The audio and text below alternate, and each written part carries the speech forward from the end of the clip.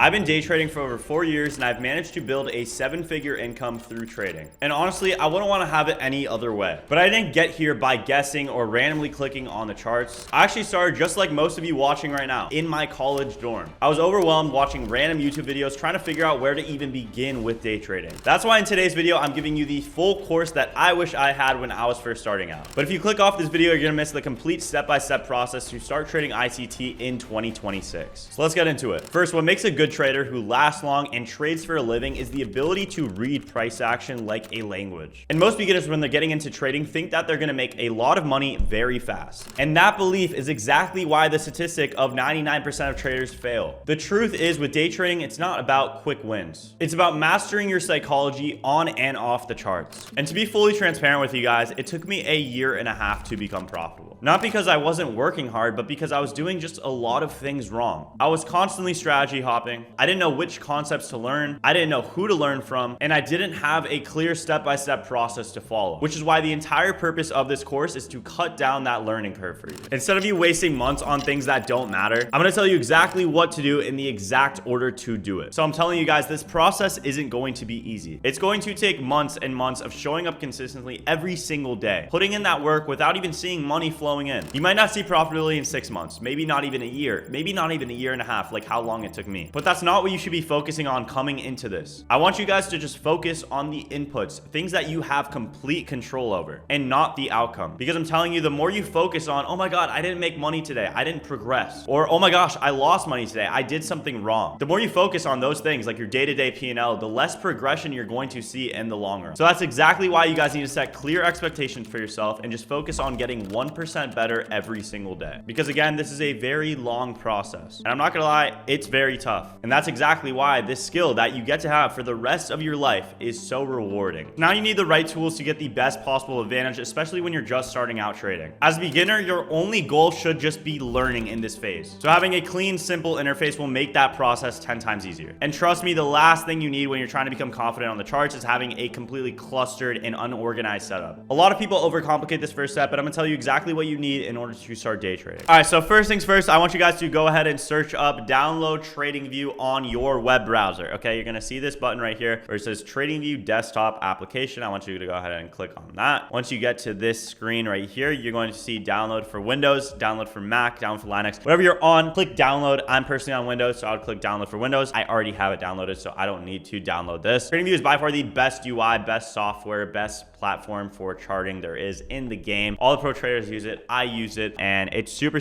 clean. You can also connect all of your brokers to it. So I connect my AMP Live account to this. As you can see right here, here's my AMP Live account, right? There's a trade I took on it yesterday. So not only can you chart on it, you can also trade with it, right? Which is going to be really important. And you can also start paper trading on it, and super clean. But let's fix up your charts, because I know when you downloaded it, now you have it opened up and you're like, Blake, mine doesn't look like that. Mine looks really ugly. So I know yours probably looks something like this, right? Super ugly, not clean whatsoever. So let's fix that up. First things first, I want you guys to go over to the top left panel here, click on dark theme, okay? Immediately, whoa, that is way better, way cleaner on the eyes, and really nice, okay? So next up, I want you guys, you can just literally honestly copy my chart colors. If you guys like these chart colors, you can copy them. Feel free to change them later on if you don't like them later on. Symbol, have it be this. Colors, bars based on previous close, make sure you have that. Body, make sure your body is this color. My body is this color. B2B 5BE, and then the other body is this color, 434651. Then the borders are black, and the wicks are black with 100% opacity on all these. This is really important. Session, okay? Make sure you have electronic trading hours on, ETC, not RTC, okay? RTC is gonna give you a bunch of random gaps everywhere, as you can see, just a bunch of random gaps that are not necessary. ETC will still have new week opening gaps, new day opening gaps that do get printed, but it's not gonna be as drastic and as annoying. So just make sure you have ETC on, because we are trading electronic trading hours. Background, I just have 0. I don't have that on. Precision, make sure it's default. Time zone, it depends on what time zone you're obviously on, right? I'm in New York, and it's the easiest to understand that market open for me is always at 9:30 a.m. Eastern, right? And that's what I'm trading. So make sure you have UTC-5 New York. Again, depends on where you are in the world. world. But I still honestly recommend that you guys just keep it on that, just so you can know like 9:30 a.m. Eastern time is the time where the New York Stock Exchange is open, right? So yeah, moving on, we can go to status line. We have logo, title, keep that on, right? So you can actually know what you're on. Open market status. It's nice to know that the market is open with that green button right there. And then it will tell you when it's closed for holidays, right? There's going to be a lot of holidays. Like that's also the beauty about trading, guys, is that there's a lot of holidays, that days that you get off as a trader, like Christmas, New Year's, right? Thanksgiving, President's Day. Like there's so many holidays. So make sure you have that on so you know that the market is actually open or closed. Chart values. Yeah, keep that on. You can keep that on if you want. I have that on. Bar change values. You can also keep that on. Volume. I do not have that on. Last day change values. I don't really have that on. Honestly, like this isn't even really necessary. That's to me a lot cleaner. Or something like this. Honestly, like I like this cleaner. It's really up to you. To me, like I don't really need that. So this is clean. So nice. Indicators, titles. Yes, keep this on. You're going to add some indicators soon. I'll show you guys that in a second. Inputs, don't need it. Values, yeah, keep that. Background, I don't really know what's going on there. Okay, moving on. Let's go to scales and lines. Currency and unit, visible on mouse over. Scales modes, visible on mouse over. Lock bar to price ratio, I don't have that on. Scales placement, have it auto. Price labels, no overlapping. Plus button, countdown to bar close, have that on, so you can actually see when the candle is going to close. If not, you won't know when the candle is closing. Okay, very nice, very nice. Symbol, value, line, nice, keep that on. Value according to scale. Previous day close, I just have it hidden. Indicators and financials, value. High and low, have that hidden. Bid and ask, hidden. Time of week on labels, I keep that on. So I actually know, like you can see on the bottom here, we have Monday, December 29th, 2025, right? Keep that on. Time hours, I have it on 12 hours. Some people don't like that and like it on 24 hours. That just obviously changes it to 24 hours time, military time. But I just like having it on 12 hours because I live in the US and I don't look at times on military times. So yeah. Okay, moving on to your background. I know your background on it right now is probably pretty ugly or it's on dark, right? But overall, you should change that to something a little bit more sexy like this if you want. My background color is this. It's C2BAAE. Really, really clean. Before, yours was probably like white or something. Not clean. Now, grid lines. I don't have any grid lines on. I just have none. So I just don't like the grid lines. Crosshair, I have it as this, right? Just your crosshair. Watermark, have that hidden. I do not like having like the ticker on this. Some people do, but like I personally think it's just ugly. I want to have a cleaner chart. So I just have that hidden. Text, I have it on black, 12 lines like this. Navigation, visible on mouse over. Plain, visible on mouse over. Margins look like this. Now for your trading, have buy and sell buttons. Yes, have that be displayed up there. One-click trading. So this is basically, you can place a trade and you will get entered in immediately, which I'm gonna try not to. I usually have this off only when I'm actively trading because it's obviously very far away. I can go and hover over it, click immediately, and it'll immediately enter you into a market order. But yeah, just leave that off for now. Position and orders, make sure you have that. Execution marks, I like to have these on just so I know what trades I've taken. Profit and loss value, yup, all this, yup. Moving on. Alerts, have alert lines on. I have these on so I can know like when TPs hit, maybe I'm in the bathroom or something, or maybe I need to go do something, I can add an alert. So it's really cool. And we'll get into that later. Events, futures contract information, latest news, and that's that. Cool. Now we're all set up. Charts are looking beautiful, hopefully looking like mine or not, or you can have your charts look maybe black and white and you like it like that. So if you guys look to the left of you, you guys see all of your indexes, your stocks, your futures, your Forex, your crypto, and you're like, Blake, I'm overwhelmed. What are we doing? What are we trading? I'm gonna keep this really simple for you guys because I keep my trading very simple and I literally only trade the NASDAQ futures charts. I trade futures. I don't trade Forex contracts. I don't trade stocks, right? I just trade the index of the futures, the NASDAQ, the S&P 500, the 500 biggest companies of the world, right? That's the S&P 500. So I trade that and I trade the NASDAQ, right? So I place trades on the NASDAQ and I use the S&P 500 for my a little bit more analysis. But yeah, let's get into that. Okay, so all right, so you're gonna go up here to your watch list, right? You're gonna see add symbol and you can see NQ, right? You're gonna search NQ and that is in your futures, and E-mini NASDAQ 100 futures charts. You're gonna click that and you're gonna need to join up. Obviously, you can sign up with your account, so make sure you do that. But I have that on. As you guys can see from my top left, all I really have is NASDAQ, ES, MNQ, XRP, Ethereum, and Bitcoin when I want to check those. But yeah, make sure you have NQ. You can put it like this. I have it on NQH 2026. There is usually a contract rollover. I believe it's every 3 months, every 2-3 months, where the contracts roll over. There's a new contract and you have to switch that. You can just, for simple sake, for you guys right now, just click on NASDAQ and you just search up NQ like this. Boom, have that open. Super, super clean, really, really simple. And then ES, you just search up ES and you'll see ES mini 500 futures. Open that. And to put it on your watch list, just click this button right here. Oh, and I just took it off my watch list by accident. So let's go back there and I'll show you how to add it. NQH. I just put NQH because that's currently the contract we're in, 2026. And then you click this, oh, sorry, this button right here, this flag symbol. Then boom. And you can drag it up. I have this first. I have ES second. So there's NQ and then there's MNQ, right? NQ is for your, like,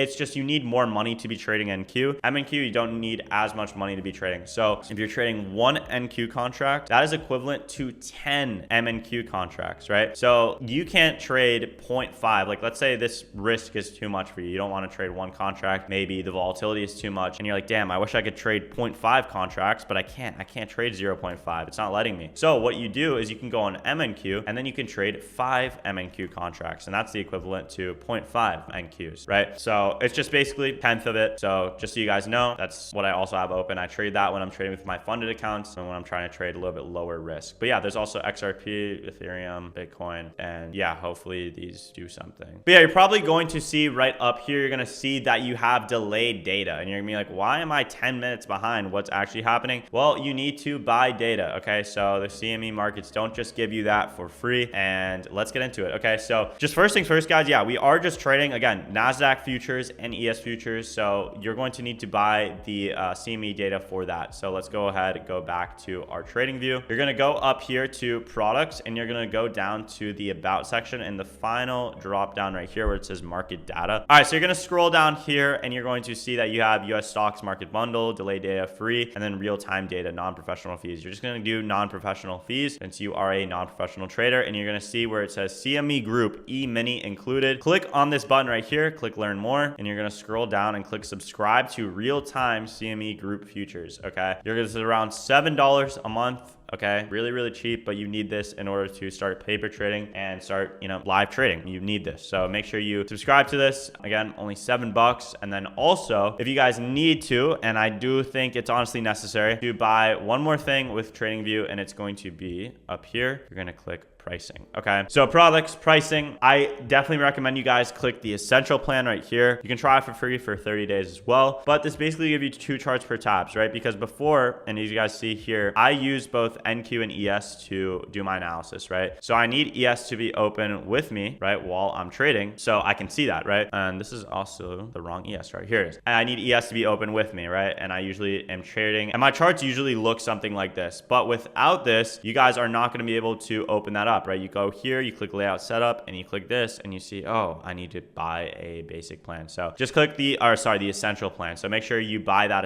essential plan now, so you guys, you know, don't have to worry about that later. So that's going to be around $12 a month, and another $7 a month, 13. You're paying $20 a month to start trading. Really, really cheap, and that's why I love TradingView. It's really cheap. It's really nice, especially beginner friendly. And yeah, you can get 5 indicators per chart. All of this historical data, so you can go back in replay mode as well. 20 price alerts, 20 technical alerts, and you can have, you know, alerts on your charts. That's also super helpful. And yeah, I'm also going to give you guys quickly some indicators. You're going to be really confusing me, like, why do these even matter right now? But it's just important that you have these indicators on your chart now, so you don't have to worry about them later. Okay, equal highs and lows indicator. This is by Jay Zeester. So make sure you just search up in your indicators right here, equal highs and lows. And then you can see Jay Zeester. This one is super, super gas. Click on that one and basically just marks out all the equal highs and lows for you on the chart. And then we have ICT kill zones and pivots. This is going to give you all of, you know, your session times. Make sure you copy these session settings right here. 20 to 0. London session is from 2 a.m. to 5 a.m. New York AM session is from 9:30 a.m. to 11 a.m. New York lunch is from 12 to 13. New York PM is from 13 to 16. Okay, click on that. And then this is from TFO. So you're going to click indicators again and search up ICT kill zones and pivots by trade for op TFO. Click on that. Super gas. And the final indicator you need, and I only use 3 indicators, and I really don't even use this one that much. Really, I only use these 2. But when I'm like too lazy to mark out the fair value gaps myself, I'll just use fair value gap indicator by nephew Sam. So you click up fair value gap indicator by nephew Sam. You can click this one, or the IFEG indicator, I think he also has. So fair value gap slash IFEG, fair value gap nephew. I don't know where it is, but fair value gap slash IFEG, click fair value gap indicator by nephew Sam. Super gas. And yeah, you guys are also going to see up here, I don't know if I didn't go over this yet, but you're going to see all these minutes on your charts. You're going to see 1 minute, 2 minute, 3 minute, 4 minute, 5 minute, 6 minute, 7 minute. All these minutes, 15 minute to hourly to 4 hour to daily time frames. And I'm going to get into candlesticks in a second, guys, but I just want to make sure you have a clean UI to start off now. Not going to overwhelm you just yet, but yeah, we're going to get into that in just about a second here. All right, so we are going to get into the concepts in just about a second here, guys, but I want to go over just simply how to place a trade on your paper trading account on your TradingView. Okay, we've gone over so far how to download TradingView, right? How to clean up your charts. We've gone over pretty much all of the indicators you need, all of the charts, colors you need, all of that stuff, and what to put on your symbols, right? But now I want to show you exactly how to click buy, how to click sell, and how to start paper trading. I don't want you really to start paper trading just yet, right? I want you to, of course, first learn the concepts and not just like randomly click on the charts, but I want you to still like have a general understanding of how futures trading works. So I want to teach you guys this first, but yeah, click on right here. You're going to see trading panel. Okay. You're going to open up your trading panel right here. And you're going to see all of our trusted brokers. Okay. You can see paper trading, Forex, Tradeovate, AMP. I use Tradeovate for my funded accounts and I use AMP for my live account. I'm looking to switch over to Tradeovate for everything just to make it all cleaner. But yeah, and paper trading on TradingView is what you guys are going to click. So click right here, click paper trading, click connect. And what this lets you do is essentially practice with real money. But create account here and you're going to name this. Let's name this PB Blake paper trading. And you're going to set an account balance, let's say of $100,000, a USD of, let's actually put $50,000 because it's probably going to be what your first account's going to look like. First fund account, 50, 1, 2, 3, USD, stocks, leverage, futures, 21, all that stuff. And it looks really good. And you're going to click create right there. Bada bing, bada boom. And how do you actually place a trade, Blake? Well, how to place a trade. Let's say I want to have a buy position right here, right? Or let's say I want to just enter buys, put a stop loss here. This is obviously not a good trade whatsoever, but and a TP right here, right? You click buy right here and you can click this button right here and it gives you this pop-up, right, where you can have a buy market, limit, and a stop. Okay, what is the differences between all of these, right? So a market order will just immediately put you in a position on wherever the current price of the chart is at. So we're right here, right? Wherever I click buy, boom, I'm immediately in on wherever we were at, right? And as you can see, I'm in this buy position. So, I'm betting right now that the market is going to go up. If it goes up, then I make money. What you can also do with futures contracts is bet that the market is going to go down, right? So hopefully, let's hope this goes up. Okay, it's not going to go up, but whatever. And then you can click X right there to close your position as well.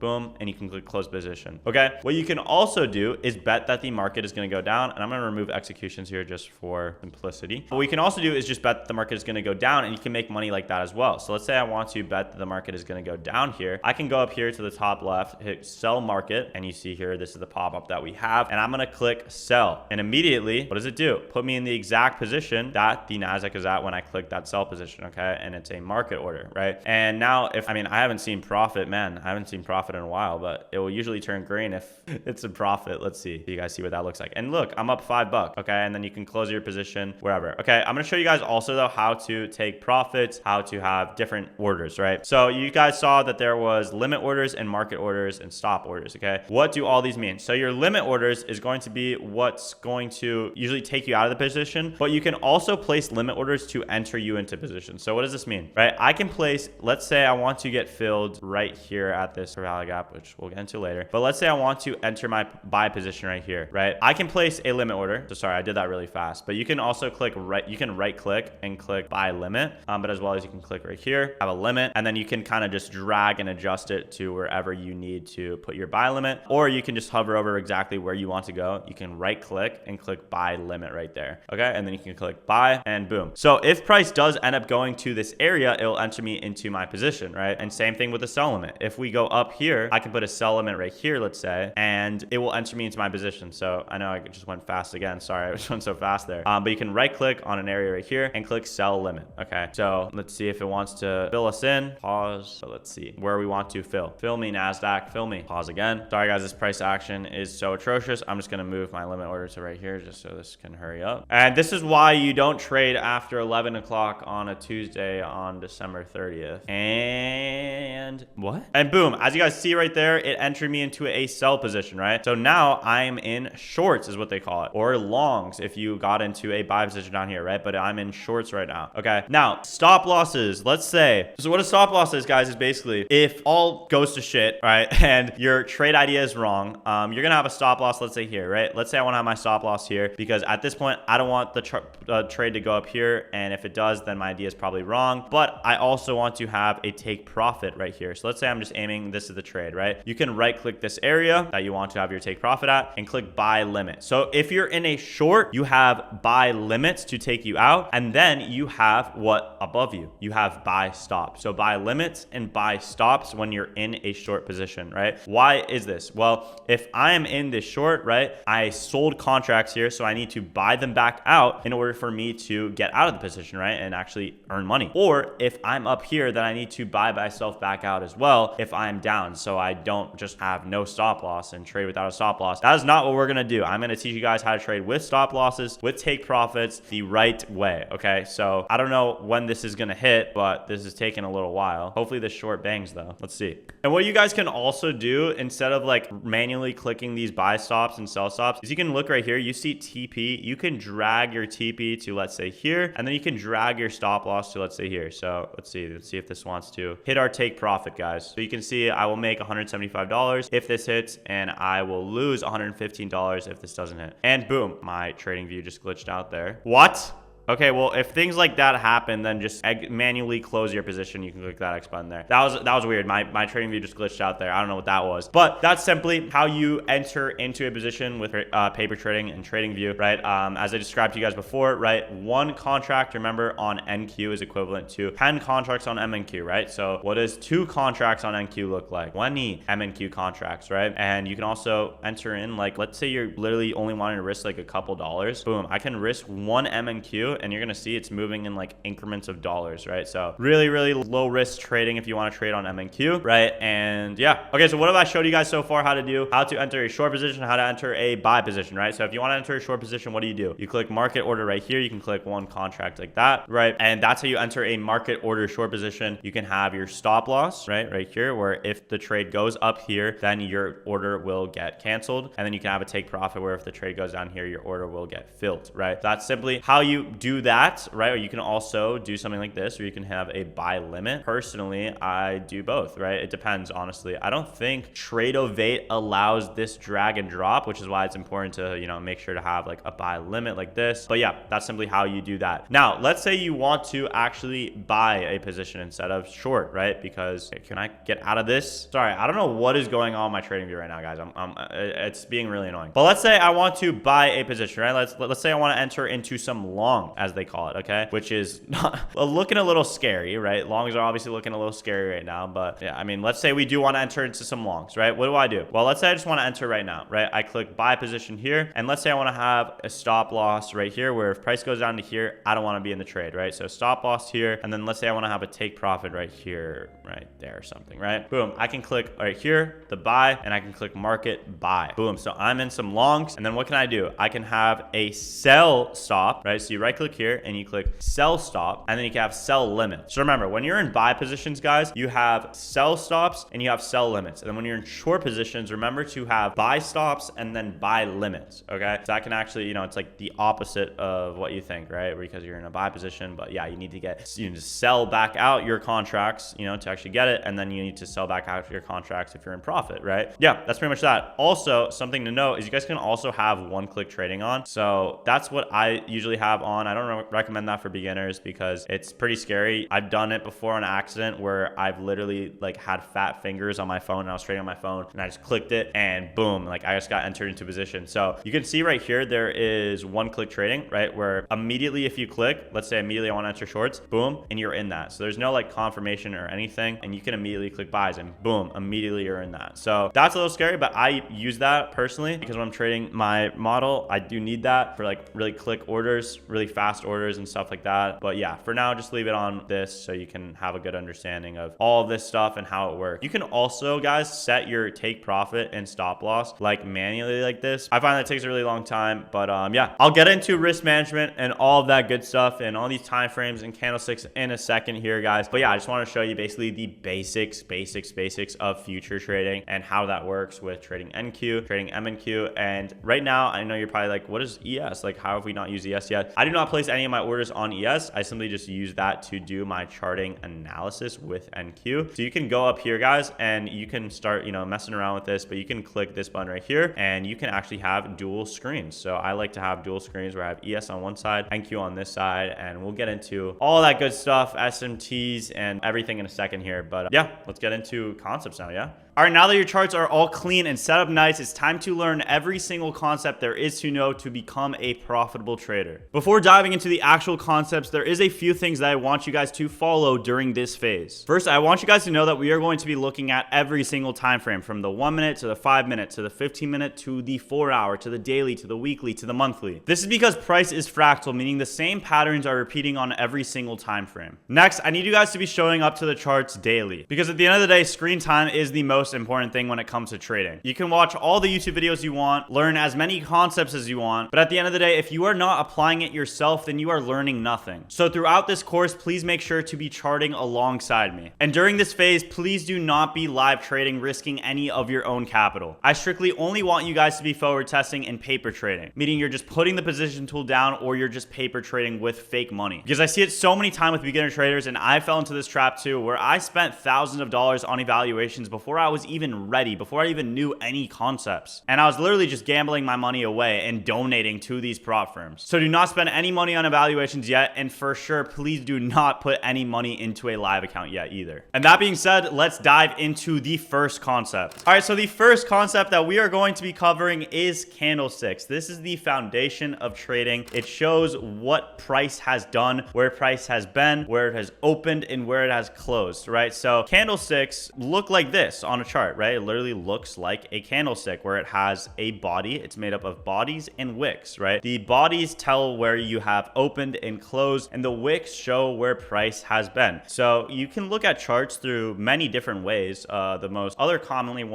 way to look at charts is through line charts like this. You'll often see this on like your phone when you're looking at like the stock app on, you know, your phone. But we're day trading and we're going to be looking at charts on this candlesticks charts like this. It's just the most easiest way to read these charts. Okay, so if we go back up to the candlesticks right above here, you see that we have a green candlestick and we have a red candlestick. Before I even describe what these mean, just simply based on the definition, I want to give you guys a little bit of a real life example on what this means, right? So I like to think of it as a car and its journey, right? So if we just draw out a road here, right, you can see we have a road, and if we get a little car, this is a horrible drawing, but the car's journey starts off right here, let's say, right? So it starts off right here, and the lowest point in which the car has been is here in its journey, right? And then it turns around. Then the car starts turning around and it starts driving up like this. And it's driving and it's driving and it's driving. And maybe it makes a U-turn and it stops maybe at a hotel and it ends its journey right around here, say, right? So the lowest point in which the car has been was right here. The highest point in which the car has been is right here. And where did the car's journey start? Right here. And where did the car's journey end? Right here. And this makes up a green candlestick, right? Because the green candlestick closes above the opening price. So the car's journey stops above the opening price, right? So you might be a little confused on what's the difference between a red candlestick and what makes up a green candlestick, but I'll show you an example of what a red candlestick would look like, right? So if we draw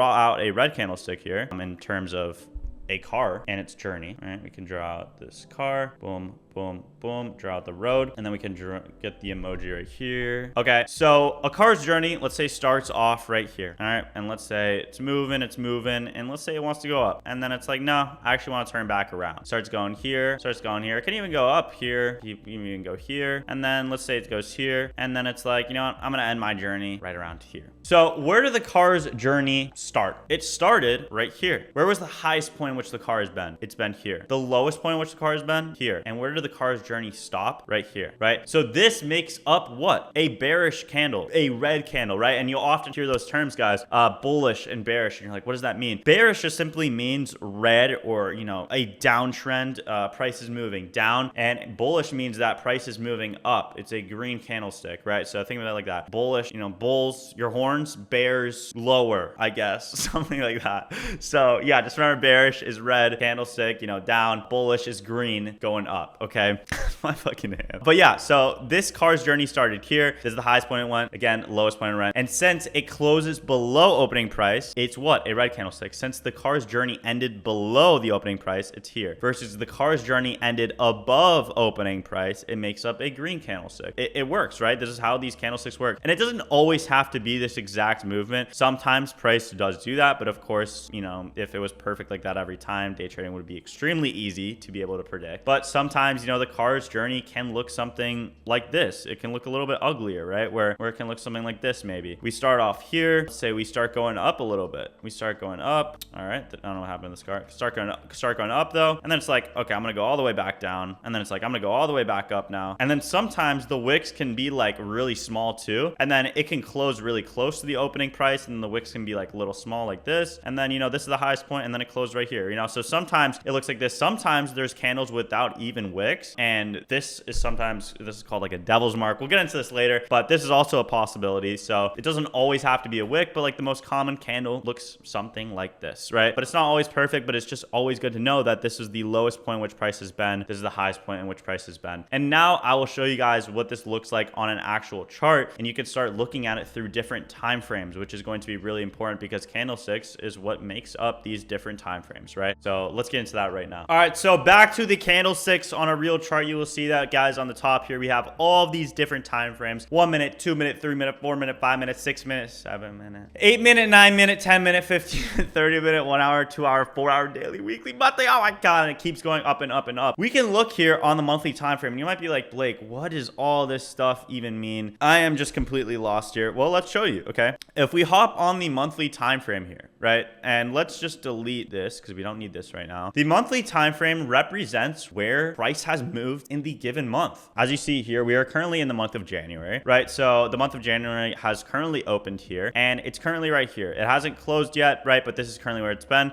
It's January 3rd as I'm recording this, so we currently have 27 more days in the month of January for this candle to close. And it could go back up here, it could flip bullish, or it could continue lower, it could be bearish. We don't know yet, right? But if we look at, for example, this candle right here, the candle of December, which was the month right before this, you can see that we had a bearish month. Why? Because the closure of price was below the opening price, right? So as you can see here, price opened right here. We had the opening price right here. And then this is the highest point in which price has been right here. This is then the lowest point in which price has been. And then this is where price closed. Would you look at that? Right, so really nice. You can see this, and we can now start zooming in to, let's say, the weekly time frame, right? If we look on the weekly time frame, where did price open? Well, it opened right here, right? Where was the highest point in which price has been? Right here, as you can see. Where was the lowest point? Right here. And where was the close? Right there, right? So you can zoom in and in and in and in, and you can start like seeing what makes up these candles. Like what is making up a monthly candle? What is making up a weekly candle? And you can keep zooming in, and you can see where the closures of price were. If we can go on the daily time from here, right? This day of January 2nd on Friday, this was the whole entire price action of January. We moved a lot on January 2nd, Friday, right? This is the highest point in which price has been. This was the lowest point in which price has been. Then this is the opening price, and then this was the closing price, right? And we can just zoom in here. Now we can go into maybe like the 1 hour time frame, right? And we can see that the opening price was right here. And every opening price is going to start, guys, on the 6 p.m., right? So that's like the opening price for now, at least, because we have like, 24-hour trading coming up soon. But no, but like right now, like the opening price, and it's always going to be this, the opening price is going to be at 6 p.m. Eastern time, and then the closing price there, right? So we have the opening price here. This is your true day open, as people like to call it. You have your true day open. Then we open up, we rally up. This is the highest point in which price has been. This is then the lowest point in which price price has been, and then this is the close. And this is your daily candle, as you can see, right? And then we go on like the 1 hour, and then the close was here, right? So this made up the whole entire day of price action, right? This is all the price action in the given day, right? All of this. This is the lowest point, and this is the highest point. We can just mark out like the daily high and low of this candle, and as you can see here, that's what it is, right? And we can keep zooming in. Again, price is fractal, like I was just telling you guys. So it's happening on the daily time frame. You can zoom in, and it's happening on the hourly. What's happening on the hourly is happening on the 15-minute, right? And we can keep zooming in,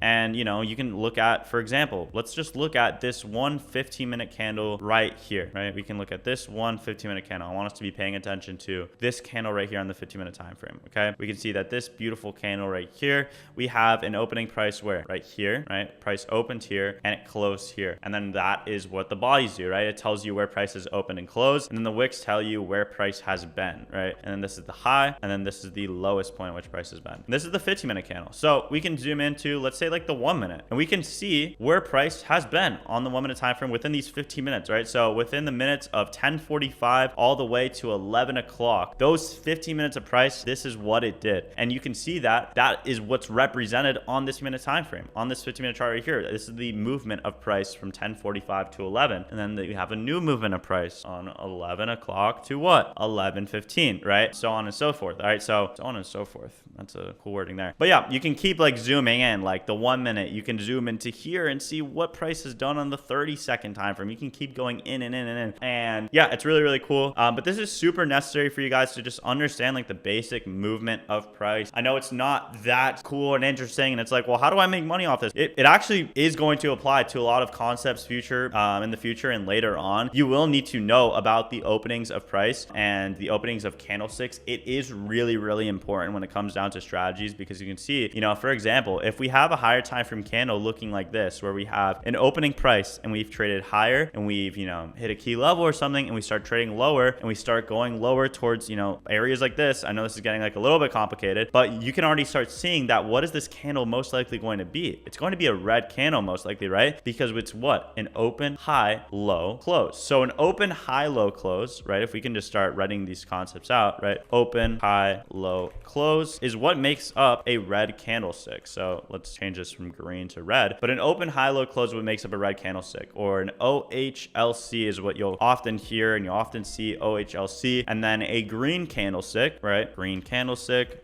or open, low, high, close is what makes up a green candlestick. And this is an OLHC, right? Open, low, high, close. OHLC, open, high, low, close, right? And this is a green candlestick. And you can start predicting kind of these like higher time for moves, which I'm not going to get into now, right? It is a little bit complicated, but you can see like an open low. And if you see price, let's say, as open on the new hourly candle or the new 4-hour candle that happens at, you know, 6 a.m., that happens at 10 a.m., every 4-hour increments, and we start trading lower, and then we start trading higher, what can you assume? It's probably going to be a green candlestick. And that's how you can get your bias, and you can start assuming, okay, we're probably going to close bullish candle. We're probably going to have a bullish close. So trading alongside these trends, trading alongside the higher time frame candles is really, really important. You can start seeing, you know, price again is fractal. So there's constant manipulation happening. There's constant distribution happening on all these candlesticks. And again, we'll get into all these soon, but it's really good that you guys just simply understand these concepts now and understand, you know, what makes up a candlestick. And then we can start moving on to better and cooler concepts from here. So just a quick recap of everything I've covered and everything that you guys need to know about candlesticks, right? You can see that if you go on these different time frames, if you go on the daily, that represents 1 day worth of price action. So for example, I'm on the daily here. We have Friday, January 2nd. What's the day before that? Thursday, January 1st, or sorry, December 1st. Day before that, Tuesday, December 30th. Day before that, Friday, December 26th, right? And so forth and so forth. If you go on the 4-hour, well, then you're going to see candlesticks within 4-hour increments. So 10 a.m., we then have what? 6 a.m., we then have what? 2 a.m., and then what? 10 p.m., 6 p.m., 2 p.m., all these different time frames. You go on the hourly, and then what are you going to see? You know, these candlesticks on the hourly time frame, right? We see, what is this? 10 a.m., 9 a.m., 8 a.m., 7 a.m., 6, 5, 4, 3, 2, 1. All these different time frames, right? So that's what a candlestick represents. We also know that if the candle has closed below the opening price, then that is going to create a bearish candle. And then if the candles have closed above the opening price, and that's going to create a bullish candle. So let's see here. This is a bearish candle. What does this mean? That the candle is closed below the opening price, and it is showing a lot of selling pressure, right? And as you can see here, we have an opening price here. We have a closing price right here. We have the extreme low. This is the lowest point at which price has been. Didn't close there though, it closed there. And then we have the extreme high. This is the highest point at which price has been, right? And if we can zoom down now to like the 5-minute time frame, you can see within this hour from 10 a.m. all the way up to 11 a.m., this is what price action has done. It opened here. This is the highest point it went. It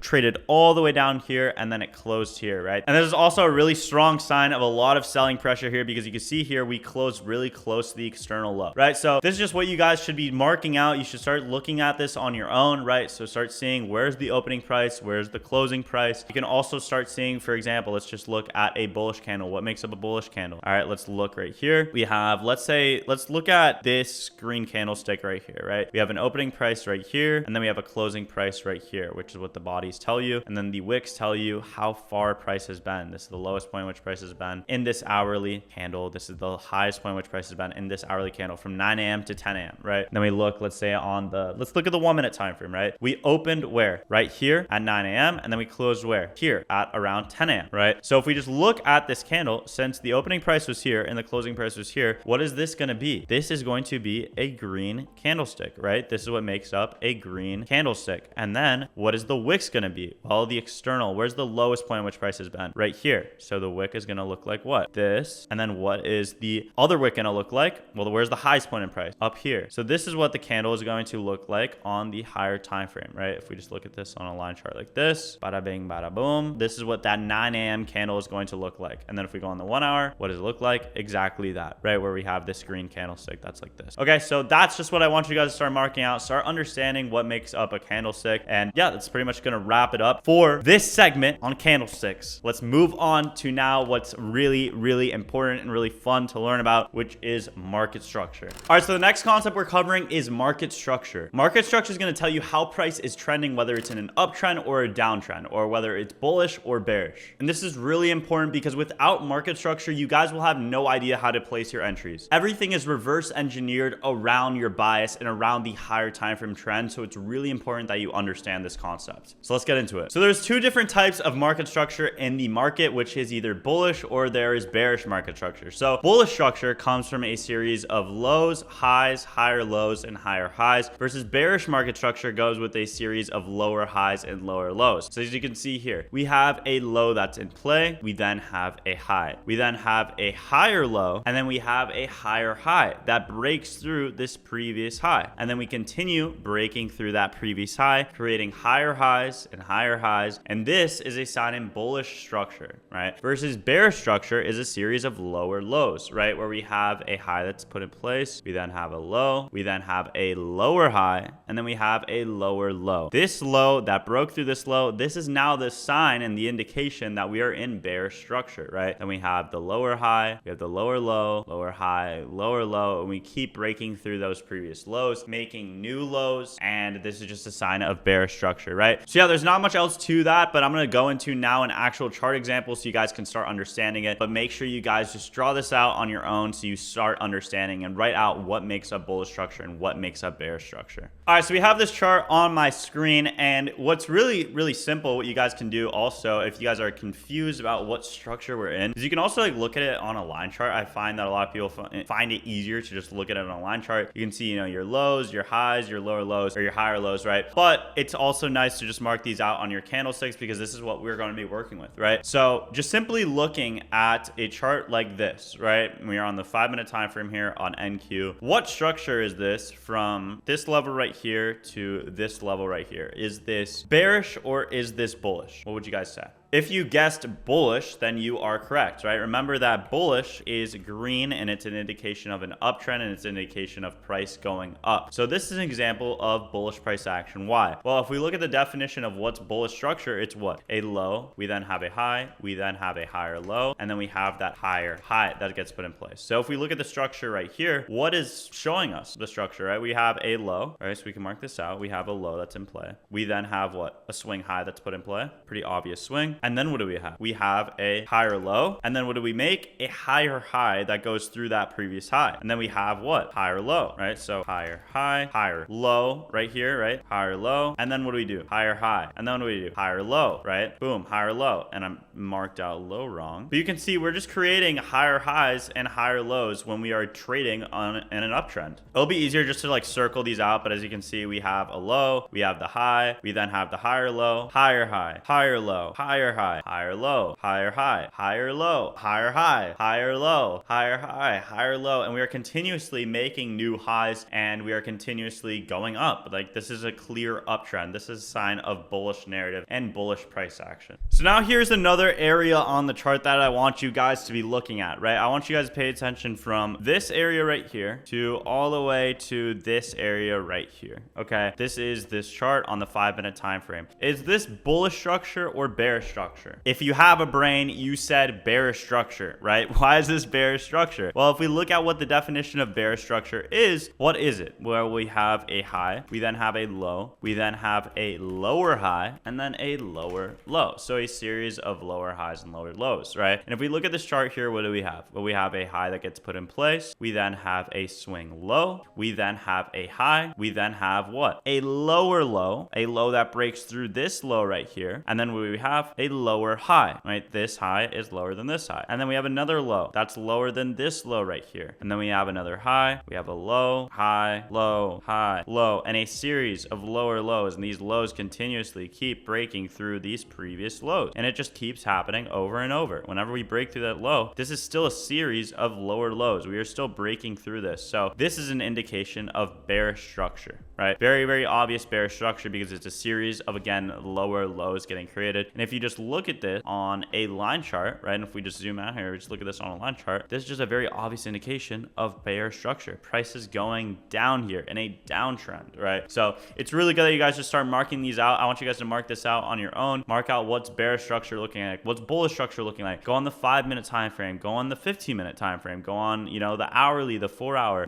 Let's do this, for example, on the hourly time frame, okay? Let's look at the hourly time frame. Let's delete all these drawings and let's just look to an area. I mean, let's say like right here, right? From this area to this area right here. From this low to this high, what is the structure we're seeing? Well, we have a low, we then have a high, we then have a higher low, and then we have a higher high, right? So this is a series of bullish structure because we have a high that broke through that previous high. And then we have another high that gets put in play that keeps breaking through that previous high, more lows, and then higher highs and higher high. And this is just that sign of bullish structure. Now, it's really, really important that you guys understand what makes up bullish structure and what, you know, if we're in bearish structure or bullish structure on the higher time frame, mainly because I want you guys to know this because you need to be trading alongside the higher time frame trend when you are looking for your actual entries, right? So we'll get down to the actual entry models later on, but it's important to note that without knowing the trend, your entry model really doesn't mean anything. Every single time I'm taking a trade in the live market using my entry model, the first thing I'm doing before looking at my entry model is whether or not we are in a bullish market structure or bearish market structure on the higher time frame. From there, I'm then reverse engineering my trades around that idea, right? So let's say that we are looking really bearish on the 4-hour, on the daily, on the hourly time frame. So what am I going to do then if we are super, super bullish? Well, I'm probably going to be looking for longs versus if I'm super bearish on the lower time frames, or sorry, the higher time frame. So what am I going to be looking for? Probably shorts, right? And I'm always trying to be alongside that trend. And it's really important that you guys are doing the same, okay? Just so you guys know that. So you guys know what market structure is now, right? You know what bullish structure is and you know what bearish structure is. But another question that you're asking is, Blake, how do you know when structure has changed? How do you know when it's bullish and then it's going to turn bearish? Or how do you know when it's bearish and then now it's bullish? Well, this is something called a market structure shift. And this is going to be the next concept that I'm going to teach you. So a market structure shift, or an MSS is what you'll commonly see it being, you know, referred to as, is when we have a change in character. We have a change in structure from either bullish to bearish or bearish to bullish, right? So let's say we are in an uptrend, right? Where we're continuously making higher highs and higher lows. We have a market structure shift when we get a body closure through the last candle right here, the last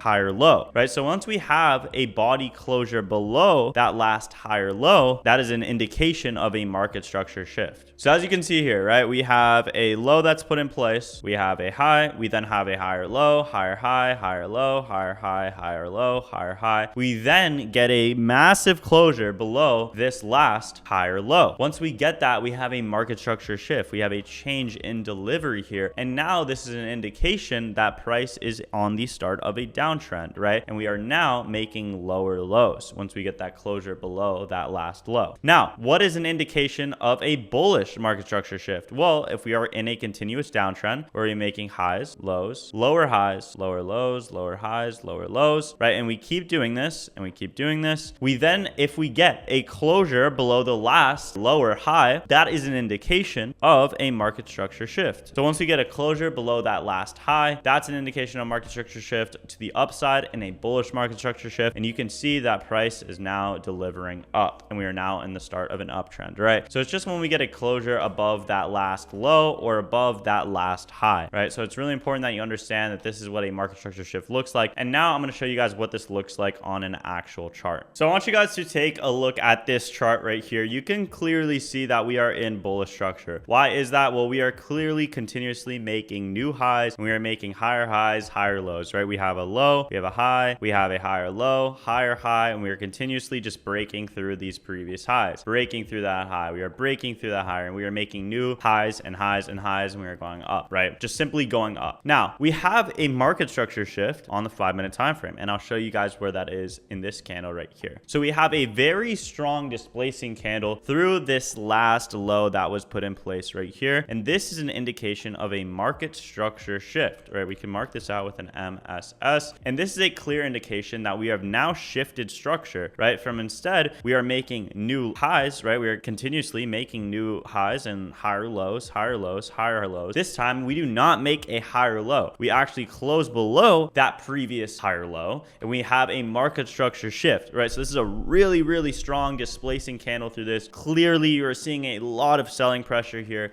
and you now see that we start shifting structure to the downside, right? And you see that we start trending lower and lower and lower, and we are just continuously going down, right? So that is an indication of a market structure shift. We get a very strong closure below that last candle right there, that last down close candle right there, that last higher low right there. Now, from that initial dump, right, we obviously started getting a lot of selling pressure, right? We started making a lot of lower lows, lower lows, lower highs, lower lows, lower highs, lower lows, and we just kept going down and down and down. Now, how do you know that we are going to start now an uptrend, right? Since we are clearly bearish, you want to be shorting during this time. How do you know that we are going to start going back up? Well, there's other things that we could be looking at, like liquidity, which we'll get into with the next concept, or in about 2 concepts, I think. So we'll get into that in a second here, and you can start looking at like liquidity sweeps and all that stuff. But if we're simply just looking at structure on the chart, we want to be looking at those previous highs that are getting put in place and whether or not we are breaking through them with strong displacing candles. What displacement means, guys, is basically just like a very strong move. As you can see, this is a very strong displacing candle, right? It's a lot of volume, right? It's different from all of these other candles. It doesn't,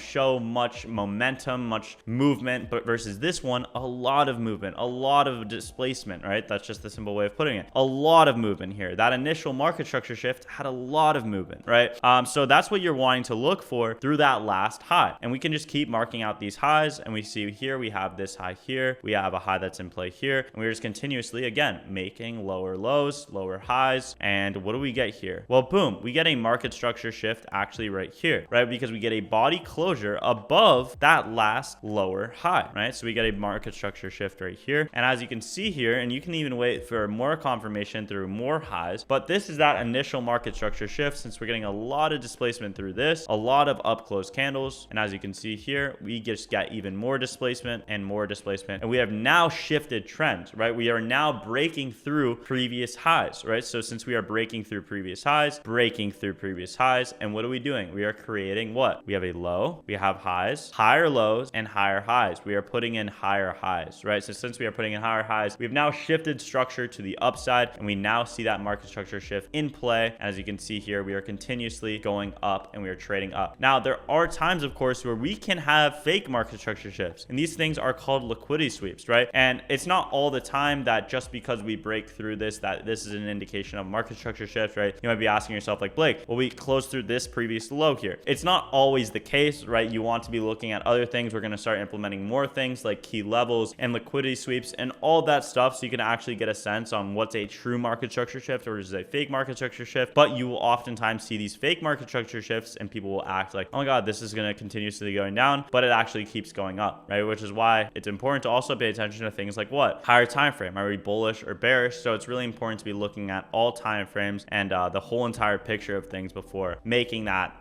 initial decision on whether or not we're going to be bullish or bearish or having that market structure shift. All right, so that's pretty much going to cover market structure. We understand now, hopefully, what market structure is. We understand what makes up a bullish market structure, what makes up bearish market structure, right? And I want you guys to also just start marking this out on your chart. Look at what makes up bullish market structure. Start writing it out like, oh, if we look at put up the 4-hour time frame here, if we're looking right here, this looks like bullish market structure. And then what do we get? A bearish market structure shift right here, right? So start marking out things like this. What I just showed you, as you can see here, we get a bullish market structure shift right here. We get a closure above this. Previously, what were we in? We were in a downtrend, right? And then we get that bullish market structure shift, and then we start shifting trend to the upside, and just start marking this out on your chart, guys. It's really, really important that you mark this out. One other thing that I want you guys to note is a market structure shift is really, really important about the bodies. So the definition always matters with market structure shift, because this is actually, and I marked this out wrong, so my apologies for this, but this is actually not a market structure shift. Can anyone tell me why this right here is not yet a market structure shift? If you're listening, it's because the body didn't close above this. We ended up wicking it. So oftentimes, this is usually a sign of a fake market structure shift. It didn't happen here in this scenario. We did end up continuing up, but this is an example of a fake market structure shift, and it's not a true market structure shift until we get a body closure above this wick. So until we get a body closure, you got to wait for that bullish body closure. Once we get that, boom, then there's your market structure shift. But you have to be patient and wait for that. It's just really, really important that you guys wait for that, because oftentimes, let me just find an example here. For example, here we have this previous lower high, right, in this downtrend. And you might think to yourself, well, if we close above this, then we'll get a market structure shift. And as you can see, what do? You might think, oh, bullish market structure shift, right? We traded above this high. So it's really important that you guys remember that you need a body closure instead of just a candle going through it, right? It's really important that you understand that. All right, so that's pretty much going to wrap it up for market structure. You guys understand now what's bullish structure, what's bearish market structure, and what makes up a bullish market structure shift, what makes up a bearish market structure shift, right? Please, again, mark this out on your charts. Start looking throughout all the different time frames. It's also really important, guys, what I was saying at the start with,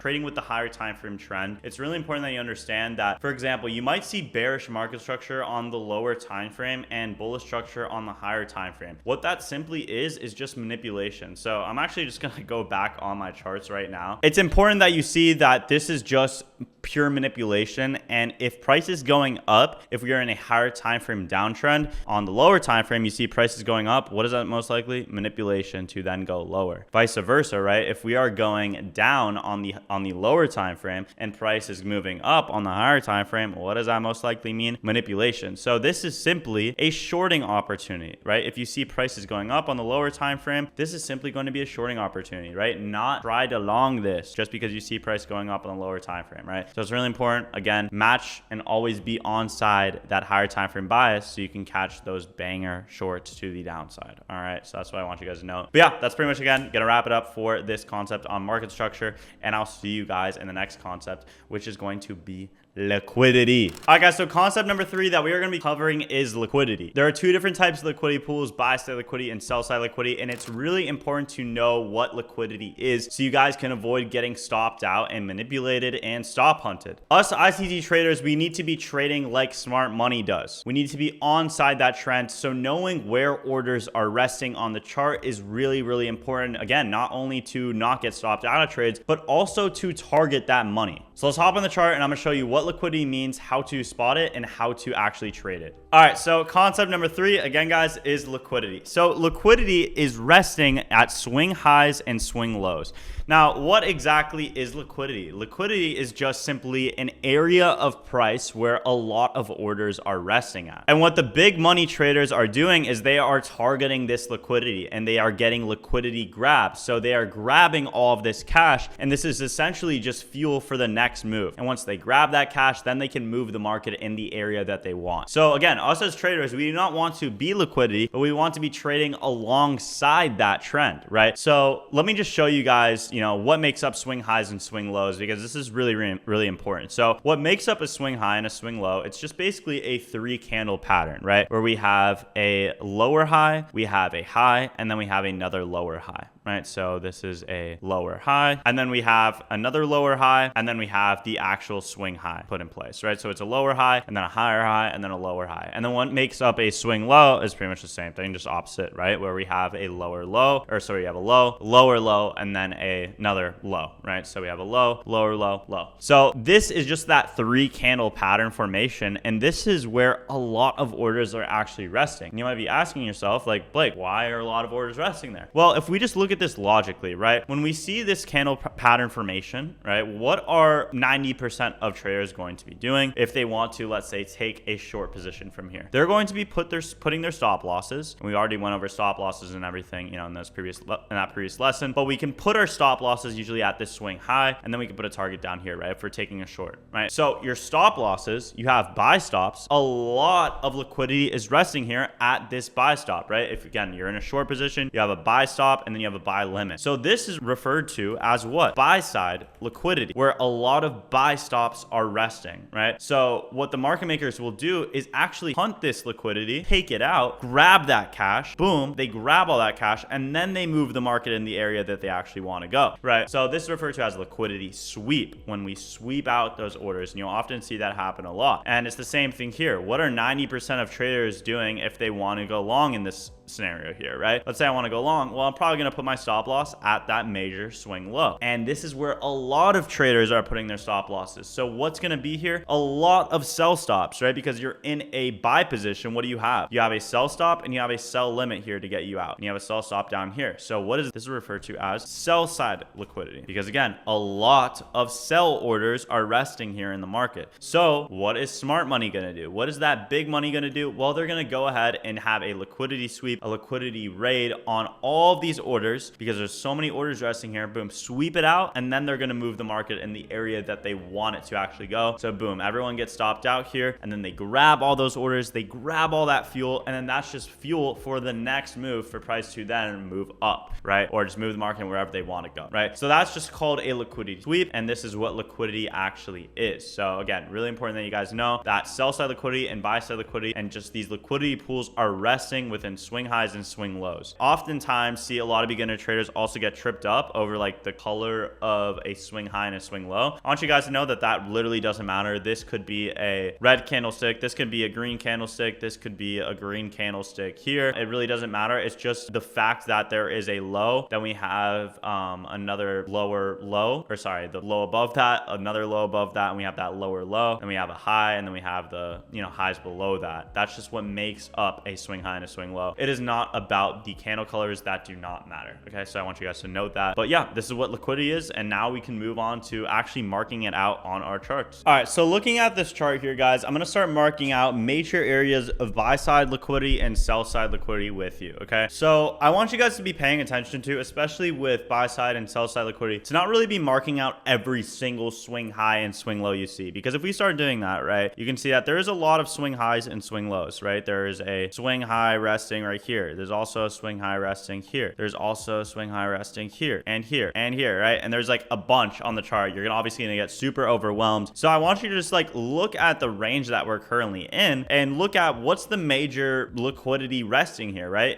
Where's the major buy side and sell side? Well, just looking at this range, right? The major buy side to me that's sticking out like a sore thumb is right here. This buy side liquidity pool resting right here. And then what do we have? We have sell side liquidity resting right here at this external low, right? So you can start just looking at major ranges on like the 15-minute time frame and above. It's really good to be marking out your liquidity pools on that 15-minute time frame and above. And then there's sell side liquidity resting right here, right? And then from there, we can zoom in a little bit more and be like, okay, where's more liquidity resting? Well, we also have liquidity resting here. We also have some liquidity resting, all these lows, right? Why is this really good for sell side liquidity? Why is this a bunch of sell side liquidity, you may ask? Because there's a lot of swing lows here, right? So what does this mean? There's a lot of sell stops, right? Where people are putting sell stops stops here. People are then putting sell stops here at this low. And then where else? Boom, at this low. And there's a lot of sell stops resting all along here that haven't also been taken, right? So you can see here, these sell side liquidity pools haven't been taken, meaning their lows haven't been swept yet, meaning that these are still valid sell side liquidity pools, right? Is this still a valid like buy side liquidity pool to be now targeting now after? No, because it's already been hit, right? So that's something that I want you guys to know is as long as it hasn't been hit, it hasn't been, you know, traded through and above, this low here hasn't been traded through. So it's still like a valid low to target versus, you know, this one, don't even mark it out, right? But as you can see here, we start trading and we hit that external buy side liquidity right there. Beautiful, right? We hit this and you can assume that because we have a lot of what? Sell side liquidity resting here, sell side, we have sell stops all resting right here, right? We can start targeting that if we get some strong displacement towards that, right? We ended up getting that buy side liquidity and then we ended up sweeping it out and going here. Now, what is, you know, a buy side liquidity sweep? What is a sell side liquidity sweep? Like I already explained it to you guys in the way that, you know, it's fuel for the next move. But why is this happening, right? As ICT traders and, you know, as a trader in general, I love to understand the why behind my trading. And this is really what it means, right? So we have to think about it like this. The 99% of traders, what is the way that they are trading, right? They trade retail trading strategies, meaning they're trading support and resistance and they're trading breakouts, right? That's what 99% of traders trade. They trade by the books like that. That's what they teach you. So what is support and resistance? Well, support and resistance is basically, you know, the term that if it happened once, it'll simply happen again, right? So since we had this huge move all the way over here, since that happened once we hit this area, if we hit this area again, the same thing will happen, right? So a lot of people are going to do what in this area? Well, they're going to take short positions because they see this as an area of resistance. So maybe they see us hit this area, right? And they'll be like, you know, I'm going to place a short position right here and put a stop loss right here and then put a TP wherever they want, right? And this is an example of a bearish support level, right? Of resistance. So as you can see here, there's a lot of orders already resting where? At this buy side liquidity. Not only resting here from initial short positions, but also new short positions that are getting put in place. Then what else is getting put in place here? Well, there's also breakout traders entering into the market, right? So not only are people getting stopped out here, a lot of people are entering into positions, right? So the idea of breakout trading is that if we close above an area and if we continuously keep making new highs, that we're going to keep going higher. And it's this really objective way of trading. Maybe they'll put, and they're going to probably put a stop loss where? At this area right here, this swing low. So there's sell side liquidity now resting right here, as you can see, right? But as you can see here, we took out this buy side liquidity and people are now entering into the market. So a liquidity sweep, not only, again, are people getting taken out by getting stopped out of their positions, right? They're grabbing money here, but they're actually going to be grabbing even more money soon because people are entering into long positions thinking this is a breakout. When really, what is this? Just a liquidity sweep. And now the market makers are targeting all of this sell side liquidity, right? We have sell side liquidity resting where? Here. We have sell side liquidity resting where? Here. Here.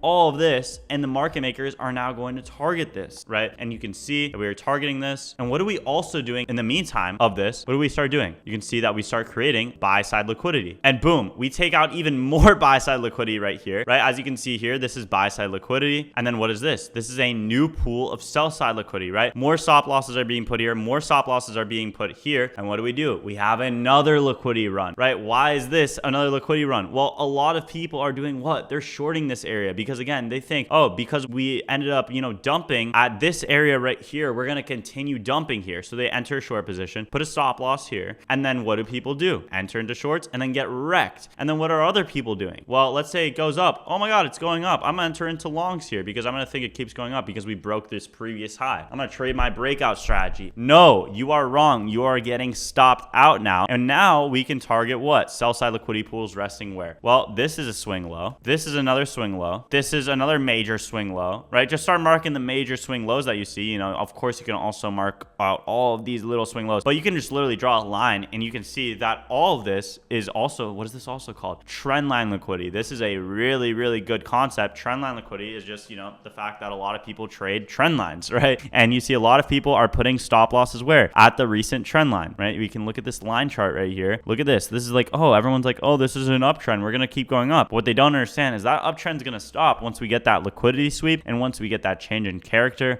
once we get that boom displacement through all that, and then boom, we start the downtrend. And now we are starting to target what? All of these sell stops right here, all of these sell stops right here, and we target all of that. Really, really nice. And we keep going for those major lows, and we start approaching this area right here. Okay, so I want to start marking out now new areas of sell side liquidity on my chart and new areas of buy side liquidity on my chart, right? So we have this area of sell side liquidity, right? Now, what are my areas of buy side liquidity on my chart? Well, we have this level of buy side here, and let me just like zoom out. Like, what's the most obvious? Obviously, this major high right here, right? This is an area of buy side liquidity. This is also an area of buy side liquidity. What else is buy side liquidity? Well, we also have, you know, this high here. That's pretty significant. This high here looks pretty significant. This high here looks pretty significant. These are all a bunch of major highs in the market, right? A lot of stop losses are going to be resting here. So what are people most likely doing right now, right? Where they see this area approaching, right? They see, oh, this is a big support level, right? No, silly Timmy, this is not a support level. You're about to get cooked. Why? Because they see this and they're going to enter into some long positions, right? They're going to think, oh, again, just because we did this last time, we had this huge move up, we're going to go back down here and we're going to have another huge move up. So I'm going to put my stop loss right here. I'm going to take this position right here. Boom. A lot of sell stops are being put at this low here immediately when people start entering into positions around here. A lot of stop losses are being put at this low. But what else is the retail traders doing? Well, they're going to enter into some breakout positions. What, right? Why? Because, oh, we broke through that previous low. I'm going to put my stop loss at this recent high, and then I'm going to put my TP wherever down here because we broke this recent low. Now, this is a sell side liquidity sweep. This is a sell side liquidity run. And now there are a lot of stop losses not only resting here, but a lot of people just got taken out of the markets and a lot of money and cash just got grabbed. And this is fuel for now the market to go up. And now there's liquidity resting where? Even more liquidity resting here, here, here. And it's just a constant cycle. And this is what the market is constantly doing. We are constantly not only generating liquidity to the opposing directions,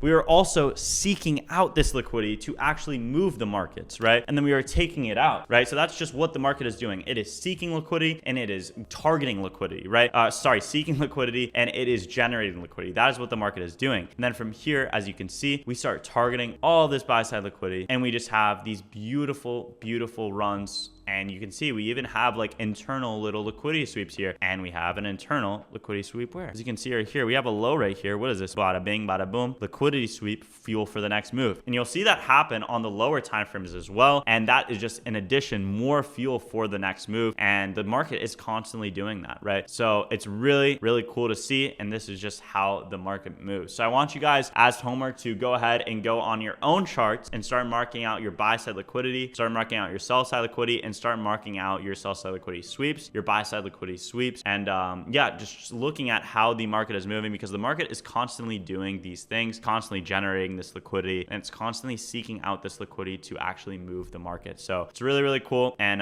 yeah, guys, just start marking this out because again, this is how the market moves and this is the way we are going to be trading. All right, so your guys' homework is to go on your charts and mark out the major buy side liquidity and the major sell side liquidity pools on your chart. Very, very simple. Just go on your chart and do that and see how price is reacting to those levels. That's pretty much going to wrap it up. We're going to get into another lesson on liquidity soon, but this is just like the basics of buy side and sell side liquidity. I want you guys to know that there are, you know, many different types of liquidity pools within the buy side and within the sell side liquidity pools, like relative equal highs, relative equal lows, you know, new day opening gaps, things like that. But we'll get into that soon. Sounds like great things, and I know it's very enticing, but just know the basics of liquidity first, and then we're going to find out, you know, what those other things that I just said later on. But yeah, I'll see you guys in the next lesson, and that's going to be on fair value gaps. All right, guys, for this lesson, we are going to be covering fair value gaps. This is lesson number 4 in the course. This is really, really an important lesson, guys. This is pretty much the bulk of my whole entire strategy is fair value gaps, as well as liquidity, as well as market structure. Everything I'm teaching in these lessons, there's no fluff in it, right? This is everything that you guys need to know to become profitable. Nothing more, nothing less. So please pay attention to this segment, and let's get into fair value gaps. All right, so these are fair value gaps. What is a fair value gap? A fair value gap is simply an imbalance in price where the market moves so fast to one direction, we create these imbalances. And let's just go over the definition, right? It's a 3 candle sequence. So a fair value gap is created from these 3 candles, and it's where the wicks of candle 1 and 3 do not overlap. What does that mean? Well, if we're looking at a bearish fair value gap in this sense here, we see that the wicks of candles 1 does not overlap with the top wick of candle 3, right? If we look at these candles 1, 2, 3, you see that the bottom wick of candle 1 doesn't overlap with the top wick of candle 3, and it creates this gap in price, right? And you can see here, and people like to draw it out with a rectangle. So you can get your rectangle tool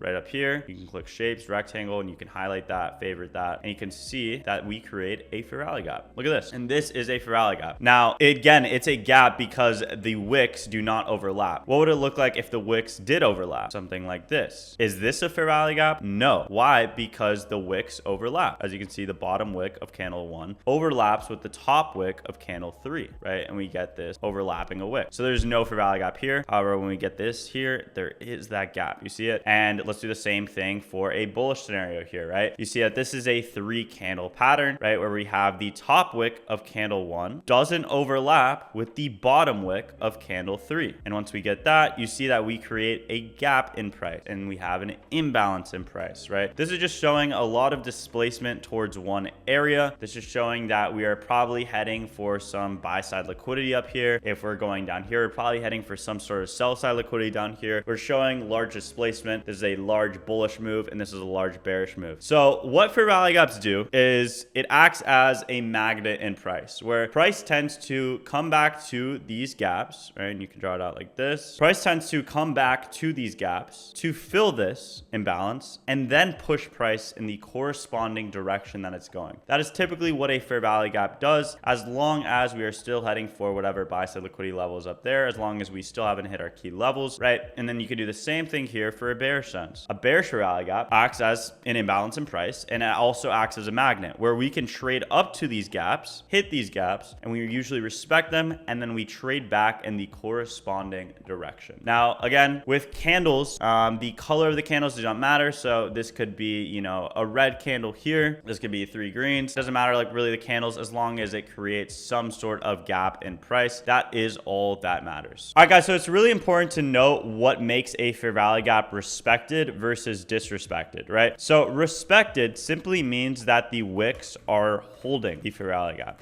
versus disrespected means that the candle's body has closed through and then we are no longer holding the fair value gap. So here's an example of the fair value gap getting respected, where we have wicked into it and the wicks are holding the fair value gap. Now, this doesn't mean that if we go like this, then that means it's disrespected. This is still respected, which is why you often hear the term that wicks do the damage and bodies tell the story, right? You'll often see we can have large wicks through fair value gaps, but the candle didn't close there, right? It shows that the candle has been there and it might have looked like it was closing at the time, and then we traded back up and we actually ended up respecting this gap, right? So it's always really important to wait for that candle closure, and that's my whole entire strategy, is waiting for candle closures through inverses, which is what I'm gonna honestly teach like right now, because that's the majority of fair value gaps, is whether or not it's getting respected or disrespected. So when price respects these fair value gaps, you can typically assume that we are going to continue trading lower, especially if we still have lower sell side liquidity, for example, right? And if we end up respecting it to the upside, you can do the same thing. You can expect that price will keep trading in that corresponding direction, right? Now, what happens if we end up trading through the fair value gap like this? Let's see. But let's say we have this fair value gap. What does it mean when we end up disrespecting the gap? So we disrespect a gap when we end up closing through it. So it looks something like this. Boom. The second we close through this fair value gap with the body, remember how important the bodies are, guys. If we end up, again, wicking it like this is still getting respected. It only means that we disrespect the gap once we get a body closure below the top wick, or the first candle's wick in this sequence, right? So once we close below it, boom, you can assume that the fair value gap has been disrespected, okay? And there's fair value gaps forming in every single time frame, so it's important to wait for that closure on that specific time frame, and I'll get into more into that in a bit. But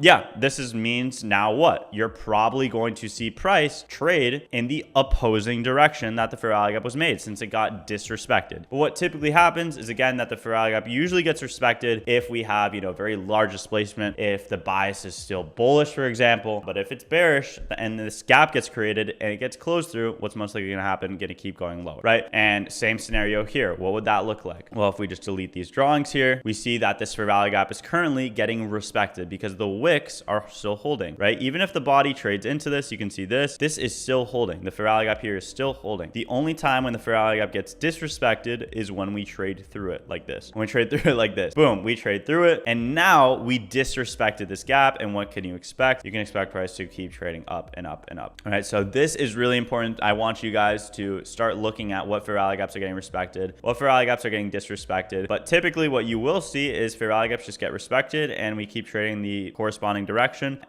But the times where we do disrespect it, we trade in the opposing direction, right? So it's important to wait to see if we are respecting it, if we are getting displacement back lower or back higher, and wait for that confirmation through fair value gaps. But I'm going to show you guys some real chart examples so you understand this a little bit more. All right, so we're on the actual charts now, and I'm going to start marking out fair value gaps. What is a fair value gap? Again, guys, it's that 3 candle pattern where the top wick, and we're just going to look at some bullish gaps in this scenario where the top wick doesn't overlap with the third candle's bottom wick. Or in this case, it can also be the body, right? It doesn't always have to be a wick. This is still a fair value gap, guys, right? Because there's still an imbalance in price. So even if we don't have a wick, this can still create a fair value gap, okay? And as you can see, we end up trading into it. Price is still respecting this fair value gap. Why? Because we have a bullish bias and because also the wicks are still holding. We don't get any bodies closing through, so this fair value gap is getting respected. What do we see right here? We see a bearish fair value gap. Ooh, is this one really going to matter though? When we are in a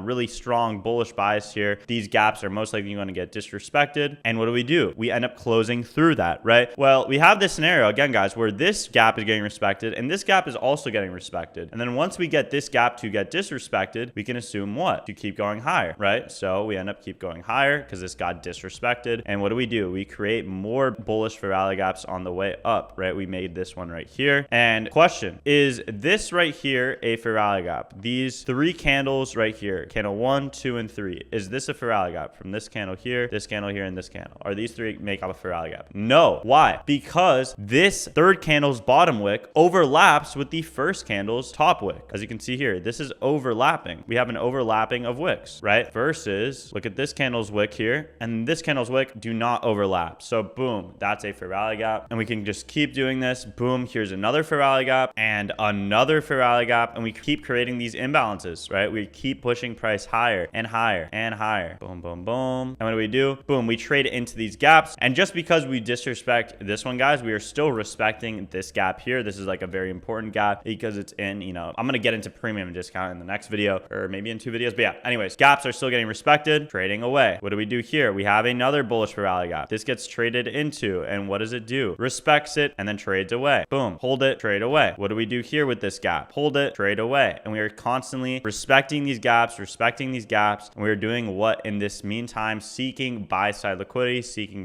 here. And we are looking to target what? Buy side liquidity here. So until, we reach this buy side liquidity level, we're most likely just going to keep respecting these gaps that get created, right? And boom, we have another bullish fair value gap here. We have a gap right here, as well as we have a bullish fair value gap right here. And sometimes, we can end up trading all the way. Sometimes we can do stuff like this, trade it like these unfilled gaps here because these haven't been rebalanced. So sometimes we can go back to these, but we can also just respect these, keep trading up. And as you can see, we ended up trading to this buy side liquidity, right? So sometimes you will see a gap like this, for example, like what I was just talking about, get disrespected. Does this mean that the bias is now bearish? No, right? This doesn't mean that we are not bearish because we are still respecting these other gaps right here. I know it's a little bit confusing, but it's just really important to note that we are going to continuously keep respecting these gaps. And, there's going to be times where we might leave like an unfilled gap is what it's called, an unmitigated gap. Just basically an unmitigated gap is just a gap that hasn't been traded to. There's no wicks inside of it, right? Versus a gap like this has already been mitigated because a wick has printed in it. But again, no wicks, no candles have even touched this rally gap. So it's been unmitigated, nothing here as well. So price does tend to trade back to those levels. For example, here we had a gap here and then we had another gap here and price wanted to trade to this unmitigated gap before going higher. So it sometimes does that. And then what do? We targeted that buy side liquidity pool right up here. And then we hit that buy side liquidity right there, that swing high, that prominent swing high. So really, really nice. Now I'll show you some examples of price respecting some bearish fair value gaps. All right. So looking at the scenario here, right, we ended up sweeping out some buy side liquidity to the left of us. You see that we have this swing high, this prominent swing high here. We swept out this buy side liquidity. And what do we have below us? Sell side liquidity. So I want you guys to not only start marking out your fair value gaps with this lesson, but as well start marking out your sell side liquidity pools. Sell side liquidity resting, you know, here. But yeah, sell side liquidity here, all this sell side liquidity pools. And let's just look at what price does, right? Let's mark out the fair value gaps that we have so far in this current trading leg that we're in, right? This is like the leg that we're in. We have this bullish fair value gap right here, right? We ended up taking out some buy side liquidity. And what do?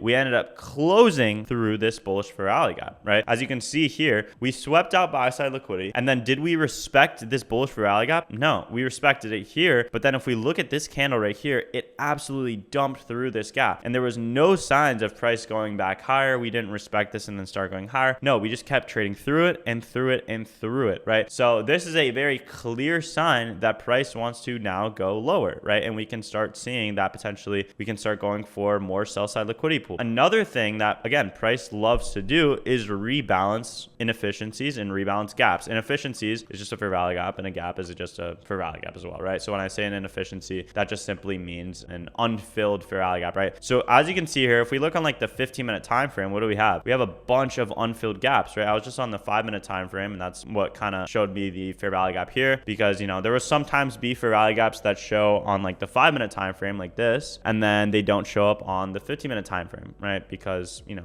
price and time is fractal and all that stuff. But if we look at this gap right here, okay, we have a gap here, we have an unfilled gap here, unfilled gap down here. We have a bunch of unfilled gaps and all these inefficiencies in price. Price loves to trade back to these, and these are seen as magnets in price, right? Especially if the bias is bearish and we are going towards what? Sell side liquidity all the way down here. We have this beautiful sell side liquidity pool that we're probably going to be reaching, right? So looking at this, we get a lot of displacement, and now we are showing signs of bearish fair value gaps. You can see here we have a bearish fair value gap. Let's keep looking, right? Boom. And we create another bearish fair value gap on the way down. And again, price doesn't always need to trade back to every single fair value gap that gets created in, you know, a move. But typically we like to, you know, rebalance the range a little bit, meaning like we like to trade back to these gaps. But again, we don't have to trade back to every single one. That's typically not always how price moves. But as you can see here, what did we do again? We created another bearish fair value gap and another bearish fair value gap. So we keep creating these bearish fair value gaps. Is a very clear sign that we are trading towards what? This sell side liquidity pool right here, right? So very clear sign that we are going to go lower. And if we mark out all these gaps in the range, we end up trading towards this, and we end up disrespecting this one, right? But that doesn't mean entirely the bias is bullish yet, because what are we still looking for? The sell side liquidity, right? Liquidity at the end of the day, guys, is going to be like the most important concept here that I'm teaching, because liquidity and fair value gaps, these all combine. So you're seeing how, you know, now things are starting to make sense where fair value gaps need to be respected to go for the liquidity, right? So just because, again, this one got rebound or disrespected, we just simply wanted to trade back to this one and get, you know, rebalance this range a little bit more. So we hit that gap, and then boom, what do we start doing? Completely disrespecting these gaps. We ended up making what? Little bullish fair value gaps here as well on the way up, and these just got completely ran through. Also, size of the gaps, guys, really don't matter. I mean, it will show sometimes a lot more displacement than others, but every single fair value gap matters in the way that, like, if it's small, if it's big, it's gonna still matter, right? So be paying attention to that, you know, this is still considered a fair value gap. If you really zoom in here, this first candle's top wick doesn't overlap with this third candle's bottom wick, so this creates a gap, right? The same way that this creates a gap, right? So you just have to zoom in sometimes. But you see, we close through that, and then we close through this one again, and where do we look for? This sell side liquidity, and you could see that, boom, we end up smacking through that, and we also go for some other sell side liquidity pools, or some other targets to the left of us there. But yeah, this is just a great example of price, you know, disrespecting, you know, these bullish gaps here, and then going for the sell side liquidity and respecting these bearish gaps, which is essentially like the whole premise of my trading strategy and model. But, you know, I'll get into the specifics of my model later on, but this is just the base of it. So it's really important that you guys start understanding fair value gaps, and, you know, what fair value gaps are getting respected, disrespected, how we're trading from buy side liquidity to sell side liquidity, and all that stuff. So really important that you guys note that. So yeah, guys, just please, again, just start marking these out on your chart. And as you guys were seeing, like from this example, right, when we are looking to go for buy side liquidity, and you see that we have strong displacement in the form of what? Fair value gaps, right? And we can also turn on that fair value gap indicator just to really see what we're looking at. See all these fair value gaps getting pushed up, and we are looking to target this buy side liquidity. When you see stuff like this happen, guys, you can expect that bullish fair value gaps to continue getting respected. And sometimes we might trade back to gaps like here. Sometimes sometimes might trade back to gaps down here, right? You can expect gaps to continuing to get respected until we hit the buy side liquidity. And then, for example, if we start going for sell side liquidity, what can you expect? Well, then bearish gaps get respected, and then the bullish gaps to get what? Disrespected, right? If we look at this example here, boom, you see that a lot of bullish gaps in this area are getting disrespected. We have bearish gaps though, and they're going to get respected because we are going to target sell side liquidity. So, you know, whenever we're in trends, like in a downtrend, bearish gaps are getting respected. In an uptrend, bullish gaps are getting respected, simply put, right? And then these gaps are getting disrespected, right? So just again, you have to be trading alongside the trend to understand that and be looking at the targets of buy side liquidity, of sell side liquidity, looking at targets like here, like there, you know, and be marking out your pools. And again, guys, mark out your fair value gaps. I typically just mark out my gaps from the 5-minute time frame to the 15-minute to the hourly to the 4-hour to the daily. I use the 5-minute time frame, usually like minimum, to mark out my fair value gaps for areas of rejection and for targets. I use the 15-minute time frame then I use sometimes a 30-minute, hourly, 4-hour, and you guys will see like we disrespect it and we start trading through like these 4-hour gaps here, right? You can see price respects 4-hour gaps to the left of us here, and this is what send price lower, right? So typically we will have moves be, you know, sponsored, I like to say, or, you know, created from these fair value gaps and from liquidity pools and from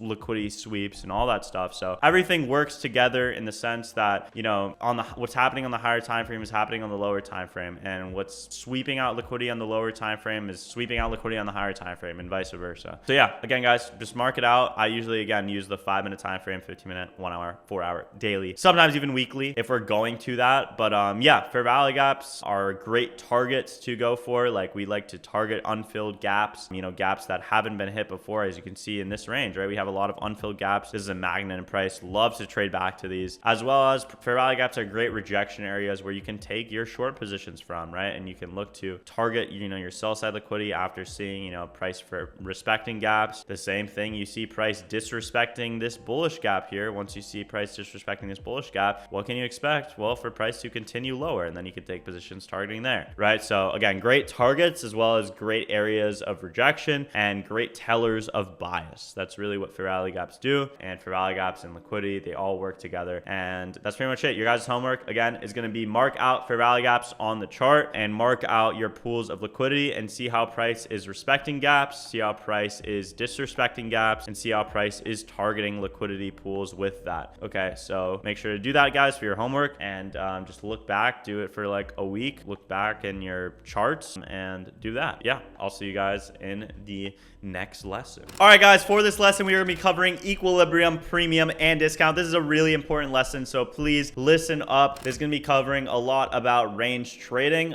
This is really important to understand your risk to reward, as well as to understand where the market is rebalancing the range, right? Let's say you have a lot of fair value gaps in a leg and you don't know where price is going to rebalance and, you know, what fair value gap it's going to hit and reject off of. Well, this is where equilibrium, premium, and discount comes into play. So listen up to this lesson, guys, and let's get into it. All right, so this is your equilibrium, premium, and discount. Equilibrium is the middle of the range. It is the complete 50% midpoint. Premium is above that 50% midpoint. Discount is below that 50% midpoint. What does all this mean? Okay, so when we are looking at charts, right, every chart has its own range. Every chart has its own swing low to swing high, right? And this is a range, right? When you look at a chart like this, when we have a low to a high that gets created, there is a range within this. And in these ranges, there is equilibrium, and there is a premium, and there is a discount. And we can draw it out from the swing low to the swing high. Okay, so when you draw out your Gann box, you can also use the Fibonacci tool right up here. Fibonacci tool just gives you a little bit more levels to work with, but this is a little bit more advanced. For now, I just want you guys to be using this Gann box, and it will tell you where equilibrium lies, where premium is, and where discount is. So anything above the 50% midpoint, anything above here is considered what? A premium. Anything below here is considered a discount. And typically, when we are buying into the markets, we want to be at discount, or we want to have already hit discount and now trading up, right? So why is this the case? Well, let's just think about this logically, right? When you're going to a store, for example, you want to be buying things that are on sale, right? You don't want to be buying things that are not on sale, right? You want to be getting that discount. You want to be getting that sale. So you want to be buying things that are on discount, of course. You don't want to be buying things at a premium when prices are inflated, right? So it goes the same way with trading. There is going to be a lot more buyers that are willing to step into the market when we are at a discount in price versus when we are all the way up here. Nobody wants to buy Bitcoin when we're at the very, very top of the range, right? When we're at, 100 and whatever thousand. People are waiting for price to dump, to go lower, so then we can get in at a discount on Bitcoin and on all these other assets, right? That's just what people typically, do for Bitcoin, but it's the same thing with intraday trading and everything like that. There's going to be a lot more buyers stepping in. So the market typically moves towards those areas to fill orders to get people into the market, okay? So that's just something that you have to know. Now, the other thing that's really cool with premium and discount and equilibrium and that stuff is it's going to tell you exactly your risk to reward. So when you're entering into the market, right, you're going to have a risk to reward of a stop loss and a TP. The lower your risk to reward is usually going to be the higher you are in a premium, right? When you're in a bullish scenario, right? So if we're looking at this chart here, you can see that if we look at the risk to reward from the equilibrium point to the low to the high, that's going to put us exactly at a 1-to-1 risk to reward. As you see here, this puts us exactly at a 1-to-1 risk to reward. And the higher we go, the lower our risk to reward is. So a lot of people don't want to be entering into the market, right, when your risk to reward is negative, right? Because you don't want to be risking, for example, $100 and only making $50, right? That's a 0.5 risk to reward. You want to at least be making $100 when you're risking $100. That's a 1-to-1 risk to reward. So a lot of people are getting entered here. And you could see that the lower we go into discount, what happens? The higher the risk to reward becomes. So again, a lot of people are buying in this area because it's at a discount and the risk to reward is going to be a lot better. And you typically will see that the market likes to react off of levels here, off of fair value gaps here, off of liquidity pools that are resting here. We like to sweep areas that are, below discount if we're bullish and things like that. Okay, so now let's look at the bearish example now to the left of us. So if we look to the left of us, right, you see that we have a similar range. It's just a bearish range now, right, where we have a swing high to a swing low. And we can draw out our GAN box right here, draw it out from the swing high all the way down to the swing low. And you see that we have a range. Now, where is premium? Above the 50% midpoint. And where is discount? Below the 50% midpoint. So when we are in a bearish trend, it's actually the opposite. You want to be selling above the 50% midpoint. You want to be selling at that premium, right? And then you want to be buying back at the market at a discount, right? That's because you're shorting the market. You want to be shorting higher. And then, it's that saying of buy low, sell high, and sell high, buy low, right? Not a lot of people say that second saying. I just made that up. But a lot of people say, buy low, sell high. But it's the same thing if you are shorting the market, right? You do not want to be shorting the market when it's already dumped so freaking much. You want to be waiting for price to retrace, to rebalance the range so you can have a better, risk to reward. So you can see now we add a 1-to-1. And the higher it goes, you get better risk to reward, better risk to reward, better risk to reward, right? And you can see that you can get a 1-to-2 risk to reward if you go up here, right? So equilibrium, premium, and discount, these are all relative to each other, whether you are bullish, whether you are bearish, right? But you want to note that you are wanting to be shorting when we're in a premium, and then you want to be longing when we're in a discount of price, right? So just remember that. And yeah, this is what all it means. And now we can move on to some chart examples. So if we take a look at Monday here, December 15th, this was a trading day where we dumped a lot in the AM session, right? You will see that we ended up dumping, and we had a pretty massive dump here, right? And what did we do on the way down? Well, we ended up creating a lot of bearish value gaps. As you can see here, we ended up having a fat impulse leg, right? You can see from this high to this low that got created, right? We have a swing high and we have a swing low in place. So what we can do now is mark out this range from the swing high all the way down to the swing low. And you can see that we have a midpoint of equilibrium. Now, us as traders, we do not want to be shorting when we are all the way down here, right? It's going to be very low probability when we are trying to take shorts here because the market hasn't rebalanced this range yet, right? So risk to reward going to be really bad, but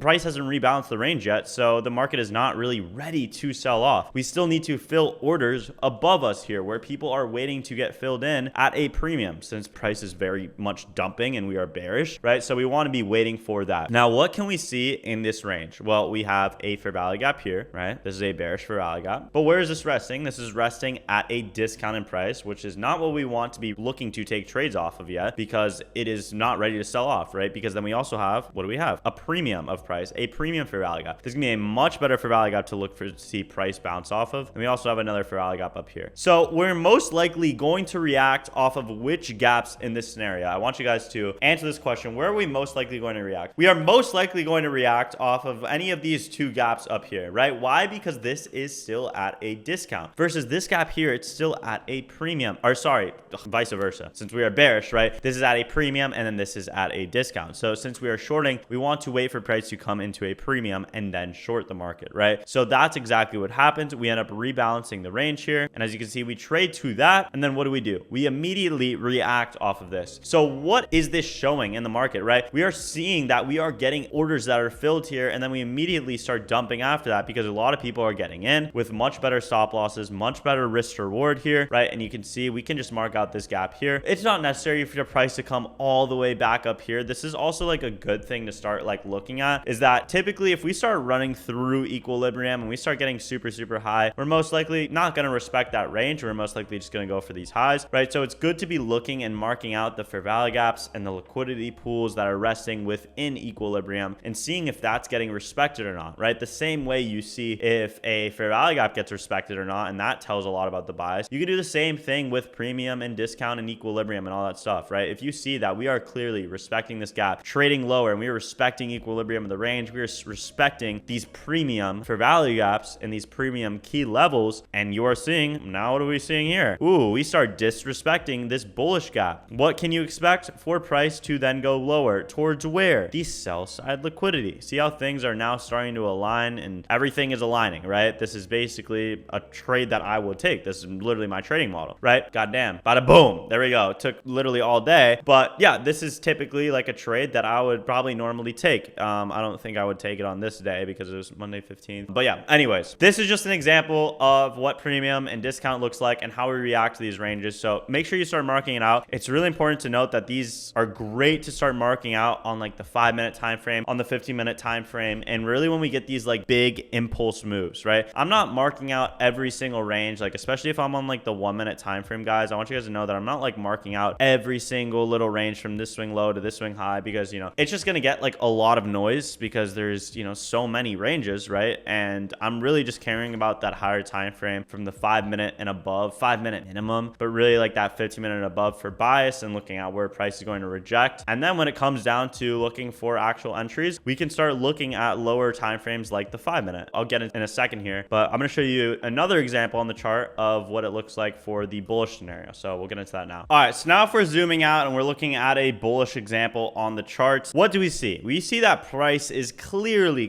ripping higher and higher and higher. And it's not the best idea to want to be buying at this area, right? We want to be waiting. And if we go on like the 50-minute time frame here, we want to be waiting for price to have a pullback into equilibrium of the range, right? You see that price is continuously ripping up and up and up and up, right? So let's just take a look at the hourly time frame, since this is a pretty fat move that happened, and we can check out the hourly time frame for this. This will give us a clear sense of the swing low and swing high that got put in play. You can see that the start of this fat impulse move started at this swing low that is right here, and we created a swing high that got put in place right here. So we can draw out our tool right here with this GAN box, and we can start doing what? We can start marking out the fair value gaps in this range, right? So let's mark out the fair value gaps in this range, and while we're at it, we can also mark out some buy side liquidity pools, right? Since we have a huge impulse move to the upside, we can also expect to start running towards these buy side liquidity pools, right? We have buy side liquidity resting here, and we also have some buy side liquidity resting right around here, right? So price is clearly showing a lot of displacement towards what? Most likely going towards these buy side liquidity pools, right? So let's see what we want to do here, right? We want to probably trade back into equilibrium in this range. We have a lot of fair value gaps, right? We have a fair value gap resting right here. We have another fair value gap resting where? Right here, as you can see. And we have another fair value gap resting where? Right here. So we have 3 fair value gaps. Where is price, guys, most likely going to react in this scenario? Or where do we as traders want to see price go before taking a trade? If you answered this fair value gap here, then you are correct. The fair value gap that is resting at discount, right? We do not want to be buying in a premium. This is not a good area to be buying. We want to wait for price to go at least a little bit lower, and typically at a discount is going to be the best place for price to go before taking our longs. Now, what I want you guys to know is that also we don't have to be buying in a higher time frame range. Like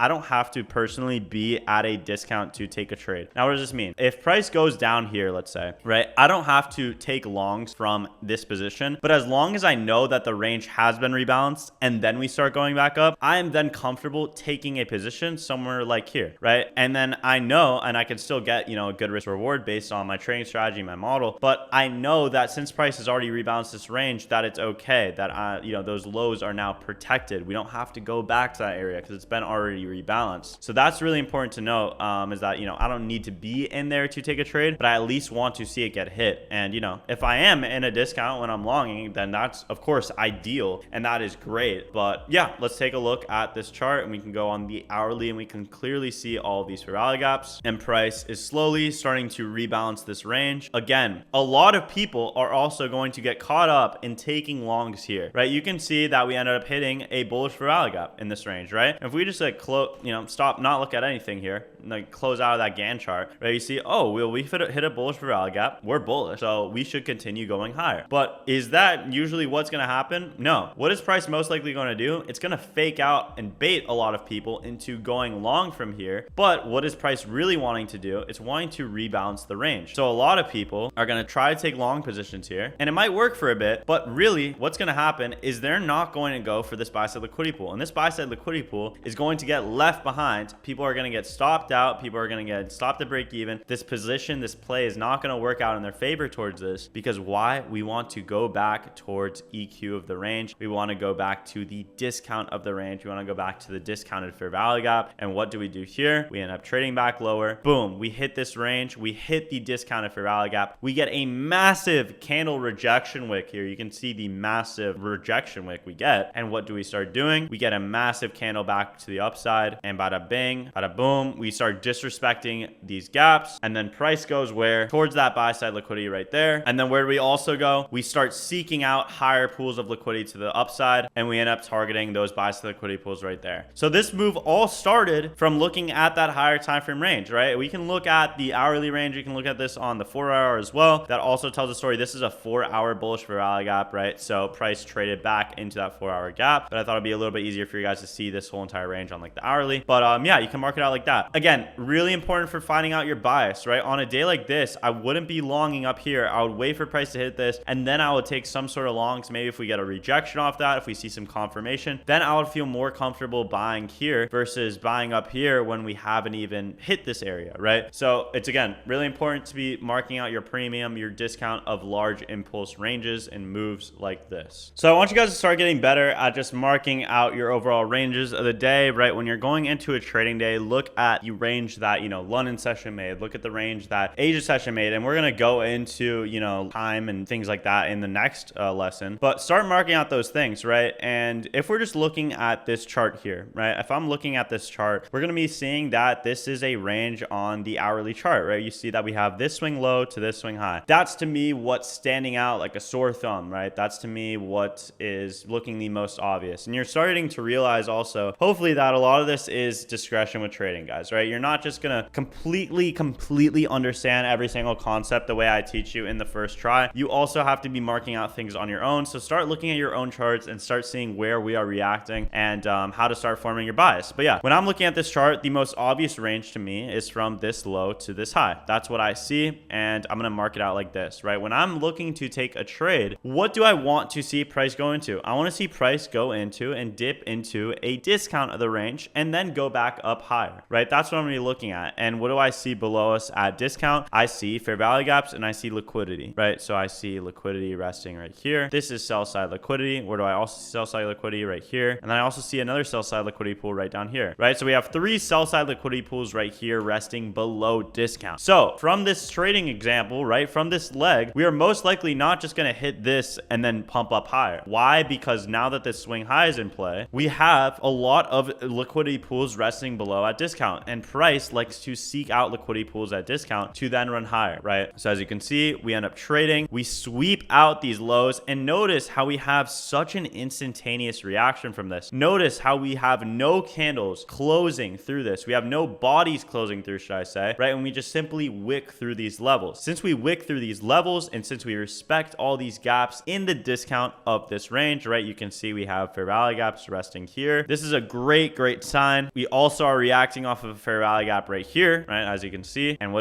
do? We end up trading higher. And what do we target? This buy side liquidity. And you can also start seeing, you know, other ranges inside of ranges, right? What do you notice about this range right here? Well, you notice that there's another range to the downside, right? And what do you see? We start trading through this gap that is resting at discount, right? And, you know, it's still technically getting respected, but based off of this move that we had before, this gap is probably not going to get respected, right? And what do we see? We see that this gap actually gets closed through. And if we zoom in a little more, what are we doing? We see that we have another range right here, trading back to where? Equilibrium of the range. What are we doing? Respecting it. What are we doing? We are respecting it, right? And then we start trading higher and higher and higher. And where are we going? This buy side liquidity. So I know that was a little bit confusing, me marking out all those different ranges. And that is not typically what I do, right? But something that I probably would do is just marking out that initial range. So I marked out that initial range. And then if I'm looking to probably take an entry here, what would I do? I would probably zoom in to like the 5-minute time frame or something. And then I will look at the range and I'll look at this range right here. And this is also typically not a trade I would take because it looks like it's like 1 p.m. So price action is probably gonna be a little bit worse, but I'll wait for price to then trade back. So I see that we respected this area of EQ on the higher time frame. We start trading up, and what do I want to see? The same thing happen now on the lower time frame. And what do? Boom, we do that. What do we then see? Price starts disrespecting this gap to the upside, which is a huge part of my model. And you see we get an inversion to the upside. That's what it's called. You get a disrespect of this gap, and we can look to target this buy side liquidity, right? So this is typically like probably a trade that I would look to take, and obviously not during this time because it's like PM session and the price action is really bad, but there you go. As you can see, then we seek out that buy side liquidity, and this was like a very higher time frame play. But you see how things are just starting to now combine, right? These ranges, these fair value gaps getting disrespected, and how that ties into bias and narrative, and how that ties into you actually placing your trade and you actually looking at where the market is going. So start marking this out, guys. Your homework for this lesson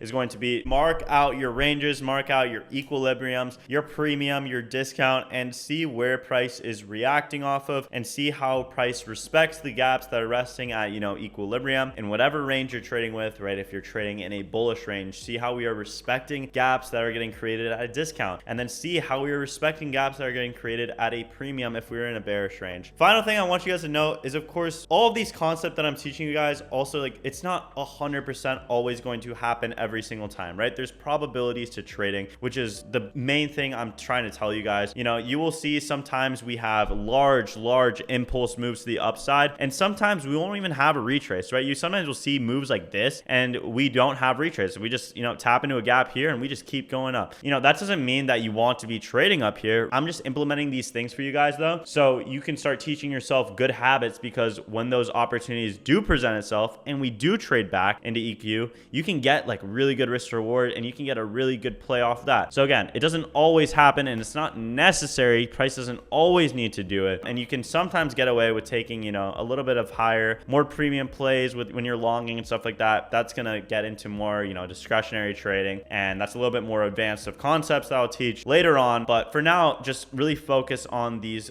beginner concepts that I'm teaching you guys on premium, discount, equilibrium, and waiting for that to get hit, because I still use that to this day. It's very rare that I'll trade when price is really high in a premium or really low in discount, and it sometimes happens off more discretion plays, like I said, and I'm yapping my freaking ass off. But yeah, just be patient, and that's your homework, guys. Mark out your ranges, your premium, your discount, equilibrium, see how price is reacting off them, and look for potential entries towards your buy side liquidity pools, sell side liquidity pools, and all that good stuff. All right, that's gonna wrap up this lesson. The next one is going to be on, I think I'm gonna do probably time. Probably time's gonna be next, and then probably liquidity part 2, and then maybe some SMTs. I don't know. We'll see. But I will see you guys in the next one. Peace out. What is going on? Welcome to lesson number 6 in the free course series. For this lesson, we are going to be going over time. Time is so freaking important. I'm going to be going over every single session, its tendencies, when to be trading, when not to be trading, and then I'm also going to dive into some news, so you guys know,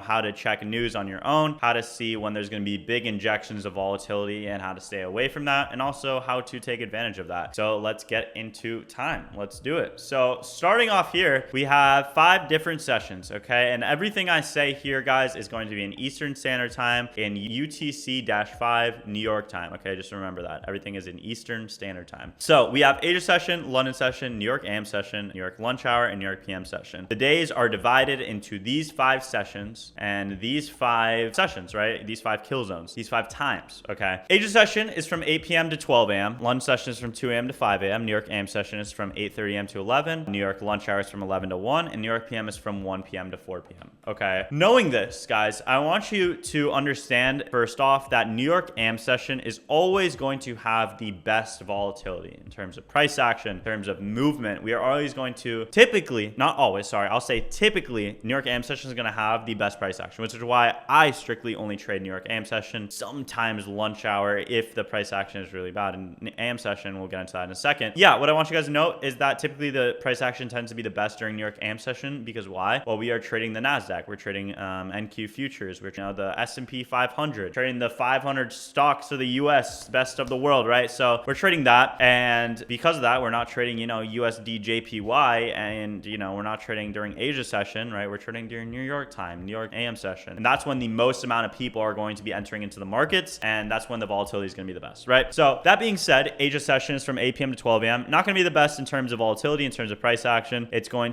going to see a lot of candles that are really choppy, really slow. The candles print very slowly, and it's just not the best in terms of volatility. I wouldn't recommend trading it. London session, a little bit better than Asia, not better than New York though. I would say it's a little bit in between. Where London session can move, it could be good. Price action could be good, but typically it's not the best, right? From 2 a.m. to 5 a.m. New York AM session from 8:30 a.m. to 11 a.m. Eastern. This is when price action is the best. 8:30 a.m. is when a lot of news is injected into the markets. That's what I want you guys to know. There's a lot of news injected at 8:30 a.m. Typically CPI, PPI, and we'll get into news later on in this video. And then the opening bell for New York AM session, when I personally trade, is from 9:30 a.m. So I trade from a very short time, from 9:30 a.m. to 11 a.m. Eastern. Sometimes maybe I'll touch a little bit into lunch hour if the price action is, bad in AM session. But yeah, typically it's just 9:30 a.m. to 11 a.m. Eastern. But it's good to note that 8:30 a.m. is when a lot of news is injected into the market, and that's typically when price action could start looking good, right? And then yeah, we have lunch hour, which is from 11 a.m. to 1 p.m. Eastern, and then PM session is from 1 p.m. to 4 p.m. Eastern. Lunch hour is typically, again, not that great. PM session also can be good, but not that great, not all the time great. Now, how do you know that AM session is going to be bad? Or how do you know that lunch hour is going to be bad? Or all these things? How do you know when to trade, Blake? Like, how do you know that you sometimes trade during lunch hour? Good question, right? So you can tell whether a session is typically going to be bad or it's going to be good based on the previous sessions that we had, right? So let's say, for example, Asia session and London session move phenomenally. We have insane delivery on London and Asia session. We move 400 points. We take out all the draws on liquidity, right? We have an insane run during London and Asia session. Boom. What can you expect for New York AM session? You can expect it to be worse price action. You can expect it to chop because all the volatility and all the liquidity was taken during London session. And what happens after that? We usually chop. And then what's going to happen? Probably the rest of the day is going to be bad. Probably lunch hour is going to be bad. Probably PM session will be bad. But let's say, AM session was really bad. Sometimes we can have good lunch hour. So if AM session is like just really, really choppy and really shitty, there's typically times where if we generate like a lot of liquidity during, that 8:30 a.m. to 11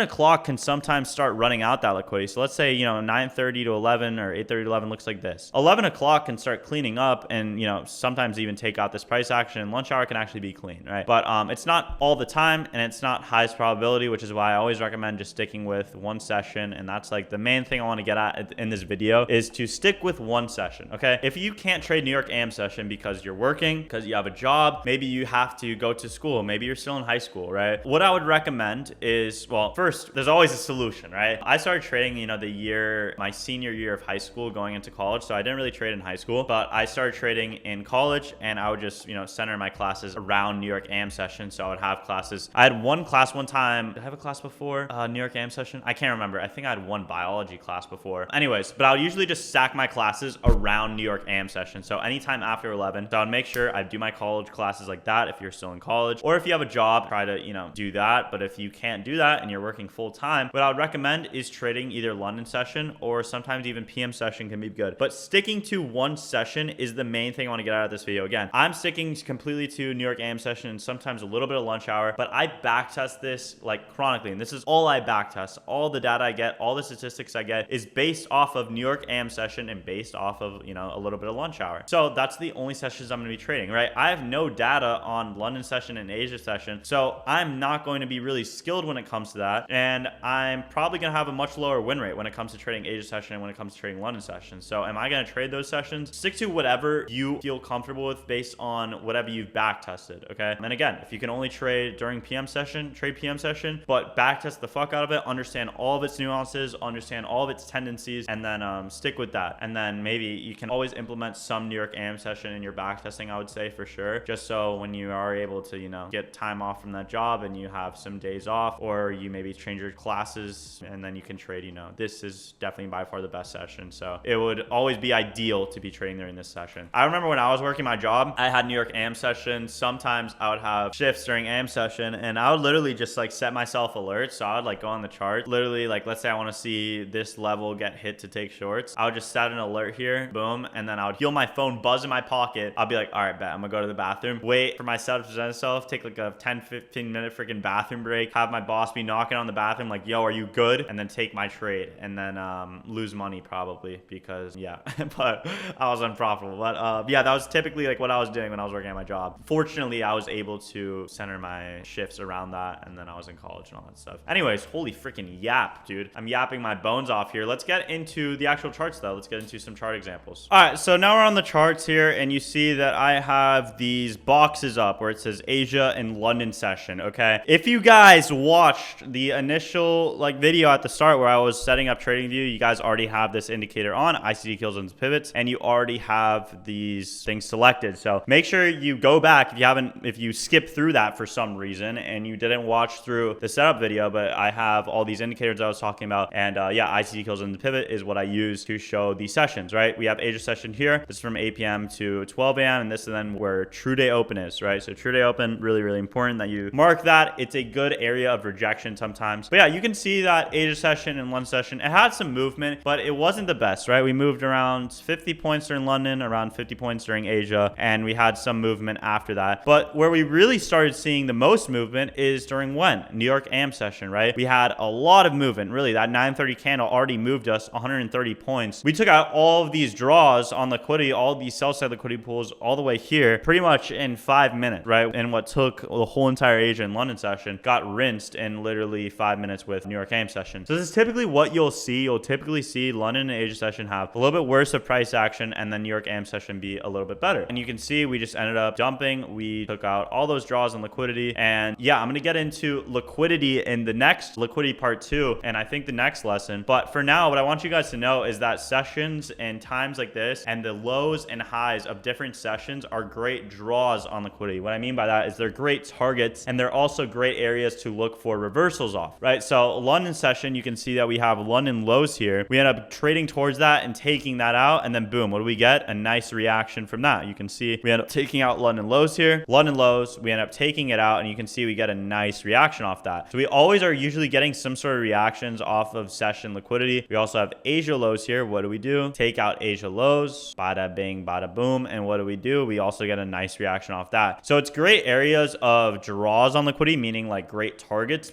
great places to be targeting and taking your take profits, and also great places to be looking for reversals off of and taking trades off of as like key levels. So make sure you have this indicator on and make sure you're drawing out your levels every single day. I'm always drawing out my London, my Asia lows, my Asia highs, and seeing what we do in the overnight session. I'm not going to get too much into daily profiles in this lesson, and I don't really know if I'm going to go over it in this boot camp, but you just have to know that, you know, if London and Asia session, again, like I was saying, was bad and bad price action, New York AM session is probably going to go for that liquidity on London and Asia session. Or if we have great price action during the Asia session and London session, then we're probably not going to go back to those lows, and either the price action will be bad or we'll just continue the trend during Asia or London session, right? So that's just something to note. And let's just keep moving on, right? We can keep skipping through. We can look through the day after this, right? And then we can see what does lunch hour and PM session do? Absolutely nothing, right? Because what did we have? We had really good movement during AM session where we dumped around 170 points. We had really great movement, really clean. And then what's lunch hour and PM session going to be? Probably a lot worse price action. Sometimes we get like spikes of volatility here and there, but it's just not the best to be trading during this time. All right, let's look at another day, right? Here's Asia session opening up now. We have some movement. London session also moves quite a bit, right? It's not like the worst session, but we moved around around 50 points, and pretty much the same thing, moved around like 70 points during Asia session and London session. Now let's look at what New York AM session does. Boom. You see, I mean, it's pretty much the same exact thing that happened yesterday. It's literally the same exact thing that happened yesterday, just to the upside now, right? So this is typically like that New York reversal that you're going to see. This is like typically the daily profile you're going to get, like the classic daily profile that you're going to see. But yeah, we ended up just ripping up here and taking out these draws in liquidity and these draws in liquidity because this was just a lot of accumulation. What did New York AM session do? Manipulate, distribute, bam, 150 points. And again, like 5 freaking minutes. We end up running through all of these highs. And what did we react off of? If you look at that, New York AM session lows. So we reacted off of that draw on liquidity there and that sell side liquidity. And then we started targeting these highs and these draws on liquidity here being London session highs right there. And then also being what? Asia session highs right around there. And you see that we just run through all these draws and then we react off it. And then what do we get? Displacement back lower. So you can see that you can kind of catch reversals off these areas as well as target these areas of liquidity, right? So that's just typically how price action moves. I mean, there's also days though where we can have pretty big moves overnight. You can see like New York PM session also moved. Like again, this is not every single day where price action is going to look like this, but let's see. Asia session here. This was London. Again, pretty choppy day. And then New York AM session looks a lot better, right? It looks a lot cleaner. So that's again, typically how it's going to look is like Asia session is going to move, you know, around 50 points. This day wasn't that great in general either overall, but like we did have, I would say, cleaner movement, right? We had more displacement towards a more obvious area, but we actually ended up leaving London lows. I'm curious to see if we had an SMT. No, we ended up just leaving London lows. So again, not every day we're going to have like super clean deliveries on price action. Okay, this was Christmas Eve, so it wasn't even like a validated trade. I thought I went more back. I want to try to go more back to see if like you guys can just see how price action is. For example, look at New York AM session here, bro. We just dumped freaking 400 points, and what did London session do? Move around 100 points, and then New York AM session dumps 400 points, taking out all of this London session lows, draws in liquidity, all these draws in liquidity. So yeah, again, that's typically how the market's going to move. Is it's typically going to be worse during Asia, London, and PM and lunch hour, and then New York AM session is typically when the draws and the volatility is going to be the best, which is when I'm going to trade. Now, I then want to go into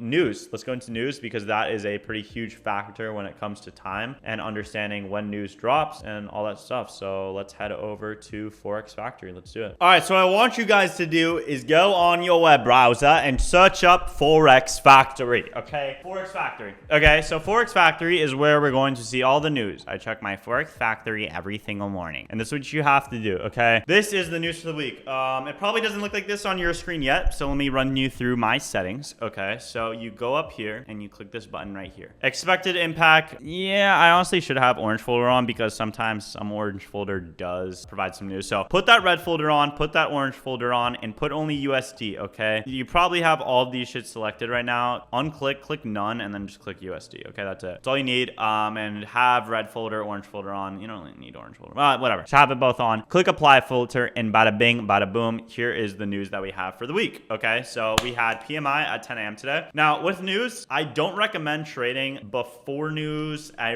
recommend just waiting for news to drop and trading after news, like 5 minutes after news. I'll give yourself that window. Like, I mean, if you are going to trade before news, make sure it's not like right before, like a minute before news drops, because you're obviously probably going to get manipulated and stopped out. I would say give yourself like a 5-minute window. If it's, you know, like 9:40 and you're taking a trade and there's news at 10 a.m., I would say it's valid, but just make sure to like recognize how price action is. Typically what usually happens is price action likes to be choppy before news drops, and then news drops and then it cleans it up. Or sometimes price action is just really clean and the news will just deliver to the draw. So yeah, we had news today at 10 a.m. Today was just overall a super choppy day, so there was really nothing from today that was like good, but you can see that we had news drop at 10 a.m. and you can see we kind of had a pretty nice candle. This isn't like the most significant news day, but the candle happened pretty fast. I mean, it was a 40-point candle. This news really wasn't that significant at all. Going back to Forex Factory here, right? We have a couple of different things I want you guys to look at. So we have non-farm employment change. You don't really need to worry about this. PMI, JOLTS jobs openings. This is, you know, similar to the Monday's,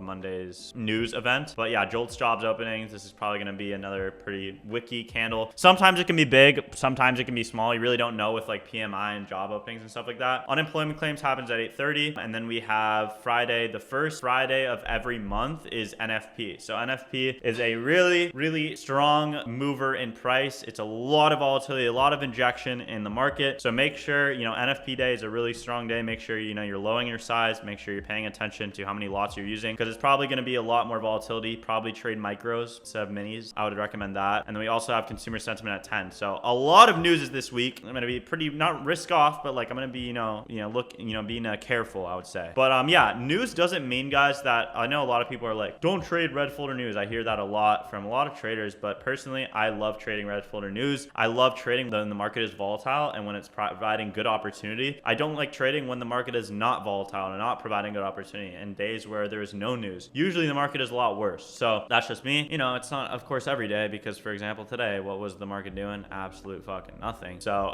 yeah, I mean, sometimes news can do nothing, but typically news moves the market. And then we have CPI and we have PPI. CPI and PPI, I mean, it usually drops Tuesday, Wednesday, Thursday, and Friday, usually whenever those days are. Sometimes it's like Wednesday and Thursday, sometimes it's Thursday, Friday, sometimes it's Tuesday, Wednesday. This month it's Tuesday and Wednesday. We have core CPI. So this is another important news event to be paying attention to. CPI, I would say pay attention to CPI, NFP. These all drop at 8:30 a.m. Eastern, so know that. This all drops at 8:30 a.m. Eastern. NFP, whenever Powell speaks, so you'll sometimes see Powell speaking. Let's see if we have that anytime soon. Hello, Powell, are you alive? Dude. Well, Powell, come on. FOMC is also another one. 2 p.m. that happens when FOMC drops. 2 p.m., 2:30. Not meeting minutes, though, like FOMC. Okay, where's FOMC? Command F, FOMC. Here we go. FOMC statement is what I want you guys to pay attention to. Meeting minutes sometimes, but like really pay attention to the FOMC statement. This is the only red folder news that you guys should be paying attention to during PM session is FOMC. And I personally don't trade FOMC days. It's very rare that I do, but typically the price action is really bad during AM session, and the move is to usually trade just FOMC's PM session. But I find that I have just a really low win rate trading FOMC during PM session, and I don't trade that well during FOMC PM session. So I usually just skip this day as a whole, but sometimes, I mean, I'll still hop on during the morning because sometimes it could be clean. But what we usually do whenever we have news is, again, we just like save liquidity for when that news drops. So let's say we have like a really prominent sell side pool here, right? And then let's say,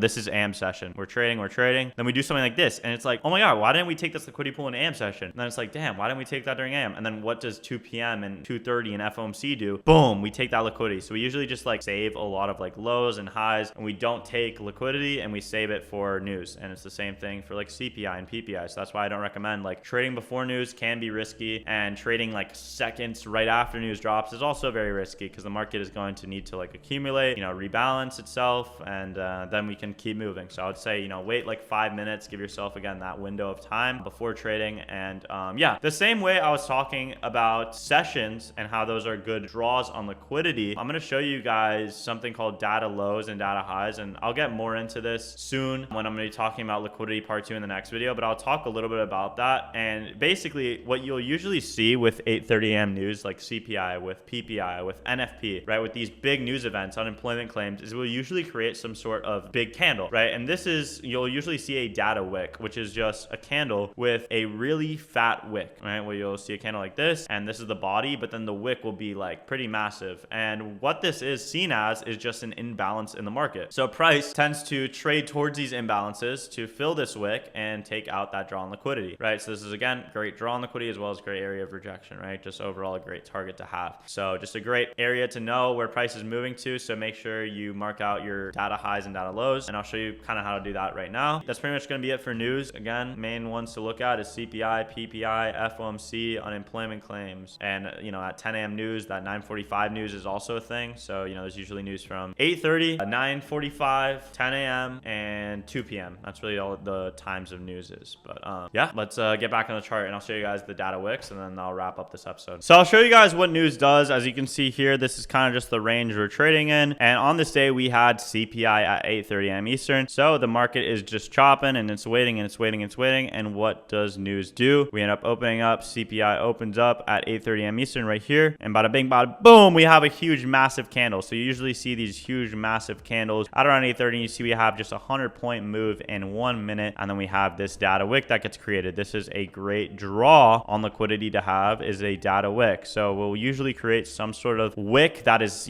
abnormal, I would like to say. And this is that abnormal wick that you see, and this is called a data high, right? right? And price retraces into this bullish rally gap right here, as you can see. And what do? We end up trading up back towards those data highs. So you can, end up catching some long positions towards that. And these are great draws on liquidity to have. But yeah, that's just one example of what a news does. I'll show you another day. So again, guys, not only does news happen at 8:30 a.m., 9:45, 10 a.m., all those times in the morning, there's also news that happens in PM session. As you can see here, on this day, Wednesday, December 10th, we had FOMC statements released at 2 p.m. Eastern time. And as you can see, 2 p.m. opens and we have another massive candle, right? And we end up creating some data wicks. You can mark these out on the 1 minute time frame, your data wick, your data low, your data high. And these are just great areas of targets. You can see we have a data high here. We also have a data low, right? But yeah, just great areas to target, look to target either of these areas. Typically we'll have some move like this where we can go back to the highs and then we'll go back to the lows if we get enough displacement, or vice versa, lows to highs or highs and continue higher, right? But yeah, we ended up trading towards those data highs. And I think we just ended up ripping up,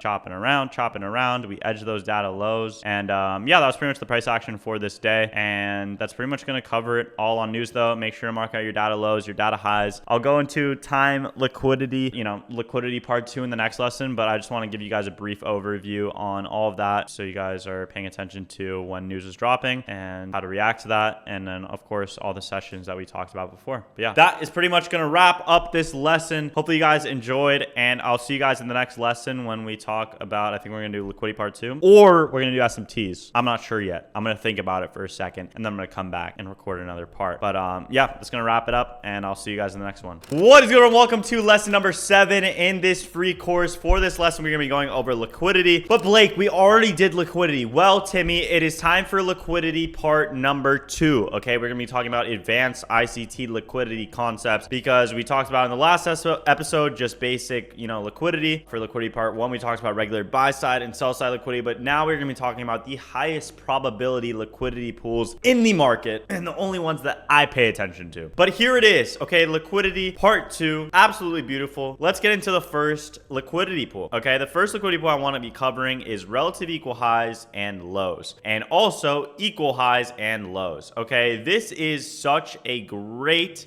concept, guys. Relative equal highs and lows and equal highs and lows. It is basically the foundation of, buy side and sell side liquidity. And the reasoning behind this, right, and this is what we kind of briefly touched on with the first episode of liquidity, is that, the market tends to have support and resistance traders a lot in the market, right? A lot of traders are trading support and resistance, meaning what? There's a lot of liquidity resting at areas that traders see as support and resistance. For example, they see this area here as resistance. Why? Because they see this area has already rejected, has already bounced from it once. So what do they think is going to happen? They think it's going to bounce from it again, and they're going to enter into the market here, and they're going to put their stop loss around here. And yeah, they think that this is just going to be like a big support level, right? And what ends up happening is they get absolutely cooked on this and they get stopped out. Now, what's also happening at these areas is what? A lot of people are entering into the market, right? So a lot of people are getting into positions here, not only getting into positions down there, but also getting into positions up here and entering in positions down, setting sell stops and stuff because they think this is a breakout after that's happened. What's also resting here, of course, stop losses, because not only is there one swing high here, there's 2. And this is actually called a failure swing high, right? So relative equal highs is basically the same thing as failure swings, meaning like a failure swing is basically when one high doesn't sweep out the next high, or like this high doesn't sweep out the previous high, right? If this swept out this high, then this would not be a failure swing. But since we didn't, then this is a failure swing, right? And it's basically just in the name. Relative equal highs is relatively equal, and then equal highs is perfectly equal. And this is an example of perfectly equal highs, and we can draw it out like this. This is even a stronger magnet in price. When you see like perfect equal highs on the 15-minute time frame, when we start trading towards that, know that that shit's going to get hit. It's a really high probability that that's going to get hit. And the same thing with equal lows, right? And oftentimes with all of these concepts I'm going to teach, guys, we will typically have some sort of reaction from these levels, as well as, it's great targets, but it's also great places of key levels to get reversals off. But yeah, we also have this right here. Boom, beautiful, absolutely beautiful level right here, relative equal lows. And people see this and they're going to enter into some longs and enter some longs. So boom, stop losses here. Where's also stop losses here? Where's more stop losses here? So just a huge pool of liquidity is resting at these relative equal lows. And also people are getting entered into positions, so they're getting fucked, and boom, just getting people into the market, getting people then also out of the market. And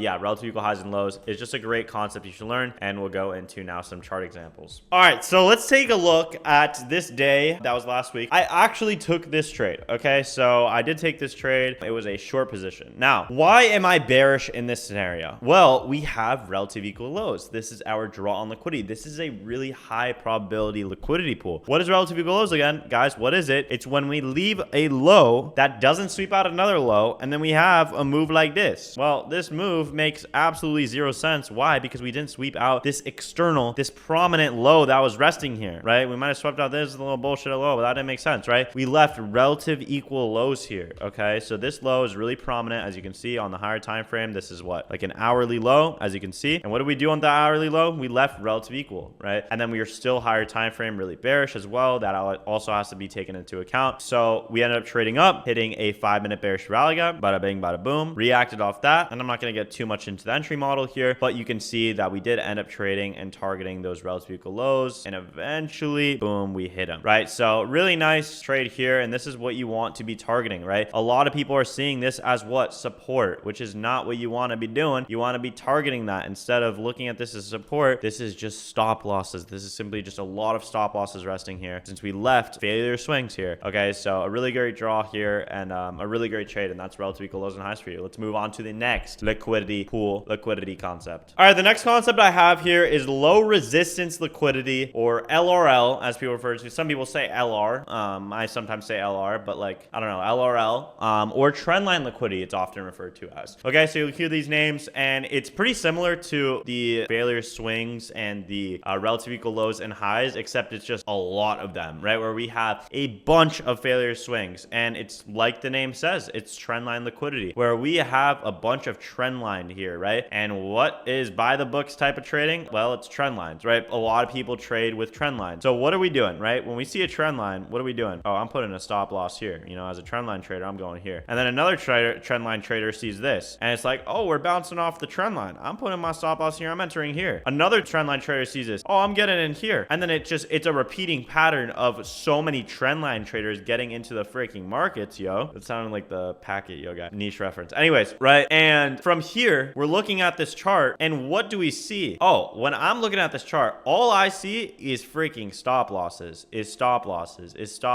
and all this cash resting here, right? Because so many people are entering the market and so many people have their stop loss here. So many swing lows. When we have a bunch of swing lows, guys, this is a great target and great liquidity pool. So this is your low resistance liquidity, and same thing for the upside. A lot of people are shorting here. A lot of people are taking their shorts, and a lot of people are getting in here, and they keep seeing, oh, well, we're bouncing off this trend line. Well, that is not good, because we are going to run your trend line in literally a couple candles. So you better watch out. But yeah, this is your trend line liquidity. Again, don't be trying to take trades with this. It's really bad to have stop losses with unprotected stop losses, meaning this. And when I say like unprotected versus protected, and you know, high resistance versus low resistance, that's also a great term that I want you guys to know about. Is high resistance liquidity is when we end up sweeping out a high and we end up like getting really good displacement from it. So for example, this right here is a high resistant high. Why? Because it swept out this high. And these lows are low resistant. Why? Because it didn't sweep out this low, and it didn't sweep out this low, and it didn't sweep out this major low, right? So this high is really high resistant, and then where's a high resistant low in this example? Well, right here, we have a high resistant low. Why? Because we swept out liquidity. Maybe we swept out, let's say, some relative equal lows over here, and we swept out this, boom, bada bing, bada boom. This is a really high resistant low. So that's what people say, like high resistant versus low resistant. It just simply means, is it, you know, did we hit a key level and did we get a major sweep on liquidity, or did we leave liquidity behind and make it low resistant? So yeah, you should always have your stop losses not like this, but instead at high resistance liquidity, and then you should be targeting low resistance liquidity. So I'm going to show you guys a chart example so you guys understand this a little bit better. But yeah.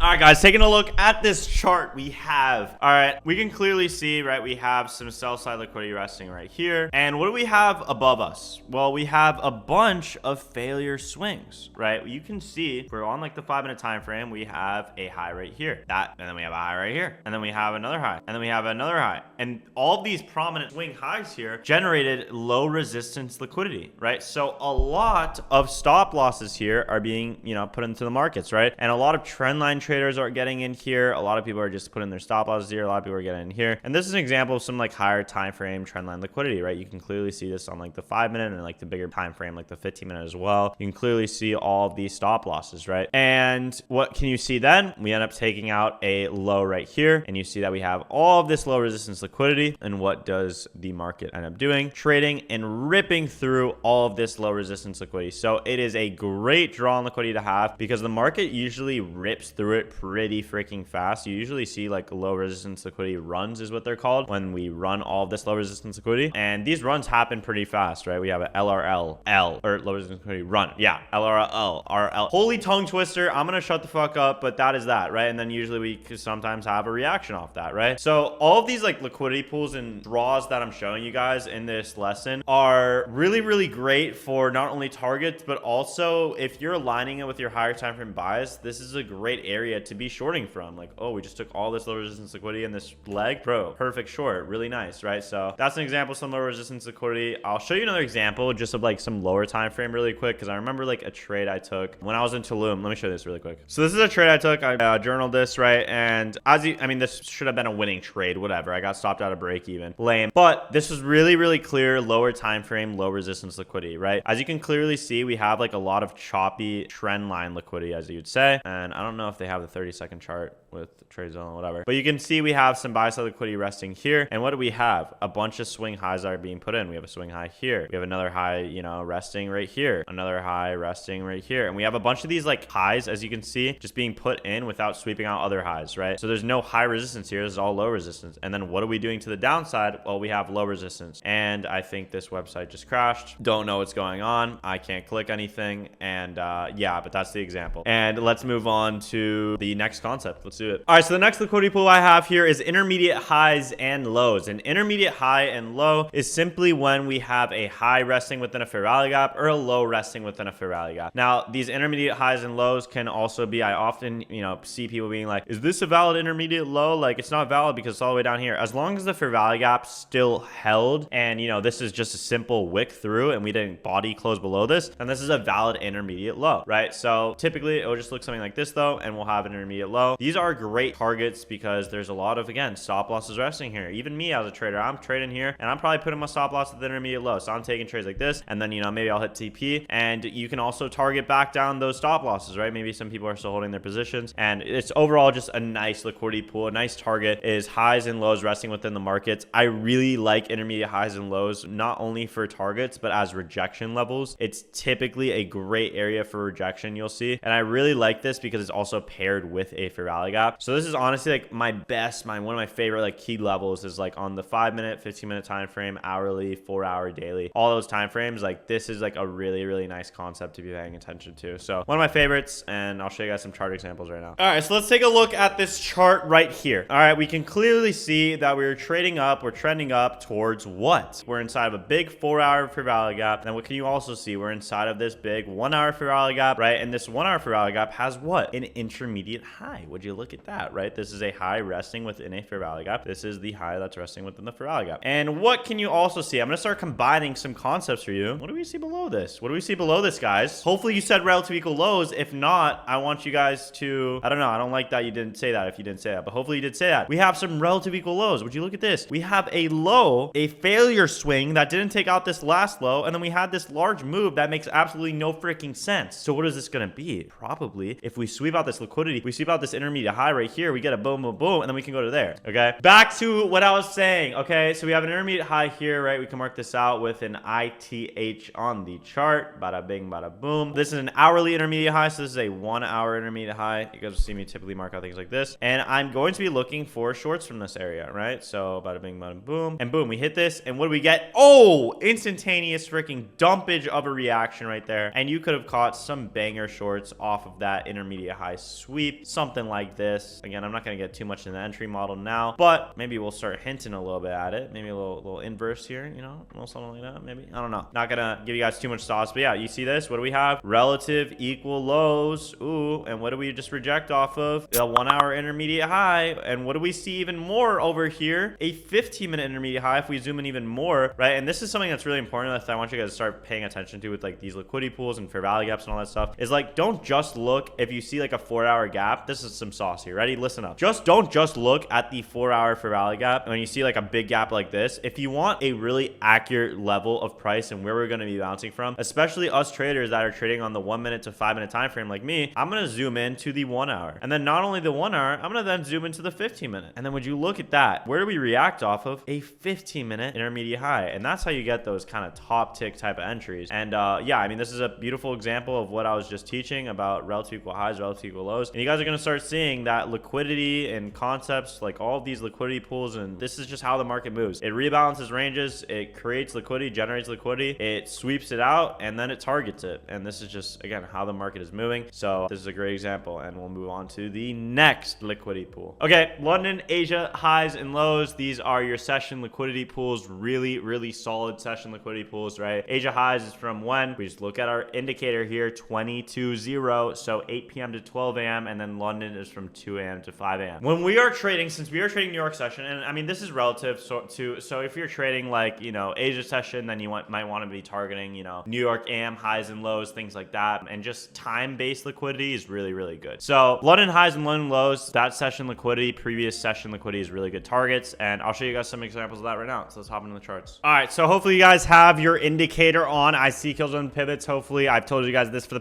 like 3 lessons straight to be putting on this indicator. I see kills on pivots. Also, oh yeah, I totally forgot, guys, for the equal highs and lows, make sure you have this indicator of equal highs and lows, and it'll show you equal highs and lows in the market. For example, right here, right? We have equal highs in the market right here. So this is a great draw on liquidity, especially like higher time frame. When you see like 15-minute equal highs and lows and you see 5-minute equal highs and lows, great draws, right? But what else is this? This is Asia highs. So not only is this equal highs, but this is also Asia highs, okay? And then we can also mark out London highs right here. And these are just great draws on liquidity. And typically we will have, if we have like a good New York reversal session, New York will end up trading towards that and hitting those highs. And look at that. And then we hit those highs during overnight. Not only do we hit that overnight and like during pre-market, we then leave London lows right here. Okay, so we can mark out London lows, another really good draw on liquidity. So let's mark out London lows. And this is when New York AM session actually starts. And then boom, we take it out. We get a really nice reaction off that as well. And yeah, I mean, you can just keep doing this. Like we are usually taking out some session liquidity. We take out lunch hour, and we take out PM, AM session, right? As you can see here, what do? Asia session opens up, London session opens up. We can mark out the lows and highs of that. I'm always marking out the lows and highs of London session and Asia session whenever we have it. And especially on days like this where it's like counter trend. And if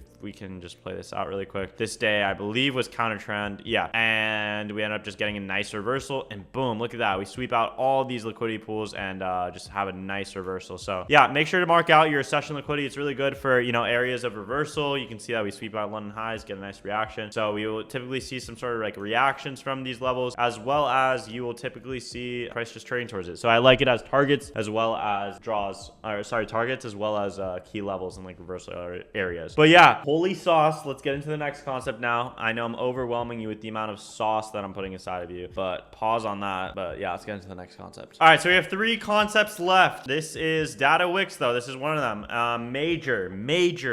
Oh no, we actually have 4 concepts left. I just remembered that I forgot one, so I'm gonna mark that out. But data Wicks, okay, a really strong draw on liquidity. Okay, data Wicks, we have data highs and data lows. I also briefly touched on this in the time video, right? So I'm just gonna, you know, briefly touch on this again. It is when we create a massive wick in the market, and this is usually seen as an imbalance. A lot of orders just weren't built here because the move happens so fast, and the market will typically do something like this. Sometimes take out the data low and then run to the data high, or take out the data high and then run to the data low, or just leave the data highs if it's like not that significant. I don't really, you know, care too much about data highs when they look like this. I'll still mark them out, but they are like a liquidity pool. But like the best ones are when we have like fat liquidity pools like this, like a fat wick, and then this will just be like such a good target. So yeah, let's show you guys some chart examples. And again, this happens during usually 8:30 news prints this out, or 10 a.m. news, or 9:45 sometimes, but typically it's those big red folder news like CPI, PPI, unemployment claims sometimes, NFP, FOMC at 2 p.m., 2:30, and yeah, let's just show you guys an example of what a data wick looks like. All right, so I'm gonna show you guys an example of what a data high and data low wick look like. So this is 2 p.m. news. This is FOMC. You can see that price ends up opening up, and we create a massive freaking candle with a pretty abnormal wick to the upside, and then also a little bit of a lower wick to the downside. We have this data low here. We can still mark this out. This still is a significant liquidity pool, and yeah, this is clearly data high and data low. And what you can do, and you can target these data highs and data lows. You'll see this gap here gets respected, and you can look to target this high up here. If this gap gets respected, you get some confirmation. Let's see, confirmation, and look at that. And then you can target up this data high. And yeah, also what these data lows are also draws in liquidity, also targets, right? So these are great areas to look to target target as well. Let's say maybe we're seeking some sort of liquidity up here. Oh, we're seeking some sort of liquidity up here. Looking to see that high, I'm guessing that's probably gonna get hit. Am I right? I'm right. Is this the high day? I honestly don't remember this day, so let's see. And it is, right? So we seeked out liquidity, and what did we do? We left data lows with what else? Look at this. Relative equal lows, relative equal lows, relative equal lows, relative equal lows, right? So really, really important concepts here. And what do we start doing? We start trading back towards that, getting displacement,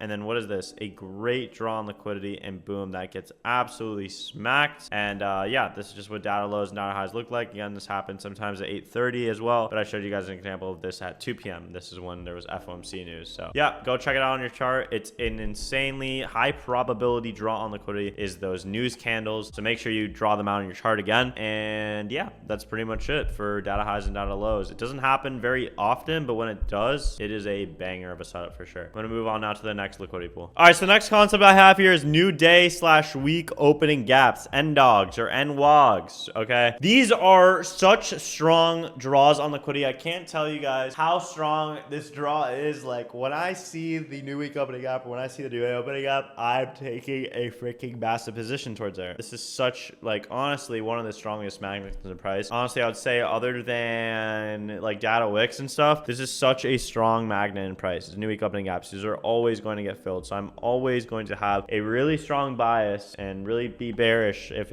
this ends up opening up. I'm usually just going to be really, really bearish towards that. Okay. And obviously, you know, if we start seeing displacement towards that, of course, gotta wait for that. But yeah, essentially what this is, right? This opens up at 6 p.m. Eastern. Okay. So a new week opening gap, a new day opening gap. Every time at 6 p.m. Eastern, we usually just keep running up, right? We continue the move. But when the new day starts, sometimes we end up opening a huge gap in price. And I'll show you guys what that looks like on the chart so you have a better understanding of that. But it's just literally like a gap where there was no price action. There was no candles within it. There's nothing being traded. And there's literally just a gap in price. So price loves to trade back to that and actually fill that to fill imbalances. That's another thing that price loves to do, right? Not only does it seek liquidity, generate liquidity, but it loves to target imbalances, okay? So this is an imbalance in price, right? And price ends up trading back to this. And again, it's a great, great target. It's a great magnet in price. Every day at 6 p.m. Eastern is, you know, an Asia session starts back up. And sometimes we leave a gap. And I'll show you guys an example of that because I think there was one last week of an example. So let me show you guys. All right, guys. So as you can see here, I showed you guys this example recently, right? With the London and Asia lows. But what do you also see here? A new day opening gap, right? This is a really small one. Typically we have it be a little bit bigger, but these are still very prominent draws on liquidity, okay? New day opening gap is right here. And you can mark this out. I just marked this out like this. New day opening gap, since this isn't a weekly opening gap. Usually like the weekly opening gaps are a lot bigger and the daily opening gaps are like a lot smaller. So this is a beautiful new day opening gap and we end up absolutely dumping. We are all the way up here. And really just because there was that new day opening gap, you can see that the market freaking dumped over 400 points on this day or something. I think we dumped like 400 points. And again, really great magnet in price, really great target. I believe we also left a new day opening gap right here. And I can guarantee you guys, whenever this boot camp's going to get released, I will bet $10,000. I'm putting $10,000 right now on the line that this new day opening gap or new week opening gap will get hit before I upload this boot camp. Just because that's how I know how strong this draw on liquidity is. So I know that the market will eventually reach this level. I don't know when this boot camp's going to release, but hopefully within this week. And I know this week will do that. That's a big bet, but I'm willing to put my mouth where my money is because I know how strong this draw on liquidity is. So I'll probably be shorting to this tomorrow. Again, super strong draw. And sometimes, you know, we don't always have to fill it completely. If you look over at,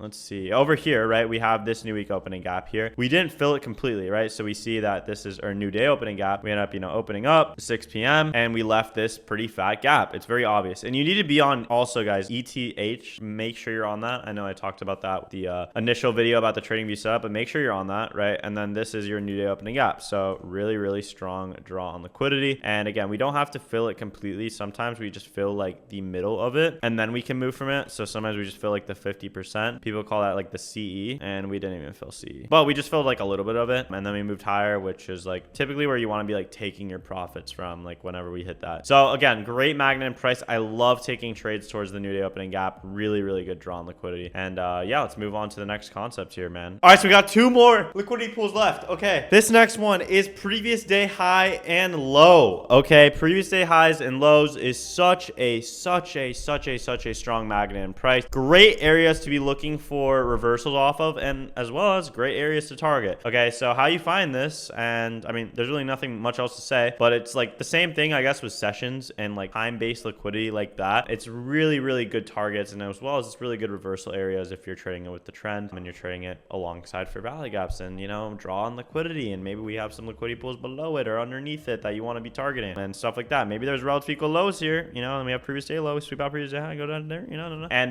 yeah, anyways, that is that, and this is that. So here's the previous day high and low in the market, and let's show you guys some chart examples. There's really no more explaining to do on this. Let's go into some chart examples. All right, so looking at this chart here, how you actually find your previous day high and low is you just go up here and you click on the daily time frame, right? And you can just see, let's say I'm trading this next day here. I'm not going to play out the candle. Let's say I'm trading this day, or sorry, this day right here. Then I can look to the left of me and mark out previous day high and previous day low. And this is like the lowest point that the daily candle has been. This is the highest point the daily candle has been. Same thing here. This is your previous day if we're going before that. And then if we go before that, that's your previous day. And there's always also like previous week highs and lows, which is really good. And you do the same thing. You just go on like the weekly time frame. You can find that out. You can see we have like great rejections from that. You can see great rejections. So that's something cool to find out, is look at the weekly as well. But let's just take a look at this daily chart here. And you can see on the daily chart, what do we have? We have this daily high right here. And this is your previous day high. Okay, so we can mark this out with our PDL right there. And then we have our open. But you can see that we have previous day high marked out right here. Price ends up, and I wrote previous day low like an idiot, but price ends up trading up towards previous day high. As you can see, we end up taking it out. And what do you see below us, guys? When we have previous day high, what do you see below us though? We also have previous day low. So this is a previous day low. And what's in between this range that we have? Low resistance liquidity to the downside, right? You see that we have low here, we have a low here, we have a low here, a low here. We have a bunch of trendline liquidity on the hourly time frame, right? Look at all this, and also on the 15-minute. Look at all this. Look at all these swing lows that haven't been taken by other swings. Look at this low. This doesn't get taken by this. Look at this low. Didn't get taken by this. Look at this low. Didn't get taken by that, right? And all of this is that beautiful trendline liquidity that we talk about, right? And we can mark this out with LRL, right? And what do? Take out previous day high. We get some nice displacement back lower. We end up creating a 15-minute bearish for rally gap there. After that displacement, hit that bearish for rally gap, respect it, and we trade back lower, targeting all this low resistance liquidity. And see how fast these moves are when we're targeting low resistance liquidity. It's like really immediate moves. But yeah, as you can see, 930 opens and just freaking dumps, man. Really, really nice, really clean. And that was after the sweep of the previous day high. And then, you know, we get previous day low. Sometimes we get a reaction if we're gonna be bullish after that, but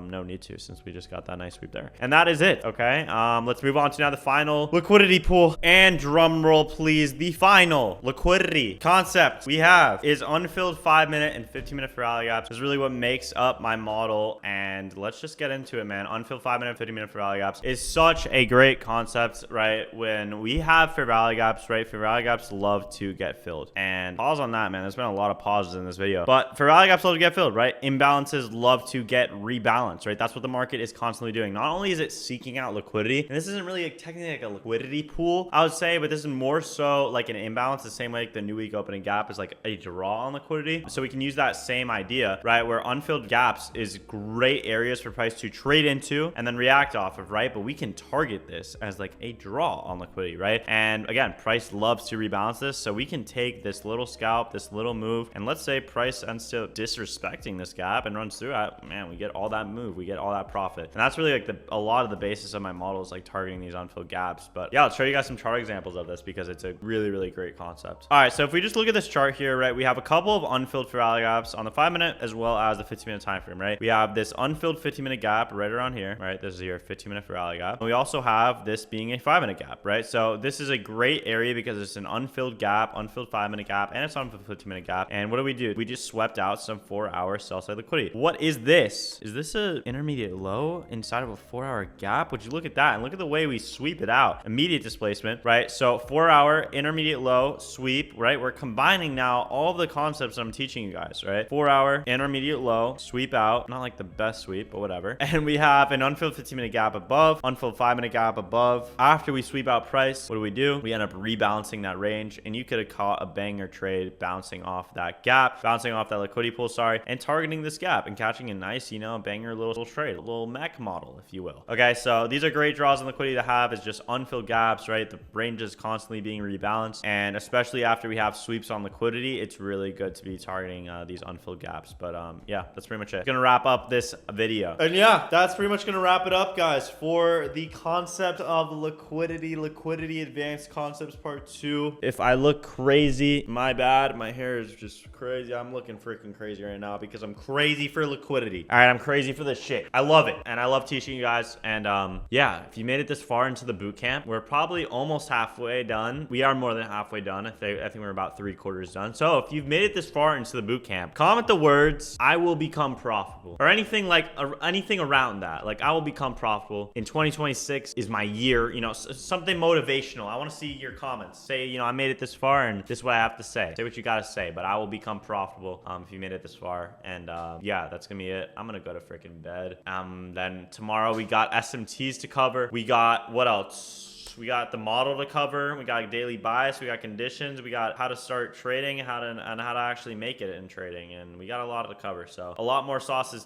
going to be given to go from 0 to hero. There's a lot of sauce still left. So hopefully we'll finish this in the next 2 days. But yeah, see you guys later. Enough yapping. Peace out. What is going on? Welcome to this lesson. Today we are going to be covering SMT Divergence. Okay, so this is a really important concept because a lot of the times I know a lot of people will be in positions and then they'll see a liquidity pool and then it won't get taken, and they'll be like, why didn't it get taken? And then it runs the opposite way. It was probably an SMT divergence. So this is gonna be really, really helpful for not only taking profits on your trades and catching, you know, that top and bottom of the move, but also it's for actually analyzing the chart and being able to understand where the highest probability rejection levels are going to be. Okay, so really important concepts, and let's get into the lesson. Let's do it. All right, so this is SMT divergence. We have an SMT divergence with a bullish SMT and a bearish SMT. Okay, so what does this all mean? Okay, so an SMT divergence is essentially where one asset takes a low or a high and then another asset doesn't take that low or high. Okay, so in this example here, you can see that there's NASDAQ right here, NQ, and you see that we have this pool of sell side liquidity resting right here. You can see that NASDAQ does not take it out, but we end up rallying higher, whereas ES does take it out, and then it's the same exact low, and then it rallies higher. Right? So whenever we have a divergence in assets from NQ and ES, this is typically a sign that the market is going to reverse from that level. It's like a good confirmation, right? And you can switch this around, right? It doesn't matter if the NASDAQ was the first one to do it or ES was the one to do it. Again, switch this around, and once you see that SMT get formed, so let's say you see price going and you see it take this low, and then you see ES and it doesn't take this low, really, really good sign and confirmation that this is a valid and it's a good liquidity sweep, right? This concept is not like the end all be all. I don't really need it. It's not like 100% necessary for a model, but it does add more conviction for me in order to take a trade. Sometimes I'll want to see it, or sometimes, you know, NQ might be here and I'll be like, yo, why are we like moving up so much? And then I'm like, oh, and I look at ES and there's an SMT, right? And it's the same thing with a bearish SMT. A bearish SMT is when one asset doesn't take the high and then the other asset does take the high, right? So let's say we have the same exact pool of buy side liquidity right here. Let's say this pool of buy side liquidity is previous day high, right? Previous day high is resting right here, and ES doesn't sweep it out, but then NQ does, and then we see that price ends up moving lower, right? And this is a bearish SMT, and again, same thing. You can switch this around. This could be ES, this can be NQ. It doesn't really matter what pair really leads, and yeah, that's really it. That's it for SMTs. And I know a lot of you guys are also gonna hear around that there was an SMT divergence with YM, the Dow Jones, right? And I personally don't use SMTs with any other asset other than the S&P 500. And the reason this is such a strong concept is because there's a correlation between these two assets, right? The reason SMTs exist in the first place is, again, because of that correlation, because NQ and ES, they move typically the same way, right? Where ES can go, you know, up here, NQ can go up here. And whenever, again, you see that SMT form with one asset and the other asset doesn't take that high or doesn't take that low, and, you know, the other asset does, it's a really good indication in price reversing or price not going for that level, right? If we take, for example, this low here on ES and you see price moving, you don't have to see that low get hit on NQ, right? So that's just the main reason why SMTs are so important, because they're correlated assets. So the second they uncorrelate, which, you know, happens, it's a really good indication in price. But yeah, let's get into some chart examples and some rules that you can start implementing to make SMTs like a higher probability concept. All right, so we're on the actual charts here. I'm gonna first show you guys an example of a bullish SMT. Okay, so this is the NASDAQ. I'm on NQH futures, and then this is ES charts, right? This is the ES chart. Now, what I want you guys to start doing, and what you guys will see me do typically, is I will open up both assets side by side. So I'm constantly being able to refer back to one another. So you can do that by going up right here with layout setup, clicking this button right here. And then as you can see, not only NQ's charts is on the left side, but you can also see ES's chart is on the right side here. That's the way I like it. You can switch it around. You can have ES be here, NQ be here, but this is like the way to do it. All right. Now, what I look at is I will first look at major swing lows and swing highs. So just little tips to start making your SMTs higher probability is, for one, just make sure they're at major swings and major key levels. The most common mistake I will see so many beginner traders make is that they will always be putting every single SMT on the chart, and they will constantly be marking out every single SMT, whether it's on the 1 minute, 2 minute, 3 minute time frame, and they're just marking out every single swing high and swing low as a valid SMT, when that's really not the case, right? An SMT should only be like confirmation for your trade. What I always say is you should always be expecting that SMT to form, right? You should never like see the SMT and then be like after, oh, okay, there's an SMT here, now I'll take the trade, right? Like you should already expect manipulation, and the SMT should be in places where you're already expecting that manipulation, right? So again, it's just an added confluence. It shouldn't be the like make or break of your trade, right? It should just be, again, an added confluence. So for example here, right? Let's say I want to take a long off of this major pool of sell side liquidity, right? This is what? Previous day low. Okay, so this is a pretty major pool of liquidity, and I want to see price reject off this level and take longs. Okay, so we have previous day low resting right here, and then what do we have on ES? That same exact previous day low. So to, you know, help yourself identify SMTs, guys, the only thing is just to be, you can drag, like you see how my mouse here, I'm dragging this over, and not only is it 3:45 p.m. Wednesday, December 17th on the right side, but it's also the same thing on the left side here with NQ, right? This is the same exact low. So, you know, you're really only going to get better at identifying SMTs by just doing the work and just backtesting and just looking in your charts and just looking at where price is rejecting. I remember when I first found out about SMTs, bro, I thought it was like the literal cheat code to trading. And it kind of is. Like, it's a great confluence to have. But again, it's not the end all be all, but let me just show you what an example of a bullish SMT looks like. So you can see, let me just play out the chart, and we start trading towards previous day low here on ES, and boom, ES ends up taking that out, right? So ES takes it out, but NQ does not. So you can see here, we end up forming what? A bullish SMT divergence, okay? Boom, and you can mark this out like this, and now we have an SMT divergence. Now, if we start getting displacement back up, you know, let's say we invert this bearish fair value gap here, and we get that confirmation, we can assume then that this SMT is valid and that this is going to be a protected low, right? So again, a protected low is just a low that doesn't need to get traded back to, right? We see this swing low right here, and since ES already took it out, I know a lot of you guys are going to be like confused, and it's going to be really hard at first for you guys to start like understanding like, oh, this low didn't get swept. This is like, we should go back to this, right? But no, ES already took it out, so it's not necessary now for NQ to do the same. And again, you can switch this around. This could have been the ES chart. This could have been the NQ chart. It does not matter. Okay. Now you can see, what do? Boom. We get that confirmation through what? The inversion for value gap right there. We get that confirmation. This bearish gap gets inverted, gets closed through, and you can look to take your long positions and target opposing liquidity. And, you know, we'll see how this plays out. And you look at that, right? So this move started from that bullish SMT at that key level. And what can you target? You can target some buy side liquidity. You can also target some unfilled gaps. You see we have an unfilled 15-minute bearish for value gap right here, and price ends up ripping and targeting all of that. So this is how you can start implementing SMTs. I'm going to now show you an example of what a bearish SMT looks like on the charts real quick. All right, so I'm now going to show you guys an example of a bearish SMT. Okay, so as you see here, guys, we have a very prominent key level being this buy side liquidity right here, and this is also what? Previous day high. I know I just did two examples of previous day high, but it's a really strong rejection level and overall drawn liquidity, right? So previous day high is right here, previous day high, and we are also inside of what? Well, if we look on the higher time frame, like the 4 hour, we are inside of a massive bearish 4 hour for rally gap, right? So boom, we're inside of this, as well as we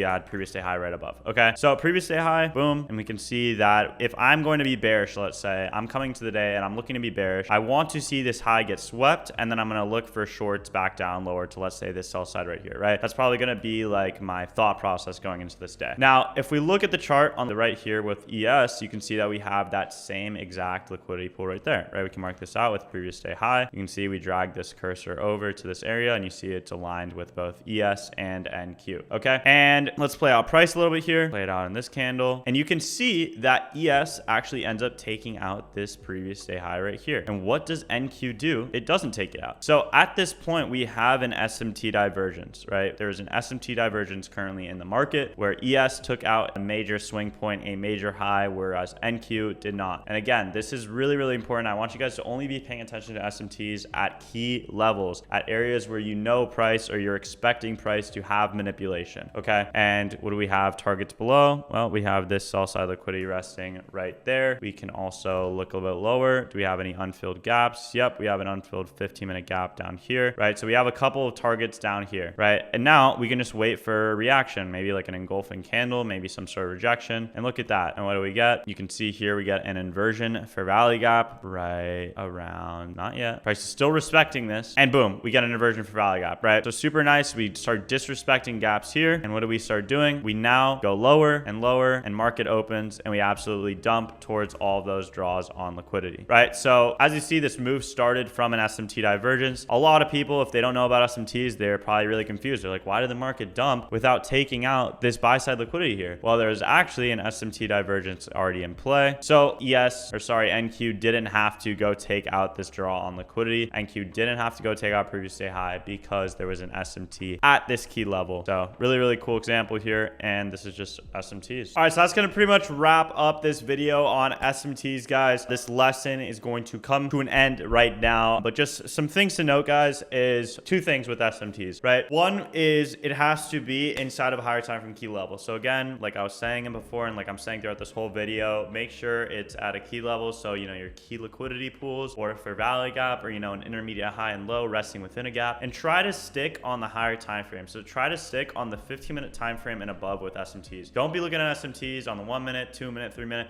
You're just going to get chopped around. You're going to get manipulated. And this is the thing, like, of course, you know, the assets of NQ and ES are correlated, but at the same time, that doesn't mean that they're always going to move the exact same perfectly every single time, right? There's a lot of times where we have a super bullish bias, let's say, for example, and ES might be leading and we might still be going up, and NQ might be, you know, the one behind, and it might not be taking out highs. That doesn't immediately mean that the SMT is valid yet and that, you know, it's now a bearish SMT, right? That's still why you have to wait for confirmation through everything, and we're going to get into that when we talk about the entry model. But this is just simply a concept that you can start using and start applying if it's, of course, in addition to your higher time frame bias and in addition to whatever liquidity pools and levels that you're already looking at. So again, the SMT is just a concept that should be existing within and alongside the model that you're already looking at, but it shouldn't be something that's like making or breaking the trade, and it shouldn't be something like that. So that's pretty much it. I'm gonna stop yapping here, but yeah, the next one we're gonna go into, I believe, I don't know, either risk management or daily bias, and then we got one more after that. We'll talk about the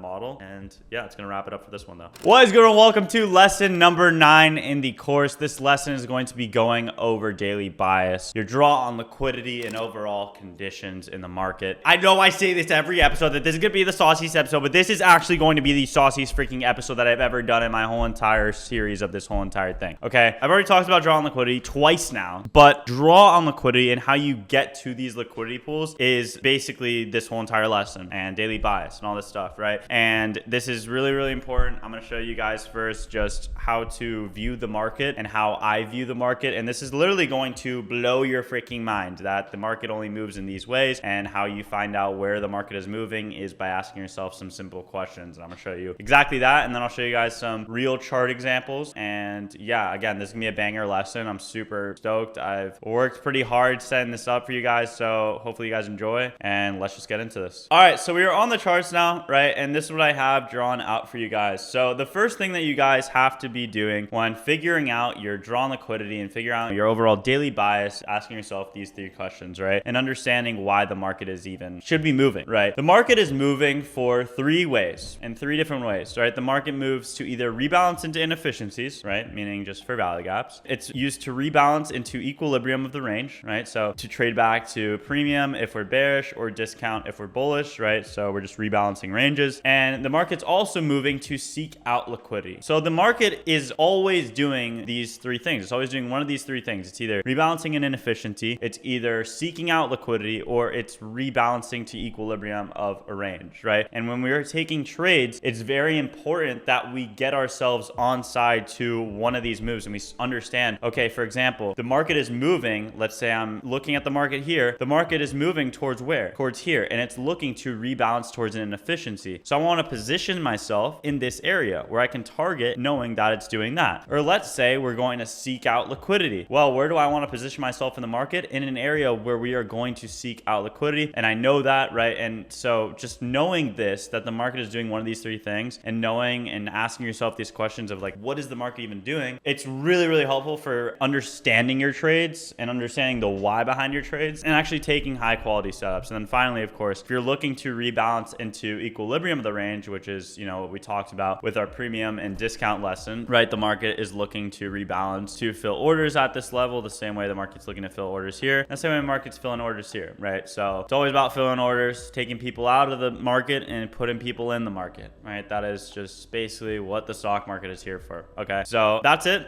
These are the three questions that you got to be asking yourself on why is the market even moving, and then from there we'll look at the two other questions. So there's 5 total questions that you need to be asking yourself, really, or really like 3 in total, I guess. Like, why is the market moving? And then I'm going to show you guys the draw and liquidity questions to actually identify where the market is going. Okay, so let's move on to that right now. But yeah, stay on this, rewatch this segment if you guys were a little bit confused. But you know, I'm going to show you a bunch of examples in a bit so you guys will have a better understanding of this. All right, so the next 2 questions that you have to be asking yourself is overall, how are you going to find your draw and liquidity, right? Like, how am I finding my draw and liquidity? Well, you ask yourself these 2 questions. The first question you ask yourself is, are we delivering from buy side or sell side liquidity? Okay, so when you're looking at the market, where are we moving from? Like, are we moving after we've taken out buy side liquidity, or are we moving after we've taken out sell side liquidity? You can see here in this example, we are delivering from sell side liquidity, right? Let's say this is London session lows, let's say, right? And we swept this out and we started delivering higher. Well, we are delivering from where? Sell side liquidity. Okay, now what fair value gaps are we respecting versus disrespecting? Okay, this is the next question you have to ask yourself. In this scenario here, we are disrespecting bearish fair value gaps and respecting bullish. Okay, so for this example, what are we doing? We're delivering from buy side liquidity, right? We are disrespecting bullish fair value gaps, and we are respecting bearish, right? We are clearly inverting and just trading through and just saying F you to this bullish gap. And then what are we doing to these bearish gaps? We're saying, yes, I like this. And they're, you know, you're respecting that, but they're just disrespecting these bearish gaps, and we're respecting these bullish gaps. And what are we doing? Delivering from sell side. What are we doing here? Delivering from buy side. So again, the general consensus when these things are aligned, when you are delivering from sell side and you are disrespecting bearish and you are respecting bullish, what does that equal? A bullish bias. And it equals that the market, and if you have a reason for the market to go up here, let's say we are seeking liquidity, then this is beautiful. This is your draw on liquidity, and all of those things are aligned. Let's say that you're going to rebalance maybe an inefficiency we have up here. Maybe there's an unfilled gap we have here. Maybe that's your draw on liquidity. Okay, beautiful, right? So that's the question you have to ask yourself. Now, same thing here. If you are delivering from buy side liquidity and you are disrespecting bullish and you are respecting bearish, then that is a bearish bias and you have a bearish draw on liquidity. And your draw on liquidity is most likely lower, right? Again, if these things are aligned and these things are aligned, once you add all that up, then you can get yourself a really high probability draw on liquidity, a really high probability bias. And this is literally the exact questions that I'm asking myself every single day to form my bias. Because after this lesson, I'm going to go into my overall model and the intraday way of trading. But you have to understand this first in order to take lower time frame trades. I'm using this in order to take my lower time frame trades. Without this, you guys will be screwed, right? You need your higher time frame bias in order to have your lower time frame trades. You need this to always be aligning. Okay, so let's say we have a bearish bias on the higher time frame, right? We are super bearish. We are delivering from buy side. We are disrespecting bullish, respecting bearish, and our draw on liquidity is lower. I'm going to be going on the lower time frame with my model and with the entry model that I'm going to show you, and I'm going to be taking trades using that lower time frame entry model. And it's going to be shorts. I'm not going to be taking longs, right? So I'm always trying to trade alongside the daily bias that you get from these questions, and the overall draw on liquidity. You want to be trading towards that and with that trend. So this is how you find your draw on liquidity, and these are the questions you have to be asking yourself as well on why is the market even moving in the first place? Why should we go there? And then this is how are we going to get there? Does that make sense? Cool. Can we move on now to some sick examples? I'm going to go into now some examples and let's get into it. All right, so let's go ahead and take a look at this first example right here. These are all going to be screenshots from when I used to send out daily biases to my Discord, and let's get into it though, okay? And this still applies to this year, of course, right? But I said, good morning, PB team. Bullish bias coming into the morning. We swept out previous day high, or previous day low, sorry, the intermediate low inside of the daily BISI, which is the daily bullish for rally gap, and we're currently displacing higher. If we get the 15-minute and hourly CISD, which is just a change state delivery, which is just, you know, an inversion, some displacement, we can expect London highs in the recent buy side. As internal liquidity pools, we have data highs as an obvious draw coming into AM, and I would want to see that get hit. I will see you all at open. Okay, so how did I come to this conclusion of a bullish bias? Well, looking right here, right, I want to see how do I, let's go to the left here. Why is the market even moving in the first place here, right? Why are we moving? Well, we are moving because we have internal liquidity pools of data highs as the obvious draw coming to AM. So the draw on liquidity is data highs as well as London highs in that recent buy side, right? So we have data highs, you have this buy side liquidity above, and we have that external draw, right? So the reason the market would move here is because we want to be able to seek liquidity, okay? Now, if we go over to the left here, how do I actually find my draw on liquidity? Well, I'm gonna look at, are we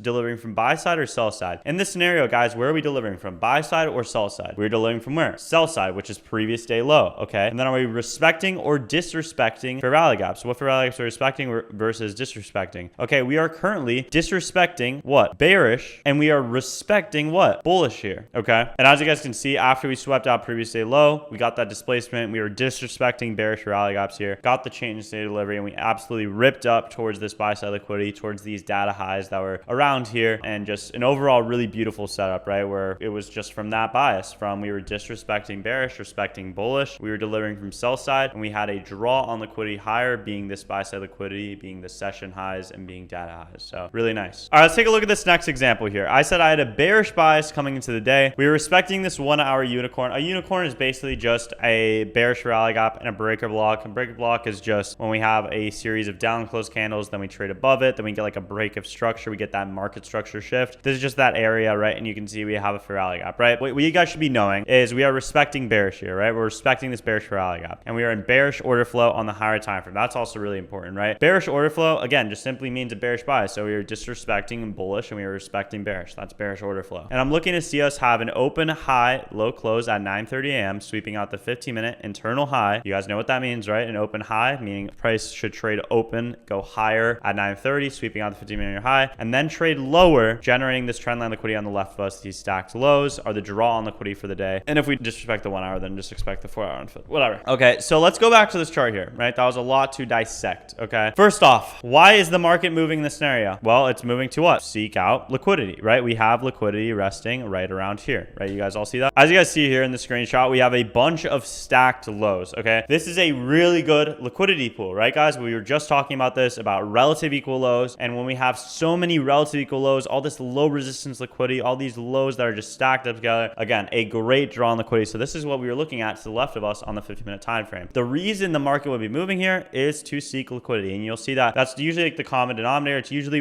the market is usually seeking out liquidity. I'll show some other examples where we rebalance the range and rebalance inefficiencies. But as you can see here, we're seeking out liquidity. Now, looking at this chart here, are we delivering from buy side or sell side? Well, we are clearly delivering from what? Buy side liquidity. This is Asia highs right here, right? We are delivering from Asia highs, and we are disrespecting bullish. You see these bullish for rally gaps here? They just got disrespected. This bullish for rally gap here got disrespected. So we are delivering from buy side, we are disrespecting bullish, and we are respecting bearish. What does this trend mean? And what does this indicate? With the draw on liquidity that we have lower, this is a bearish bias coming into the day. And I'm going to look for shorts down here. Maybe we get a little internal sweep at 9:30. That would be nice, but that's the overall bias for the day. And what do we do exactly at 9:30? We end up opening up, we trade up, we end up manipulating more into this gap, hitting the internal high. Like I said, we get a 9:30 open high. We get a really nice sweep here. We end up leaving out relative equal lows as well, leaving more liquidity, and we absolutely dump towards these stacked lows that we had marked out. So that was the bias for this day. This was a bearish bias, and this was targeting this sell side liquidity based on the framework that I just showed you guys. All right, so looking at this example here, I said, good morning, PB team. We are going to be bullish until proven wrong. We were bullish until proven bearish when at all-time highs, right? So this time we were trading all-time highs, and I'm leaning bearish. Why? Because of Asia session not filling the new week opening gap. So what do we have? An inefficiency lower. Remember, guys, we talked about new week opening gaps, right? And running higher towards the recent buy side. Asia Judas New York reversal, meaning Asia session is going to manipulate and New York is going to reverse. That's what I'm expecting. Right now, we're trading inside of this 30-minute BISI, which is just a bullish for rally gap, right? So this bullish for rally gap, I was saying, if I see this gap get disrespected, I'll be completely bearish towards the new week opening gap. But for now, the rest of the time, I'm going to be bullish until proven wrong, right? So this is the condition, right? Conditions are just if-then statements. And you guys will see this is the reoccurring theme in all of my daily biases that I have sent out. I give myself if-then statements. If this happens, then I will do this. If this gap gets respected and we start respecting bullish and disrespecting bearish to the upside, then I'll be bullish. If we disrespect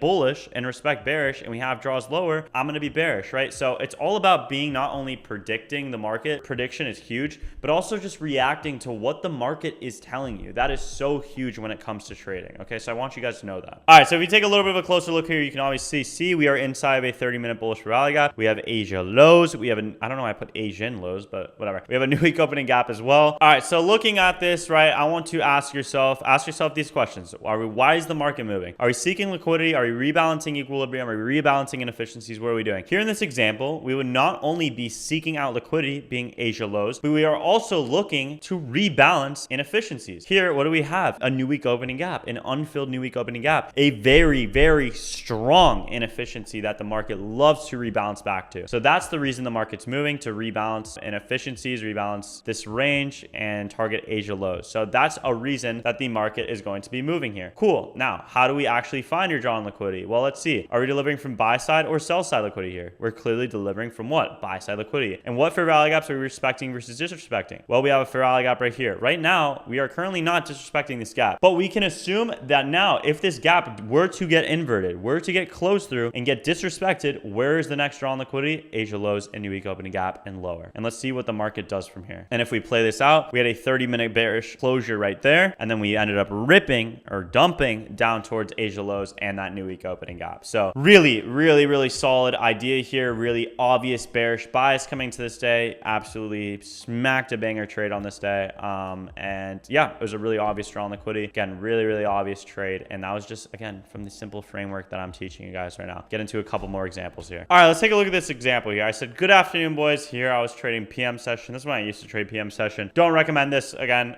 This is just different times. I've obviously refined my trading a lot to the point where I don't trade PM session. I only trade AM session, but this is still a good example, right? Bias still applies here, where I had a bullish bias coming into PM. Why? Because we tapped an hourly order block, swept AM lows. That's just an order block is just an ICT concept that is a PD array, right? And I'm not going to get too into that now. I don't really even use order blocks that much anymore. So I just recommend you guys just pay attention to what you know, which is just we swept out AM lows here. Beautiful. And we tapped into a higher time frame key level down here. Now I'm looking to see us rebalance towards the unfilled 15-minute, 5-minute, and potentially equal highs. So let's go back to the drawing board here, right? Why is the market even moving in this scenario? Well, we are moving because we want to rebalance towards the unfilled 15-minute, 5-minute, and potentially equal highs. So we are moving to not only seek liquidity, being these equal highs that we have above us, but also to rebalance inefficiencies, right? We want to rebalance inefficiency here. We have unfilled 15-minute gaps. We have an unfilled 5-minute Ferrari gap, unfilled Ferrari gap. So this is a great draw on liquidity for the market, right? So that's the reason the market is moving here. And how can we confirm that the market is going to go there? Well, let's see. Are we delivering from buy side or sell side? We are clearly delivering from sell side. And what Ferrari gaps are we respecting versus disrespecting? Well, we are disrespecting bearish gaps and we are respecting bullish from this displacement. Okay. And we can confirm that. And let's see what happens. As you can see here, the market ripped up and we targeted those unfilled Ferrari gaps right there. So really, really solid idea here in PM session. And again, I don't really trade PM session anymore, but this is just a good example. Okay. Let's do it again. Okay, guys, I'm going to ingrain this into your freaking head. Okay. So this example here, what are we doing? Bullish bias coming into the morning, right? We swept out 4-hour liquidity and we are delivering from the 4-hour BISI, which is a bullish Ferrari gap. A BISI is a bullish Ferrari gap and a SIBI is a bearish Ferrari. Okay. Inverting the bearish gap, respecting bullish, disrespecting bearish, meaning what? We're going to go higher. Targets being previously high, potentially equal highs, not expecting good action, blah, blah, blah. It's Monday, blah, blah, blah. Okay. All right. So looking at this, what are we doing? Why is the market moving in this scenario? Well, we have equal highs here and we also have very clear 4-hour buy side liquidity here. We have a 4-hour intermediate high, right? This is a high resting within a Ferrari gap. This is a great draw on liquidity. This is a great target. So the market is moving here to seek out liquidity. Cool. Now let's go here. How do we know that the market is going to get there? What are we doing? Are we delivering from buy side or sell side? We're delivering from sell side. Check on that. And what Ferrari gaps are we respecting or disrespecting? Does it look like this exact photo right here? It literally does, right? We are disrespecting bearish, as you can see, and we are probably going to respect bullish if we come back down here and we can get that confirmation, but we're clearly just disrespecting bearish and we are respecting bullish all all the way down here, right? We're delivering off this gap down here on the 4-hour. Okay, so what are we doing? Respecting bullish gaps, disrespecting bearish gaps, and we have a draw on liquidity higher. And what does the market do? It absolutely rips up and hits this buy side liquidity right there after closing through this gap. So really, really nice, delivering from sell side, delivering from a higher time from gap, and disrespecting bearish. And we obviously rip up and target that buy side liquidity there. And I think we also ripped up on this day towards equal highs. I don't really remember, but yeah. All right, so I'm gonna keep doing these, guys. I'm not gonna stop here. But bullish buys coming into the morning. We have an SMT with previous day low. I'm looking to see us trade in equilibrium with the hourly range up into this 15-minute civvy. From there, that gap is my condition, right? What is a condition? It's an if-then statement. If this happens, then I'll do this. If a gap gets disrespected, then I'll do this. If a gap gets respected, then I'll do this, right? So this gap is my condition, meaning if it gets violated, if it gets traded through and there's displacement through OTE, which is just like past equilibrium of a range. So OTE would be here. Then we get displacement through that. I'll take longs towards London highs. Let's say we respect it and form lower time from confirmation and trade back lower. I'll look to take shorts targeting the recent low. Very simple bias, right? So we're looking at this photo here, right? And how did I really come to this conclusion? That was cool. How did I? Okay, let's just look at this range, right? Why would the market even be moving in the first place here? Well, I said I want to see it move because I want to see it rebalance towards equilibrium in this range. We have this very large range and we want to see price rebalance towards equilibrium. So rebalance equilibrium and also to rebalance inefficiencies here and potentially seek liquidity. We have London highs here stacked up with these highs, relative equal highs, right? So these are great draws on liquidity and all three are in play here, right? Not only are we looking to seek out liquidity, but we're also looking to rebalance to equilibrium and also rebalance this inefficiency. So there's a lot of reasons for price to move up. And what are we doing? Are we delivering from buy side or sell side? Well, we are delivering from sell side here. Why? Because we have a bullish SMT here, meaning ES ended up sweeping out this low. NQ didn't. We're delivering from sell side. Very nice. And we are disrespecting or not really in this case, but kind of. As you can see here, we're disrespecting this bearish gap here, right? Not really respecting bullish yet, but you know, we'll probably get that displacement back up and we can assume that, okay? So that's how I found my draw on liquidity, right? A lot of draws higher, a lot of reason for the market to move up, and we're delivering from sell side here, and we got a reaction from that. That's the main important thing here. And the other thing I wanted to state, what I talked about in the daily bias was what? Was that we had this gap as a condition, right? So if we respected this and we started getting displacement lower, then I'll be bearish. If we disrespected this gap here, and this is the condition, if we disrespect this, then where can we expect price to go? London highs, right? So initially, when I'm coming today, like my initial bias, I'll be bullish until this. And how I'll play it is I'll be like, okay, I'll look to longs for this. Let's say I get longs, boom, I'm done for the day. I took my low-hanging fruit. I took my, trade towards that. That's what I'm super confident and I'm done. Let's say I don't get an entry towards there for some reason, and then I'm going to wait and see how price is reacting off this level. Let's say it completely disrespects this, says F you to this, and just rips through this. Okay, then I'm going to be bullish and look to target London highs, right? So that is like how I'm forming my bias. I'm always forming myself these if-then statements coming into every single day, okay? And that's what you have to be doing as a trader. And as you see, what did we do? We ended up trading up. We ended up disrespecting this gap here. As you can see, we closed above it with this candle, disrespected it. And what do we do? Came back in this range, respected these bullish gaps here, disrespecting bearish, respecting bullish even more, showing more signs of bullish confirmation. And we ended up trading up towards London highs. And we hit that buy side liquidity right? This is all very, very simple. You guys overcomplicate trading a lot, but it's really like bias and draw on liquidity. It is broken down into these simple steps, looking at the chart exactly like this. Okay, it's very simple. Okay, now I'm going to show you guys an example of what it looks like when I have a neutral bias, because there are some days where I'm coming to the market and I don't really know what we're going to do. I'm not hard leaning bullish and I'm not hard leaning bearish, right? So what am I going to do as a trader? Well, I'm going to set myself those conditions, right? Those if then statements. If price does this, then I will do this. Okay, so that's what I'm doing, right? So neutral bias coming into morning, range bound conditions, right? 4 hours still in a sell model, whatever. So I'll be leaning maybe a little bit more bearish, see if 930 can do just higher. Push period, say high, a bunch of yap. The 1 hour gap is the condition, right? So this gap is the condition. If respected, we should see what? Previous day high. We should see this daily gap and we should see price go higher. But if this gets disrespected, then I'll probably expect these relative equal lows. We kind of left relative equal lows here. And this is also like the really important thing that I want you guys to have and to know when it comes to draw on liquidity, when it comes to bias and everything, is just because you have a draw on liquidity doesn't mean that the market has to go there at that time. Okay, that's really important. That's what I want you guys to know. That, we can have a draw on liquidity lower. You see, we have relative equal lows here. Does that mean that the market has to go there? No, right? That can be an idea, but but not until you start seeing clear displacement to that area is when you want to be targeting it, right? You always want to be reacting to whatever the market is telling you. If the market reacts off this hourly gap and holds bullish and starts pushing up, what can you expect? For price to go for that daily fair value gap for previous day high, okay? So that's really important. And what did price do here? Well, we end up trading up, or trading down, sorry, at open, hitting this bullish fair value gap on the hourly time frame, respecting it, getting displacement back up, and we absolutely ripped up towards this daily fair value gap. So what did this gap do here? It got respected, okay? And what did it not do? It didn't get disrespected, right? So we didn't go down. It got respected, and that's the main thing. And sorry, I forgot to go back to the drawing board here, but why was the market moving in this scenario? Well, we were delivering from sell side. We were delivering from previous day low, a key level, right? And why should the market move here? To seek out liquidity, right? We had a daily fair value gap with previous day high. So not only is this an inefficiency, it's an unfilled gap, but it's also a really good draw on liquidity, right? So it's liquidity pool, fair value gap, previous day high. So we're rebalancing inefficiencies as well as seeking out liquidity here. We have a bunch of failure swings as well. You guys see these failure swings on the way up. So again, really good draws here. And then how do you find your draw on liquidity? Are we delivering from buy side or sell side? Well, let's see. Are we delivering from buy side or sell side here? We're delivering from sell side, previous day low, right? And what gaps are we respecting versus disrespecting? We are clearly disrespecting this gap here. If you zoom in really close here, you can see we have a fair value gap right here that disrespected, and then this gap here is getting respected. And that's how we ended up ripping up. All right, guys. Well, that's going to wrap it up for this lesson on daily bias and draw on liquidity. Okay. This was a super saucy lesson. Again, guys, rewatch this if you have to. Go back in the charts. And this is what I want you guys to do coming into every day is to have a journal. Okay. Have a journal and write out your if-then statements. If price does this, then I will do this, right? Not only is trading about having predictions in the market, but it's also about being reactionary, like I was saying. Okay. So reacting to whatever price is telling you. If price is clearly pushing up, like it was showing in these examples,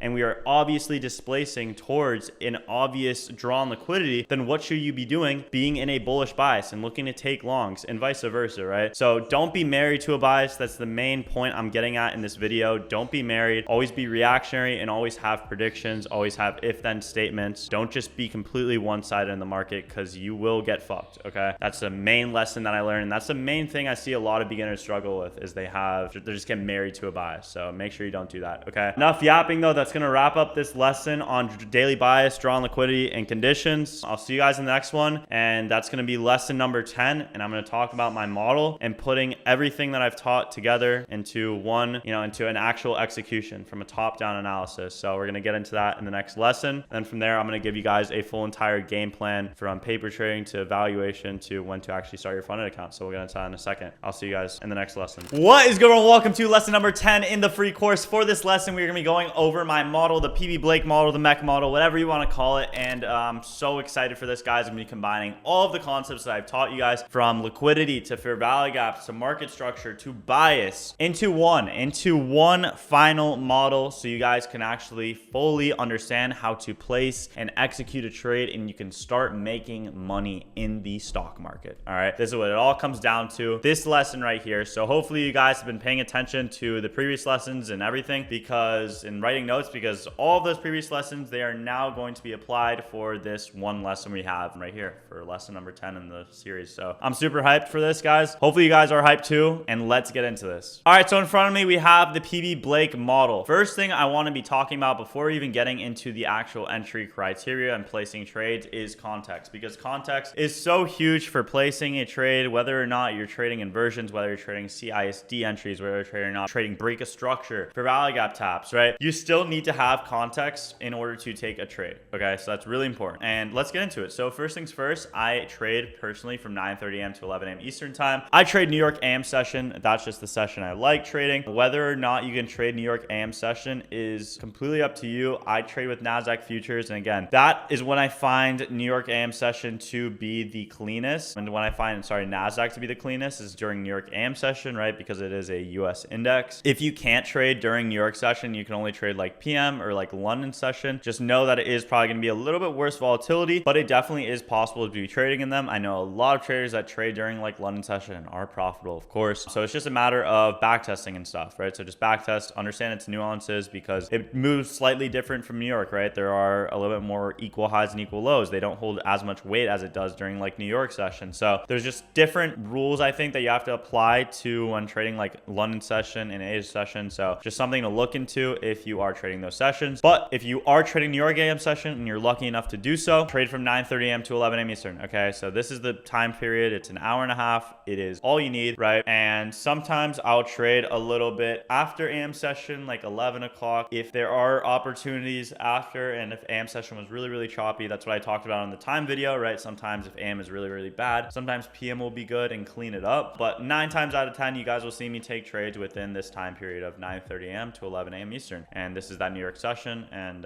again, use this indicator, ICT kills wins and pivots. Next up is number 2, London and Asia session highs. Why do I have this here? Well, you need to have a confident higher time frame draw on liquidity. This is super, super important. And we already talked about this with the draw on liquidity lesson. So I don't have to get too in depth with this, right? But understanding if we are, again, delivering from sell side, disrespecting bearish, respecting bullish, you guys know this already, then what is the bias going to be? Bullish, and we need to have some sort of draw on liquidity for the market to move up. Why is the market moving, right? So go back to that video, ask yourself those questions. And same thing if you're bearish, if you're delivering from buy side and you're disrespecting bullish, respecting bearish, and there's a reason for the market to go lower. Let's say we need to rebalance a range. We need to rebalance into an inefficiency, like a new week opening gap or something, right? So make sure you have a confident higher time from draw on liquidity and you are trading alongside that trend, okay? You do not want to be trading counter trend. You don't want to be shorting when we have, you know, London and Asia highs right there or a new week opening gap right above you and we're heavily displacing towards there. You don't want to be shorting against that. You want to be alongside that trend, right? And then number 3 is having a confident or just a higher time frame key level. Okay, so your key level is going to be fair value gaps and it's going to be liquidity pools. So personally, I use anywhere from a 5-minute fair value gap and above to as my higher time frame key level. And I'll get more into this when I'm discussing the model. But basically, if I'm trading off of a 5-minute fair value gap and that is my minimum, I need price to at first have tapped into at minimum a 15-minute fair value gap and above. So I'll use the 15-minute time frame. I'll use the hourly, the 4-hour, the daily as my fair value gaps, right? So let's say price has tapped into a 1-hour fair value gap, right? Let's say it's happened over here. We start displacing. Ideally, I'd want to be getting in like off this, and I'm going to show you guys my entry model, but I ideally want to be getting in off of here, right? And have this initial reaction off of this hourly fair value gaps. Yeah, but let's say I somehow missed that entry, right? And we start getting displacement up. Then if we end up creating a 5-minute fair value gap from that, and the move has been sponsored from this hourly fair value gap, and we open up a 5-minute gap right here, then it is still okay for me to be taking trades off of this 5-minute gap because we are higher time frame delivering from an hourly fair value gap. Does that make sense, right? So we still have our higher time frame key level, and I still always need to see some sort of higher time frame key level. So a 5-minute is not enough, right? I still need to see more, but let's say again, I missed that initial entry off of this, and then I want to wait for more confirmation in form of like a 5-minute, then boom, right? But I still need to be delivering off of what? A higher time frame key level. So what is your key levels, right? We had a whole entire video on this with the liquidity part 2 and advanced liquidity concepts lesson that I did with you guys. And what I was talking about was mainly like previous day high, previous day low, right? Those are great key levels to have. And the main thing that I want you guys to understand with key levels is that these sessions, like liquidity and like Asia session highs and lows and London session highs and lows, if we are looking for rejection off of any of these areas and any of these liquidity pools, it always has to be within a fair value gap. Okay, so what I mean by that is, let's say this is previous day low, right? Let's say this is previous day low. This is a valid key level to be taking a trade off, right? A key level is just an area where you see price reject. This right here is a valid area to be taking a trade off of, right here, previous day low. Why? Not only because it's previous day low, but because it's also inside of a fair value gap, okay? And then also unmitigated gaps are also great areas to be taking trades off of. If you're,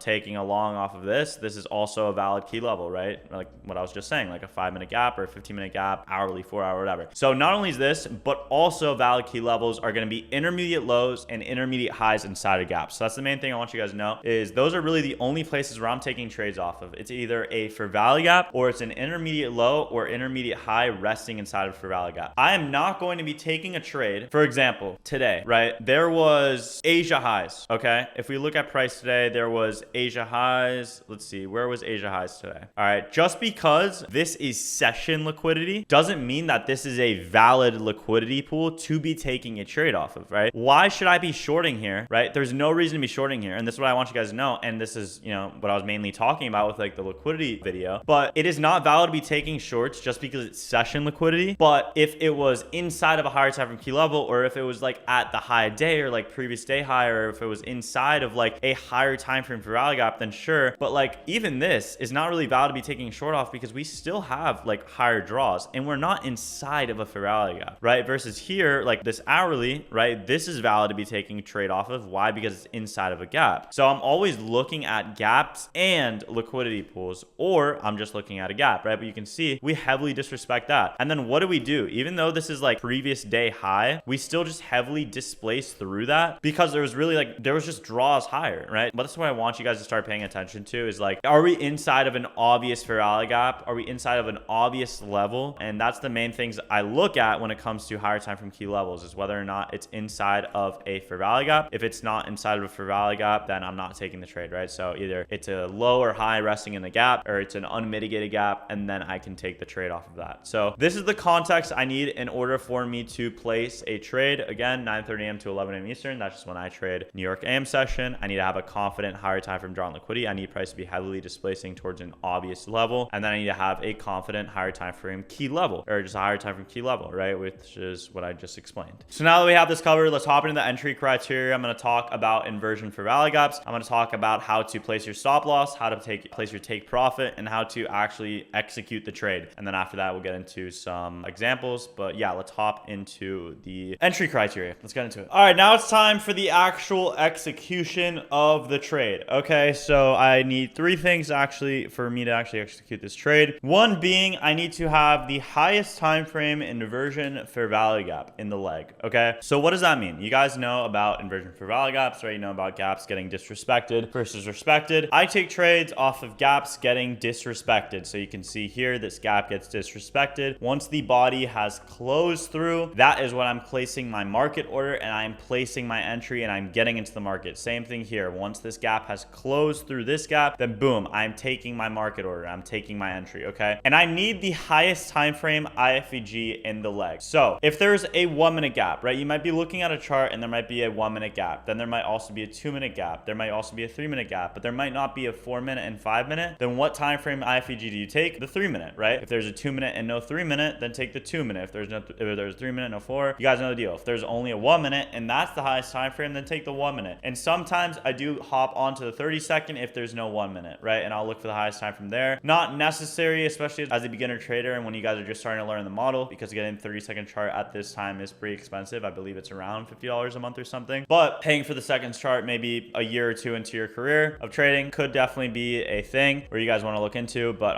yeah, for now, just look and pay attention to the 1 minute to 5 minute time frame for your IFVG. I don't look at like the 6 minute, 7 minute. I also don't look at, you know, the 8 minute, 9 minute, 10 minute, right? I'm really just looking at the 1 minute to 5 minute. Since I am trading on that, right? I use the 1 minute to 5 minute for my executions, and I use the 15 minute, hourly, 4 hour, and all that for my bias. So I'm not going to be taking trades on that time frame, of course, right? And I'm looking at a leg by looking at the swing high to low that hit the key level, right? So my key level, let's say it was previous day high, and let's say we have a swing here we have another thing here, we have a swing high to low. Well, I'm looking at the highest time from this gap. So sometimes there's going to be a 1 minute, sometimes there can be a 2 minute. I can go on the higher time from there's a 2 minute, and then I'll look at the 3 minute, and then there's no fair value gap in this leg. Then I won't take the 1 minute, I'll take the 2 minute, right? So I identify my leg like that, and yeah, just waiting for a close on the highest time frame. As I said here, like higher time frame is always going to hold higher power. So waiting for the higher time frame close is always going to give you like the best possible win rate. Is always going to get you the best win rate. It's not always going to get you the best risk reward, but here we're trading a low RR, high win rate model, which is really good for beginners and really good for anyone to understand. And it's also good and works for me as an advanced ICT trader, right? So yeah, it's always going to give you the best win rate because you know that everything in the leg has been disrespected. So you know that's the true confirmation that order flow has flipped and has confirmed in your direction, right? And that's pretty much it with high time for IFVG. I'll show you like a quick example of what that looks like. So if we look at like the chart today, we can look at this right here, okay? So if we look at this trade, there was a key level being a 30-minute for rally gap, right? This was also what? A 15-minute intermediate low. So that is a beautiful key level, right? Now, with this trade here, right, we're going to look at these time frames, right? And you see that there is a fat 1 minute for rally gap. Okay, we're looking at this trade right now. We're looking to take this trade. And how do I know that this is my leg? Well, this is the swing high, and then this is the swing low, and this is the move that hit this key level here. So this is my leg, and I want to be looking at the gaps within this leg right here. Okay, so I know that, right? So I'm going to be looking at this leg right here, and I see that we have a big 1 minute gap. Well, I'm also going to check on the higher time frames to see if we have any more fair value gaps or if this is the only one. So I'm going to look at the 2 minute. Do we have a 2 minute in this leg? Yes, we do. We have a 2 minute right here. Do we have a 3 minute? Yes, we do. We have a 3 minute. Did we open up a 4 minute? No, there is no 4 minute in this leg. You can see that there's no fair value gap here. So what is the highest time from here? The 3 minutes. So I'm going to wait for the 3 minutes to close. Once the 3 minute closes, then I'll take my entry. So does that kind of make sense? Hopefully it does. We're going to show you, I'm going to show you guys some examples in a second here, but that's basically just the gist of it of how you start trading that. Okay. Next up, target low hanging fruit. Okay. So what I mean by this low hanging fruit is I'm really just looking for targets anywhere around and liquidity pools anywhere around like a 1-to-1 risk reward. Sometimes you'll see me hit 1-to-2s, sometimes 1-to-3s, but I'm usually taking trades around that 1-to-1 risk reward. Now, why is this a case? Well, especially with inversion fair value gaps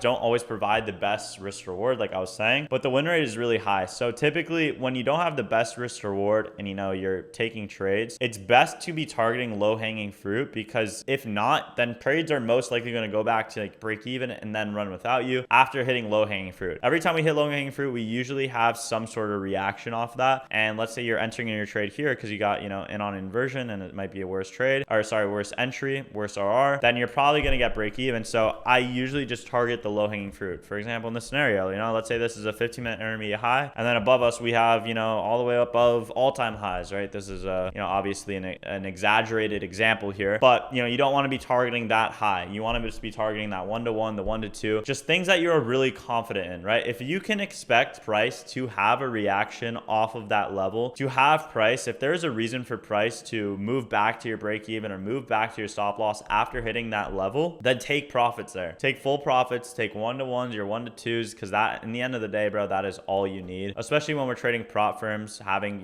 that consistent receivable in play, having, winning days in play. That's why just trading a lower or high win rate system, sorry, vice versa, is really, really crucial for trading prop firms, right? And also, I know a lot of you are gonna be like, oh, but you don't trust in your overall analysis, and that's not the case, right? I could be having a super strong higher time frame, a confident higher time frame bias, right? Let's say, like in this example, right, we have London and Asia highs, my really confident higher time frame bias, and let's say we're all the way down here and I'm taking this trade, right? Cool. I know, right, that the market is probably going to go up here, right? And price will have a magnet towards this area. Price will move up because of this, right? But there's a lot of times where price doesn't just run all of this beautifully in AM session and we have beautiful price action and price moves 500 points, right? That's not always the case. A lot of the times during New York AM session, price action isn't the best. We might have movements like this. We might take this, go like this, might go like this.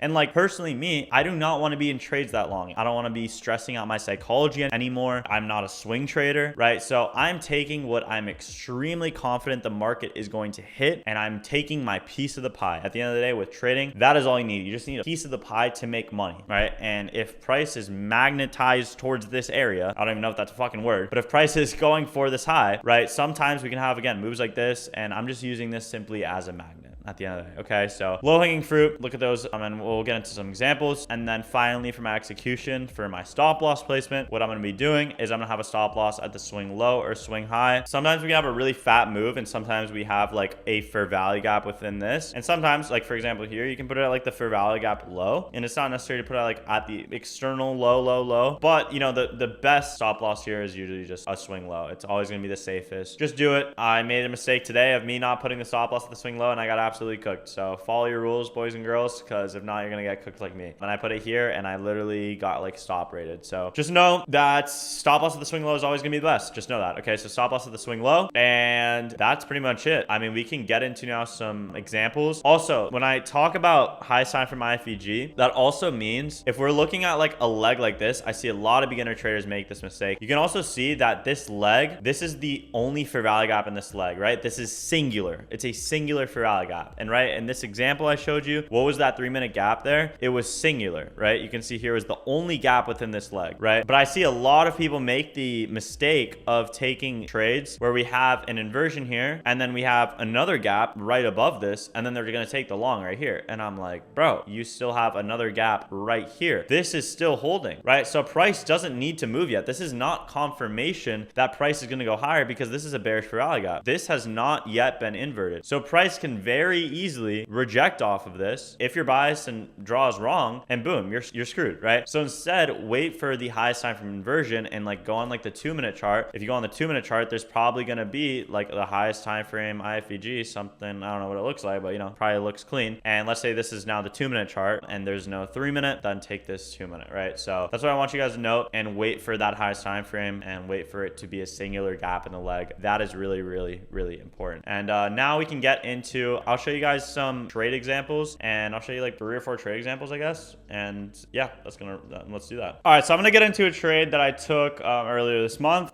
This is an A+ setup. This is an example of Plebe Blake model. All right, let's get into it. So coming into the day, first thing, my entry criteria, I need to be trading within 930 to 11, which I am, right? I'm waiting for 930 open very clearly here, just waiting for that opening price, waiting for that opening bell. Next up, I need to have a confident higher time from drawn liquidity, right? Either lower or higher. So where am I confident that the market is going to go? Well, you can see that we are clearly disrespecting bullish, respecting bearish, right? We are respecting this bearish gap here on the hourly time frame. Let's see here. Let's look on the 15-minute time frame. What are we doing? 15-minute time frame, we're clearly just running through these gaps here and running through this gap as well. You see we had this intermediate low here. Did we take this and then start displacing higher? No, we dumped through it. And what do we see lower? Where's the market trying to go and target? Well, we have sell side liquidity resting right here, right? So expecting bearish, disrespecting bullish, and we have sell side liquidity resting below. We have relative equal lows below, right? Really, really strong draw. So higher time from draw is there. So how I would go about taking a trade is I was first look to see what price is doing right here. And you can clearly see that we have this fair rally gap, right? So you can see we have this hourly fair rally gap, right? Pre-market price is what we trade into it. Okay. So let's just first also mark out our 930 candle. Okay. 930, I'm waiting for open. I'm waiting for open. And what does open do? We end up opening. Okay.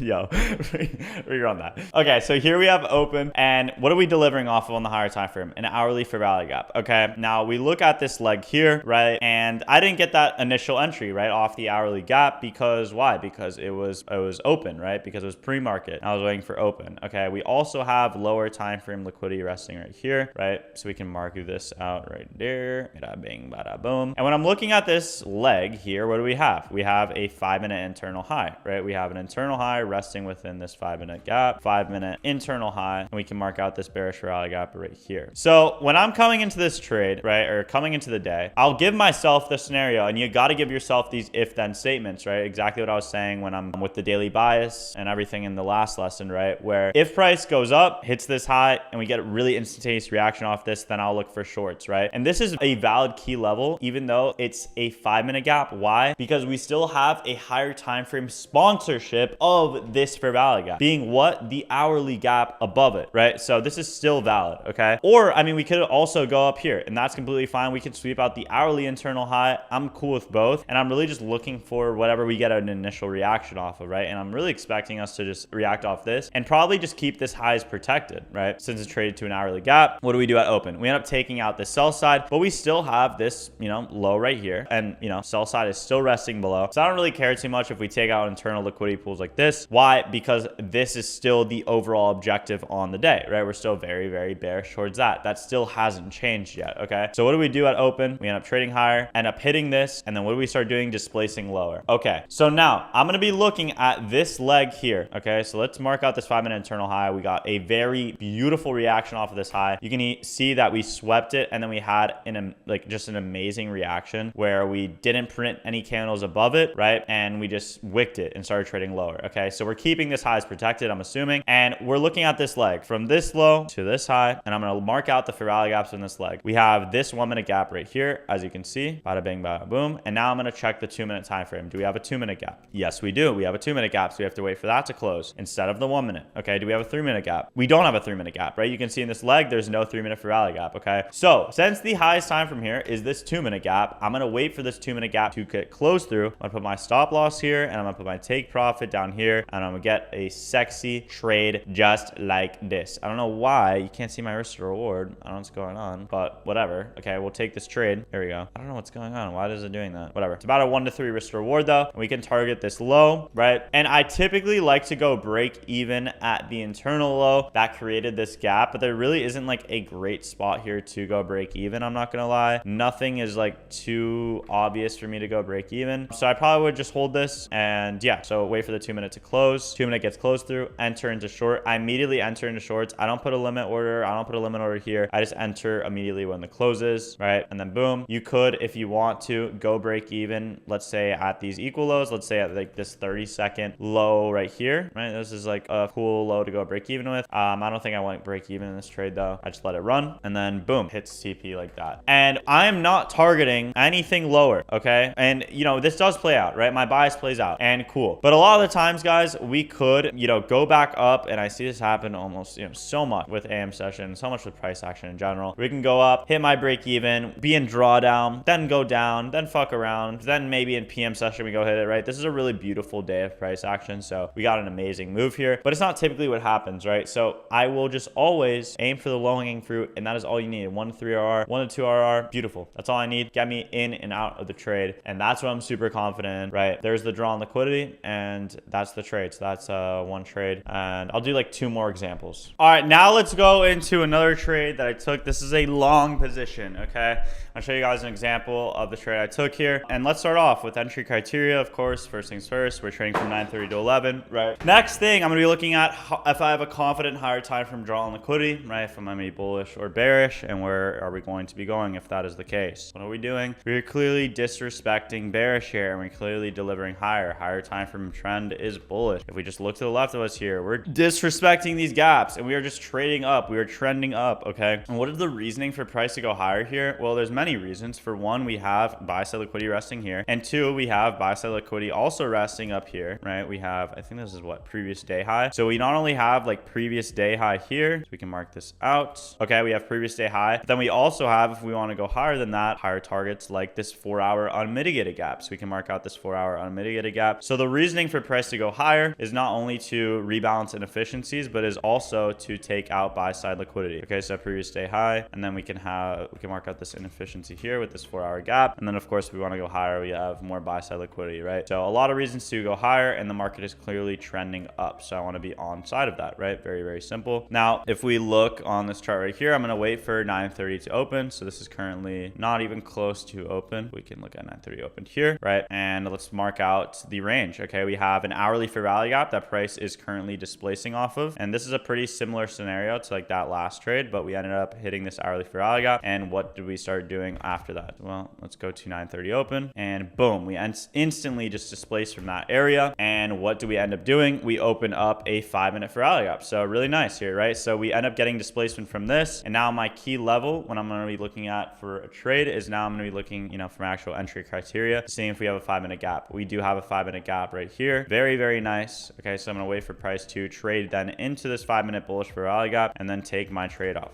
Okay, so I'm going to look for here, bada bing, bada boom, have buy side liquidity resting right here. Okay, and what do? We end up trading, boom, hitting that, and I'm going to be patient, and I'm going to wait for my inversion, right? There was also something else that came up with this trade, and the reason I didn't take it yet, a lot of people would be like, why didn't you take, there was a 30-second here. So this is just when it starts getting slightly more discretionary with trades, right? And you'll slowly start learning, you know, what makes your win rate higher and lower. This is one of the things that I do that like increases my win rate, is I'll just always be looking at ES to see what it's doing. So you can see ES is just pretty uncorrelated at the moment, where it's heavily displacing towards this 9:30 swing low here. And this swing low is just, a 9:30 low is always like a great draw on liquidity to have, right? So you want to be like paying attention to lows and highs in the market, but especially like a 9:30 low, and especially this is what, a low inside of a 5-minute gap. So I'm waiting for 9:30 for that 9:30 low to hit. Once that 9:30 low gets hit, because we're obviously displacing towards there, then I know price can start moving up, right? Because not only we hit that low, but we also have now a bullish SMT in play. We can mark out this 9:30 low, and we have a bullish SMT. And then what do? We swept out the intermediate low resting within this 5-minute gap. So you guys are seeing now how all these concepts that I've been teaching are all coming together to form a high probability trade. And then what do we have? We have a 1-minute fair value gap right here. We also have relative equal highs. So, you know, on the lower time frame, it's even confirming that bias with relative equal highs. We are creating high resistance liquidity here, and we have low resistance liquidity up here. And yeah, again, this is like all the concepts that I'm teaching you guys, so hopefully you guys are understanding this. But yeah, anyways, we ended up getting that displacement, and this is of course the highest time from inversion. Do we have a 2-minute gap? No. Do we have a 3-minute? No. 4-minute, 5-minute? No. Highest time from here is the 1 minute, so I'm gonna wait for the 1 minute. Once I get the close, bada bing, bada boom. Stop loss can go here or at the swing low, and then I can look to just simply target about a 1-to-1 risk reward. And look at that, right? And for this scenario, right, I'm looking to just target this 4-hour gap. Why? Because I know that price could have some sort of reaction to this. I'm not going to look to target this buy set up here. I'm not going to look to target all of this low resistance liquidity up here. I'm not going to have a target up here. Why? Because, you know, first off, my entry isn't the best. I'm not getting entered down here where I can hold up there. You know, I know for a fact that we will hit this, not for a fact, but like I know that this is again like the highest probable chance. I'm not too certain that price is going to rip through this and then go to this, you know, and I know that we could have some sort of reaction to that, and it's more than a 1-to-1, so I'll take my profits at a 1-to-1, right? And that's it. Okay, so that's how I took this trade. That's how I took profits. That's how I TP'd, and very, very simple. That is it. And then what do? We actually do end up going back to break even and stop loss. So I would have gotten cooked on that, right? Which is why you can use price as a magnet. You can use these draws on liquidity and your overall bias as a magnet, because then what does price do later on? Exactly what I was explaining, right? We can go all the way back down, end up stopping you out, end up going lower, going higher, and I don't really care, because at the end of the day, I'm just getting my piece of the pie. That's what you have to understand as a trader. Going back to this, what do we end up doing, right? We hit this buy side and then we go lower, right? And price ends up fucking around for a little bit. AM session doesn't really do much. Then PM session starts ripping, right? And then overnight session starts ripping. So as I was saying, price ends up, you know, going back lower, taking out this low, and then it's like 1 p.m. and then it's 2 p.m. and 3 p.m. And then price does end up eventually, you know, going higher the next day and the day after that, right? And we do end up trading higher. My bias was overall right. And you can see that we keep trading up towards these highs and taking out these draws on liquidity. My bias was right, but price action can also just be wicky and shit, right? Like this is not what I want to be in. I obviously don't want to take a trade and be in it for this long, for days. That's what my theory is for taking trades for 1-to-1s and stuff like that, and taking that low hanging fruit, because it's really going to be the best for your psychology, and it's just going to give you the highest probability win rate, and it's just going to give you the highest win rate, really. And yeah, let's get into one more trade and then we'll wrap this video up. All right, now let's take a look at this final example here from this trade I took. You can clearly see that we are heavily displacing lower, right? And we are clearly, very clearly disrespecting bullish. Yeah, disrespecting bullish and respecting bearish, right? You can see here on the hourly time frame, we have this sweep of this hourly buy side liquidity. So 15-minute intermediate high. Nope, this is a 1-hour intermediate high, right? 1-hour intermediate high. And we are clearly delivering from this, right? Respecting bearish, respecting this gap right here. And we start trending lower, right? You can see if we go on the 15-minute time frame, we have 9:30 open, and it just absolutely dumps lower. Now, when I'm looking to trade here is I'm looking to take shorts towards what? The obvious draws. So what do we have lower on the 15-minute time frame, on the hourly, right? What am I looking at here? Well, we have this very obvious 15-minute for rally gap, and this is like my low hanging fruit. Like I'm looking at the closest possible area for price to potentially bounce off of when I'm looking to take my trade, right? Because obviously here there's no opportunity for shorts, right? I would need to see at this point price to trade back into like a 5-minute or 15-minute gap, get my inversion, and then take my trade, right? That's what I'm looking for to take my trade. And we see we have a 15-minute gap right here, and then we also have some sell side liquidity resting right around here, right? So what do I want to see price do? Again, rebalance this range, trade into a 15-minute or 5-minute rally gap. What do we have right here? We have a 15-minute bearish rally gap. So we can mark that out with a 15-minute gap right there. Okay, so price ends up trading up, hits that, and we start getting displacement back lower. I'm now going to look at this range from this low to this high, and I'm gonna look for the highest time from inversion, right? I'm bearish, so I want shorts. Okay, so I'm gonna look at the 1 minute. Is there a 1 minute? Yes, it's over here. It's not the cleanest though. There's two 2-minutes, right? As you can see, there's a 2-minute up here, and then there's also a 2-minute here. I want there to be a leg where it's a singular gap. And then we have a 3-minute. So the 3-minute, it's really small, but it is there. And this is the highest time for inversion of this leg. Is there a 4-minute? So the 3-minute is the highest time from here. It is really small, but again, for rally gap size, doesn't matter. But yeah, and then you can put your stop loss at like the swing high. You can put your TP at a 1-to-1, okay? And just look at the target like this. You can do like this and take the trade like this. And targets are mainly gonna be the 15-minute gap. I'll probably expect a little bit of reaction off that. And you wait. And you can go break even once price hits the internal low. So you can go break even here, or if you have good risk to reward, you can also just take your profits here. But I always need at minimum a 1-to-1, and then price goes down and bam, hits that 1-to-1, hits that take profit, hits that 15-minute gap, and I actually would have gone break even if I didn't take profit the 1-to-1, which is why I always say take profit your 1-to-1 and full close, and that's it. And that's pretty much my model. There's nothing more to it. And yeah, guys, that's gonna wrap up this lesson number 10 on my model, on the PB Blake model. And we put all the freaking concepts together. I'm really happy with how this is turning out. I'm gonna do one final section. Next up, you guys will see, I'm gonna give you guys a whole entire plan on how to actually start making money with evaluations, with prop firm trading, and just a whole entire game plan for your next couple of months trading. And then we'll end the free course with that. What is going on? Welcome to the final lesson in this course. For this lesson, I'm going to give you guys the full entire trading plan that I would use if I was a complete beginner in the stock market. Okay, I'm going to talk about paper trading, how long you should be doing that for. I'm going to talk about, your risk management, how many trades you should be taking a day, your morning routine, what should that even look like, when I should move to an evaluation, when should I move to a funded account, when should I be scaling all my accounts. I'm going to be answering all of those questions in this final lesson. And this is sad, man. This is coming to an end, but I'm really hyped for this, guys. So without further ado, let's get into it. All right, so I'm going to talk about the full entire trading plan that you guys will need to follow as a complete beginner trader, right? Let's say you just watched this whole entire course, you wrote down all the notes, you did all the homework that I gave you every single day, and you understand the concepts, you understand the model, but you want to start applying it so you can understand it even more. Because at the end of the day, guys, like, you need to be putting in the work, right? Just watching this video on your own won't make you a profitable trader, right? It's the same way where if I were to go surfing, for example, and let's say I watch a video on surfing and I'm a complete beginner surfer. You guys think if I go out into the water and I try surfing just by watching one YouTube video that I'm gonna be a freaking pro surfer? No, right? I have to actually go out there, put in the hours, put in the work every single day. So it's the same thing with trading, right? You can't just watch a video and that's it. This is the guidelines, and I'm gonna tell you everything that I know and everything that you would need to know to become a profitable trader. Now it's time for you to actually just put in the freaking work and do it, okay? So follow this trading plan, and this is exactly what I would do. I've been trading for 4 years now. I've made so many mistakes in the beginning. I've lost a lot of money. So I'm gonna tell you how to avoid all of those mistakes that I've made, and I've also taught a lot of people that have made such similar mistakes to me. So again, this is all gonna be just filtered sauce right here, okay? So first things first, paper trade on TradingView until you can quote unquote pass an account, pass an evaluation, okay? Why are we paper trading, Blake? I wanna start making real money in the markets. Well, Timmy, I'll tell you, okay? I personally went through this problem where I lost so much freaking money at the start, thousands and thousands and thousands of dollars, without even knowing my own strategy, without even really understanding it, without even practicing it in the live markets. You guys need to paper trade at the start. If not, I'm telling you, you will be cooked. That's it. It's as simple as that. You will be cooked. You will lose thousands of dollars. I don't care if you just watch this and you think you understand it all. Trading in the live markets is such a different game, okay? So you need to be paper trading, I would say, for minimum 3 months. And I give yourself this rule until you can pass an account. So what does that mean, right? With prop firms, we can have a 50K evaluation, right? This is an example of 50K evaluation where you have a $2,000 max loss and a $3,000 target. If you guys don't know what prop firms are, essentially there are these companies that give you leverage to trade with. So for example, they give you a $50,000 account, quote unquote $50,000, and you can lose $2,000 on the account, but you have to make $3,000 on the account. So sorry, you can't lose $2,000 in the account and you have to make $3,000. And that's your evaluation. It's like a challenge phase, right? Once you pass that challenge phase, then you move on to your live account, which still isn't live. This is all really like simulated funds, but the money you now are making, you can pay yourself out after you pass this initial challenge phase. And there's a bunch of different rules that you have to follow, like consistency rules,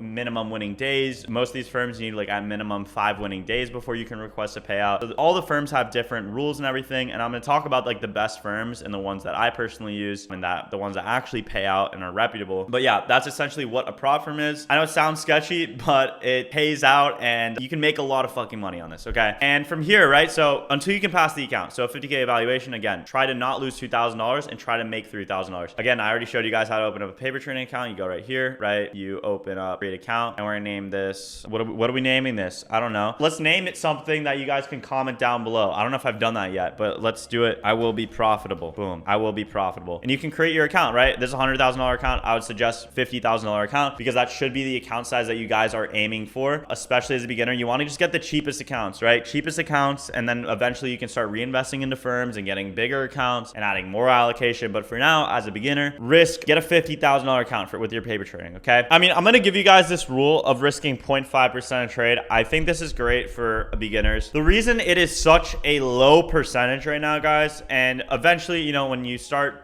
becoming more advanced as a trader and you start making more money, of course, you can start risking more, like 0.75%, 1%. I do recommend that. But as a beginner, the main problem I see so many beginner traders face, and the problem that I faced myself, was I would just risk too much, okay? And this would always be messing with your psychology, because then you're thinking to yourself, oh my God, like let's say you're risking 1% on a 100K account and you can lose $3,000 max loss, right? And you're risking $1,000 a trade. After your first loss, you're like, oh my God, I can only take 2 more trades until I blow the account. And then the next trade you're taking, it's like, oh my God, I hope this isn't a loss. And what's always in the back of your mind is like, I don't want this trade to be a loss, because then my account's gonna get blown, right? So I don't want you guys to be thinking like that. With $250 with 0.5% a trade, you'd have to lose 8 trades in a row for you to blow your account, which is highly unlikely that's gonna happen. If it does happen, then it's just back to the drawing board and back to the learning about the concepts. But yeah, just so you guys can have like a really good psychology, you can eventually start maybe risking slightly more, maybe to the point where you have like 5 trades as a buffer. I think that would be great, like 5 trades as a buffer. And it's just really about your psychology, guys. At the end of the day, that's it. Like if you are okay with having, let's say 5 trades as a buffer, then have that. This is giving you 8 trades as a buffer. So you're having 8 trades before you blow the account. I think that's great for your psychology and headspace. I personally, like me as a trader now, I have 6 trades before I blow my account usually, right? So that is a lot and doesn't happen often, right? So I'm able to trade with like a super, super clear mind, right? So really great, okay? 1 trade a day also, okay? I do not want you guys taking more than 1 trade a day. If you take a loss, be done for the day. If you take a win, be done for the day. You can keep looking at the charts, right? Let's say you take a loss and you're like, oh my God, there's another side of presenting yourself. Keep looking at the charts, maybe forward test it, but take 1 trade a day. Stick to that, okay? Not only is this going to be good for your psychology, but it's just overall like going to be good for risk management in general, okay? If you take a win, right? Let's think about this logically. The market moves how, right? I told you guys, accumulation, manipulation, and distribution. That's how the market moves. So after the market has distributed, and let's say you take a win on this distribution, what is the market going to do? After distribution, it accumulates, right? So you do not want to be trading after this, when the market is accumulating and after the draw on liquidity has been taken, right? And your trade of the day has been done. And then the same thing, if you've lost a trade, there's really nothing good that comes after trading after you've lost a trade. You lose a trade, okay, you can try to trade again. Let's say you lose again, your psychology is going to be in the shitter. You're going to be down a lot of fucking money. You're going to want to keep trading so you can go back to just break even, and you're always going to give yourself these excuses in your head on why you need to keep trading, and it's just never going to be good. I'm serious. Nothing really comes good after taking 1 trade after a loss, okay? And then you're back to break even, or maybe you're even a little bit green on the account now, but like, no, just wait. There will always be another trading day. This is what I want to emphasize to you guys. There will always be another day, right? If you miss a setup one day, who cares? If you take a loss, who cares? At the end of the day, you guys are beginners. You're putting in the work. You're doing this shit every single day so you can learn from your mistakes, okay? Learning from your mistakes is how you become a better trader. Taking losses is how you become a better trader, because then you journal it and then you move on, okay? So with all this being said, I'm going to give you guys like not only this full trading plan, I mean, this is like the first thing I want you guys to be doing, but after you do this, right, let's go to step 2. So let's say you pass the account and you've been paper trading for 3 months. I then want you guys to buy your first evaluation, okay? You buy your first evaluation account. It should be a 50K account, okay? So a 50K account, and you could buy an account with 3 different prop firms, I would say, okay? So there's Alpha Futures, which is what I trade with. I also use Tradeify, and then I also use Apex Trader Funding. As a complete beginner, now there's pros and cons of every single one, right? Alpha Futures and Tradeify are both really beginner friendly. They have,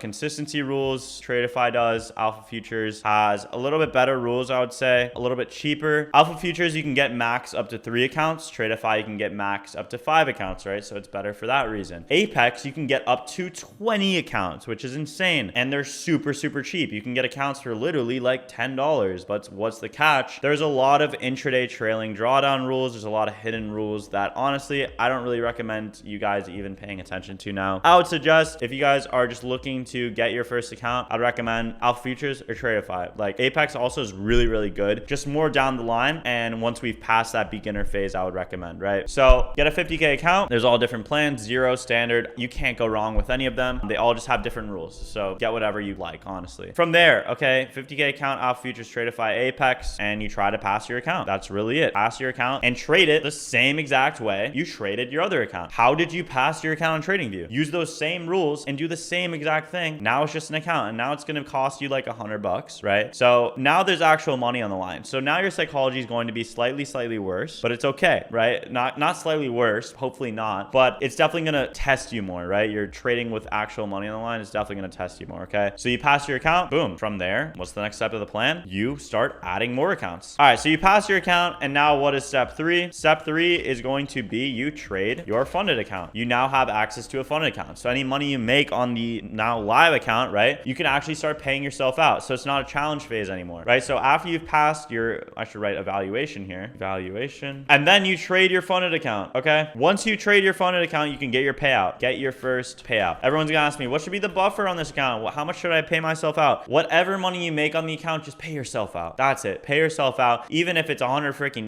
bro, pay yourself out. Even if it covers the evaluation fee, so you're break even on the account, pay yourself out. It's just gonna be a good feeling to get that first payout, to see that money hit the bank. It's a really great feeling just to get that first payout. Again, like you're gonna see that trading is real and all that hard work you've been putting in is going to pay off. So any money, again, get your payout, pay yourself out. After that, after you get your first payout, what should you do? Reinvest back into prop firms. So now let's say you have one account with Alpha Futures, start adding more, get another account, get 2 accounts, get 3 accounts. Let's say you want to start, you've maxed out allocation with Alpha Futures. Let's say you already have 3 accounts with them. Boom, start adding accounts with Tradify and keep adding. This doesn't mean immediately, guys, though, after getting one payout, you buy 10 accounts with Tradify and Alpha Futures and Apex. No, you add 1 account, okay? So reinvest back in prop firms, then you have 2 accounts, right? Get another payout, then you have 3 accounts. Get another payout, then you add 4 accounts, okay? Slowly start adding your allocation. Do not, again, please do not just go into this deep rabbit hole of finding out all these other prop firms and adding allocation from all of them, because you will blow a shit ton of money. I'm telling you. Focus on really like maxing your allocation with one firm like Alpha Futures, or maxing out your allocation with Tradify or Apex, whatever, and just focusing on really one prop firm at the start and dialing that in, bro, because you can easily start making 5 figures a month very freaking easily with these prop firms. It's very easy to be making 5 figures a month with these prop firms if you're max allocated. Even if you have 3 accounts with Alpha Futures, easily you can be making 5 figures a month, right? So definitely start reinvesting back into firms. Don't just get your first payout and spend it all on fucking Chrome Hearts, okay? Please don't do that. I made that mistake and that was retarded. Now, this is the full entire trading plan. I also want to talk a little bit about what you guys should be doing in your everyday life, okay? What should be your routine? What is the profitable trader's routine? So profitable trader routine. What should you be doing every single day as an unprofitable trader to turn profitable, okay? Step number 1 is your morning, right? You wake up, you do what you need to do. Morning routine, bada bing, bada boom. You wake up at 8 a.m. I would say this is my morning routine that I'll give it to you guys. I wake up at 8 a.m. I go outside, I journal, just journal what I need to be doing in my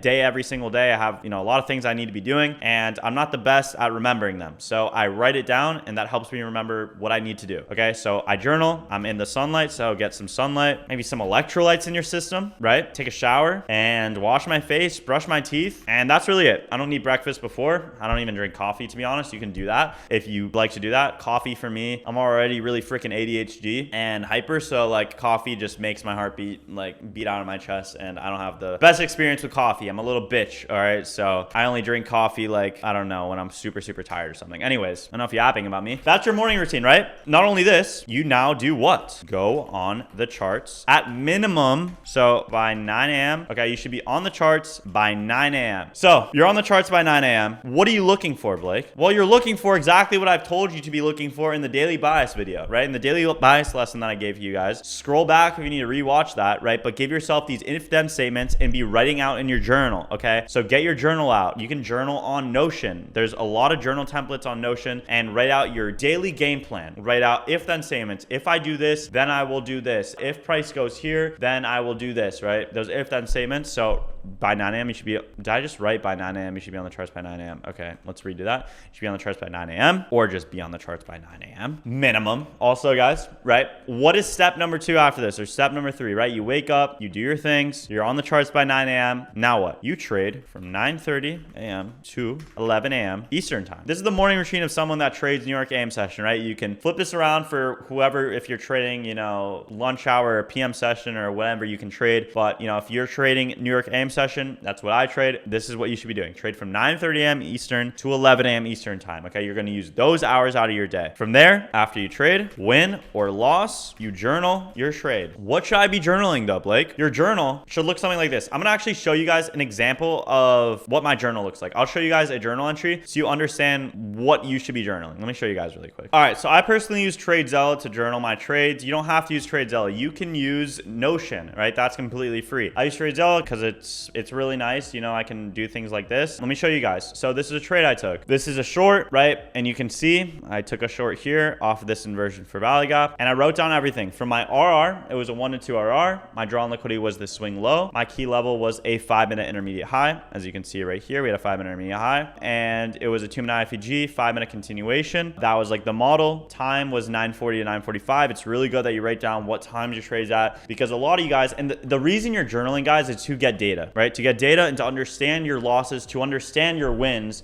What makes up a winning trade? What makes up a losing trade? I'm always getting the question of like, Blake, how do you know when to not trade when we're in accumulation? Or how do you know when to not trade during chop? Or what does chop even look like? Look at your journal, right? You should be journaling so much to the point where you have so much data on this, right? And this is how you build discretion in your trading. And then from discretion, what can you start doing? You can start analyzing the charts and you can start seeing setups and you're like, holy shit, this is really, really A+. I know this is super A+.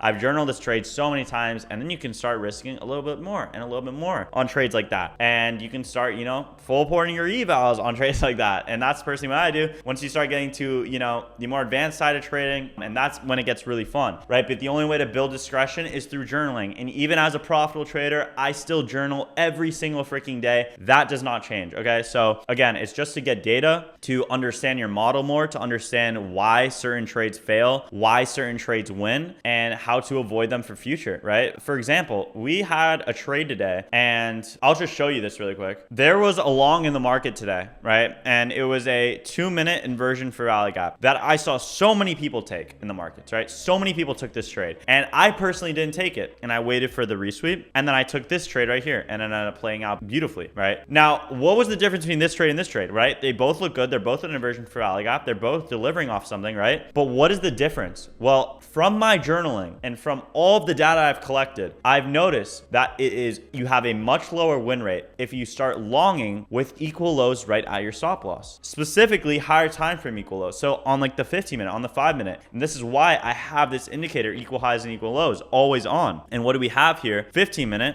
equal lows, right? And what is right at your stop loss? 15-minute equal lows. So I will never long when we have 15-minute equal lows right below us. So what did I do? I faded this trade. I waited for those equal lows to get swept, and then I took this long right after, right? And it played out much nicer, and we got, you know, a much better move initially, and then the market started being choppy and shit. It wasn't the best day of price action, but this trade did end up playing out, right? Now, what I'm trying to get at here is how important journaling is, okay? Journaling will show you your wins, it will show your losses, and you'll start to understand your model more. Maybe you have a lot of losses at around 10:45. Don't trade 10:45. Maybe you have a lot of losses when you trade that 9:30 open. Maybe wait 15 minutes after, right? So it's just to simply gain, you know, data collection and how to increase your win rate. The only way to increase your win rate is by doing more journaling, okay? So I write down the open, high, low, close, whether or not it was a 9:30. This was a 9:30 open, high, low, close. You can see 9:30 opened. We traded above opening price. Then we started trading lower, and I would give this an A rating. All the confluences for this trade: delivery off an hourly gap, lower time frame, 5-minute intermediate sweep, immediate delivery for the 2-minute, really good displacement, right? Obvious market maker sell model on the higher time frame towards previous day low, right? Obvious higher time frame sell model. What else? Relative equal lows at previous day low, extremely clear. Although this trade was still A, the reason I targeted the high resistant low, which was technically like a low, and we can go back to this, was like a low that swept out another low. The reason I still targeted this was because we were in a higher time frame sell model. So these lows are still going to get hit, blah, blah, blah, and just a bunch of stuff, right? I just gave myself a bunch of notes.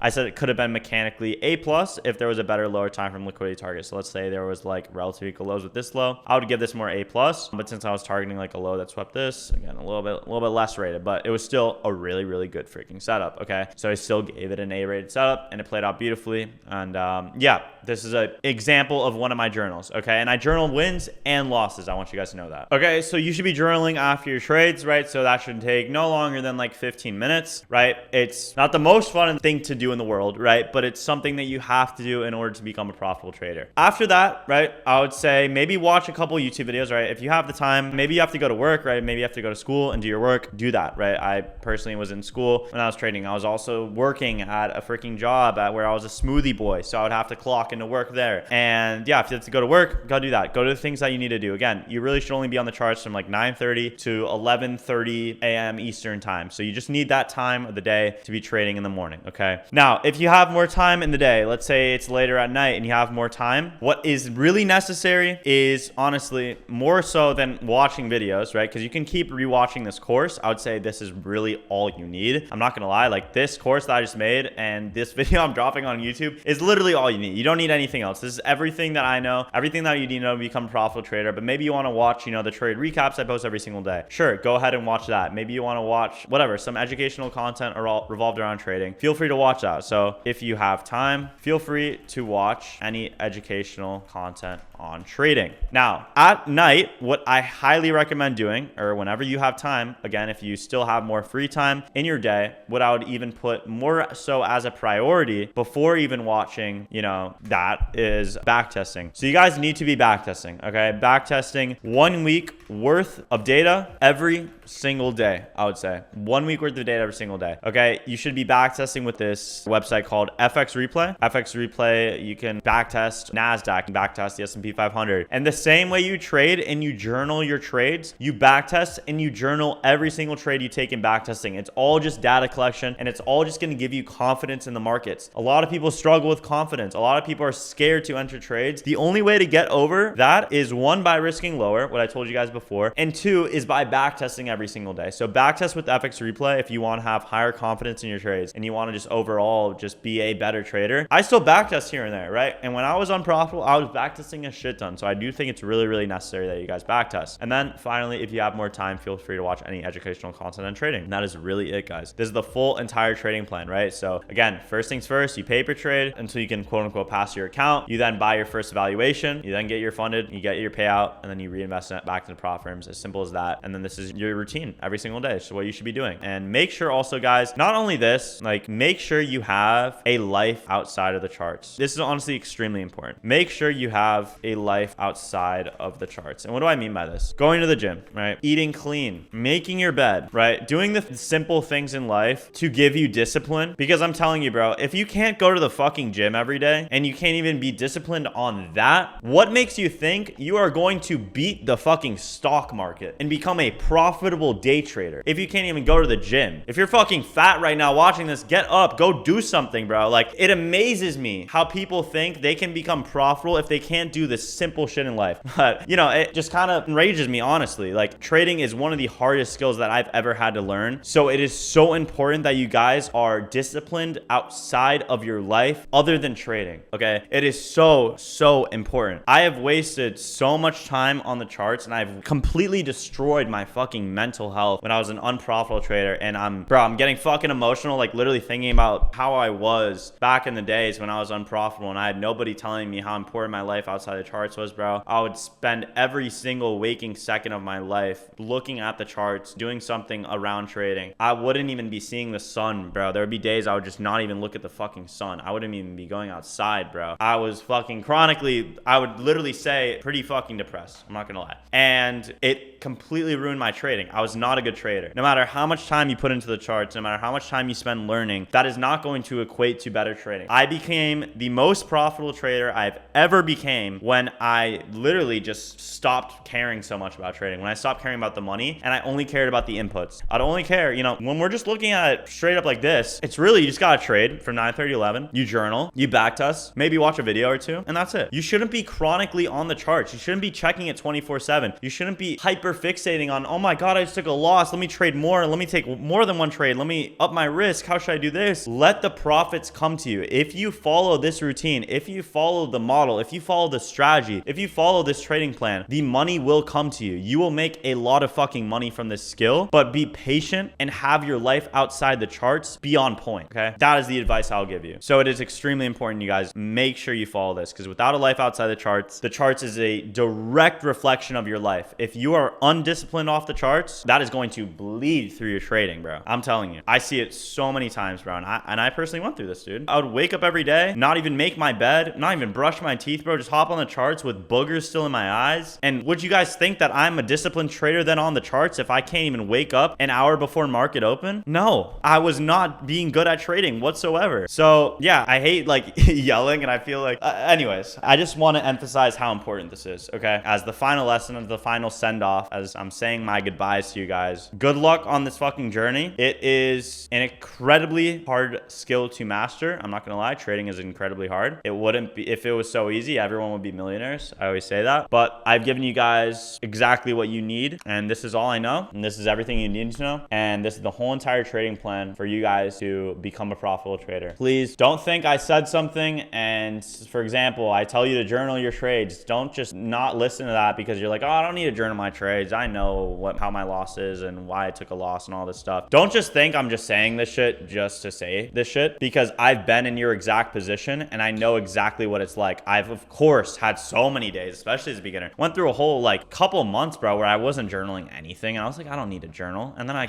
my win rate was dog shit. I was losing almost every single trade I was taking. And I was like, okay, maybe I should start journaling. And then my win rate improved, right? I was having a lot of times where I wasn't back testing. I had no confidence in the market. Then I started back testing. Then my confidence improved, right? So all these things that I'm telling you, every single thing I've told you in this video, every single thing I've told you in this course is because I've been in your exact shoes and I know what it's like, okay? So that's what I want you guys to understand. And that's pretty much it. So yeah, guys, that's gonna wrap up this course. I hope you guys take what I told you and actually apply it and actually put in the work. And I'm so excited to see where some of you guys will be in a couple months from here. If you guys are a complete beginner, let me know in the comments. Come back to this video and update me on your journeys. I would love to see that. I'll be checking the comments soon, and every couple of weeks I'll come back and check the comments and see where you guys are at. I would love for that to be like a place where you're like journaling and like writing how you are doing in your trading and stuff. That would be cool to see. But yeah, again, hopefully you guys of course learn something and apply what I've told you. And the one thing I'll tell you guys with trading is to be patient. You will not see money with this within a week. You will not see money with this within 2 weeks, not 3 weeks, probably not even a month, probably not even 3 months, probably not even 6 months. Sometimes it takes even a year. For me, it took a year and a half. Right? Trading is, again, a very, very hard skill. And the longer you focus on how you need to make money super quickly, the longer it will take for you to actually start making that money. So what I'll tell you is to have patience and to just focus on the inputs that you need to be having every single day in that trading plan I gave you. Okay? Just follow that. And again, focus on the inputs, and those outputs will come to you. And that's really it. And if you guys want an even more personalized path to profitability, then feel free to click the link down below and apply for our mentorship, where you guys get daily live calls with me, Pat, and our student success coach, Ronan. We've helped people like Tim get his first 5-figure month just 4 months after joining the mentorship, and people like Angela earning $14K in just 1 month. And once again, guys, thank you so much for watching. And if you're interested in the mentorship, click the link in the description down below to get started, and I'll see you guys in the next video.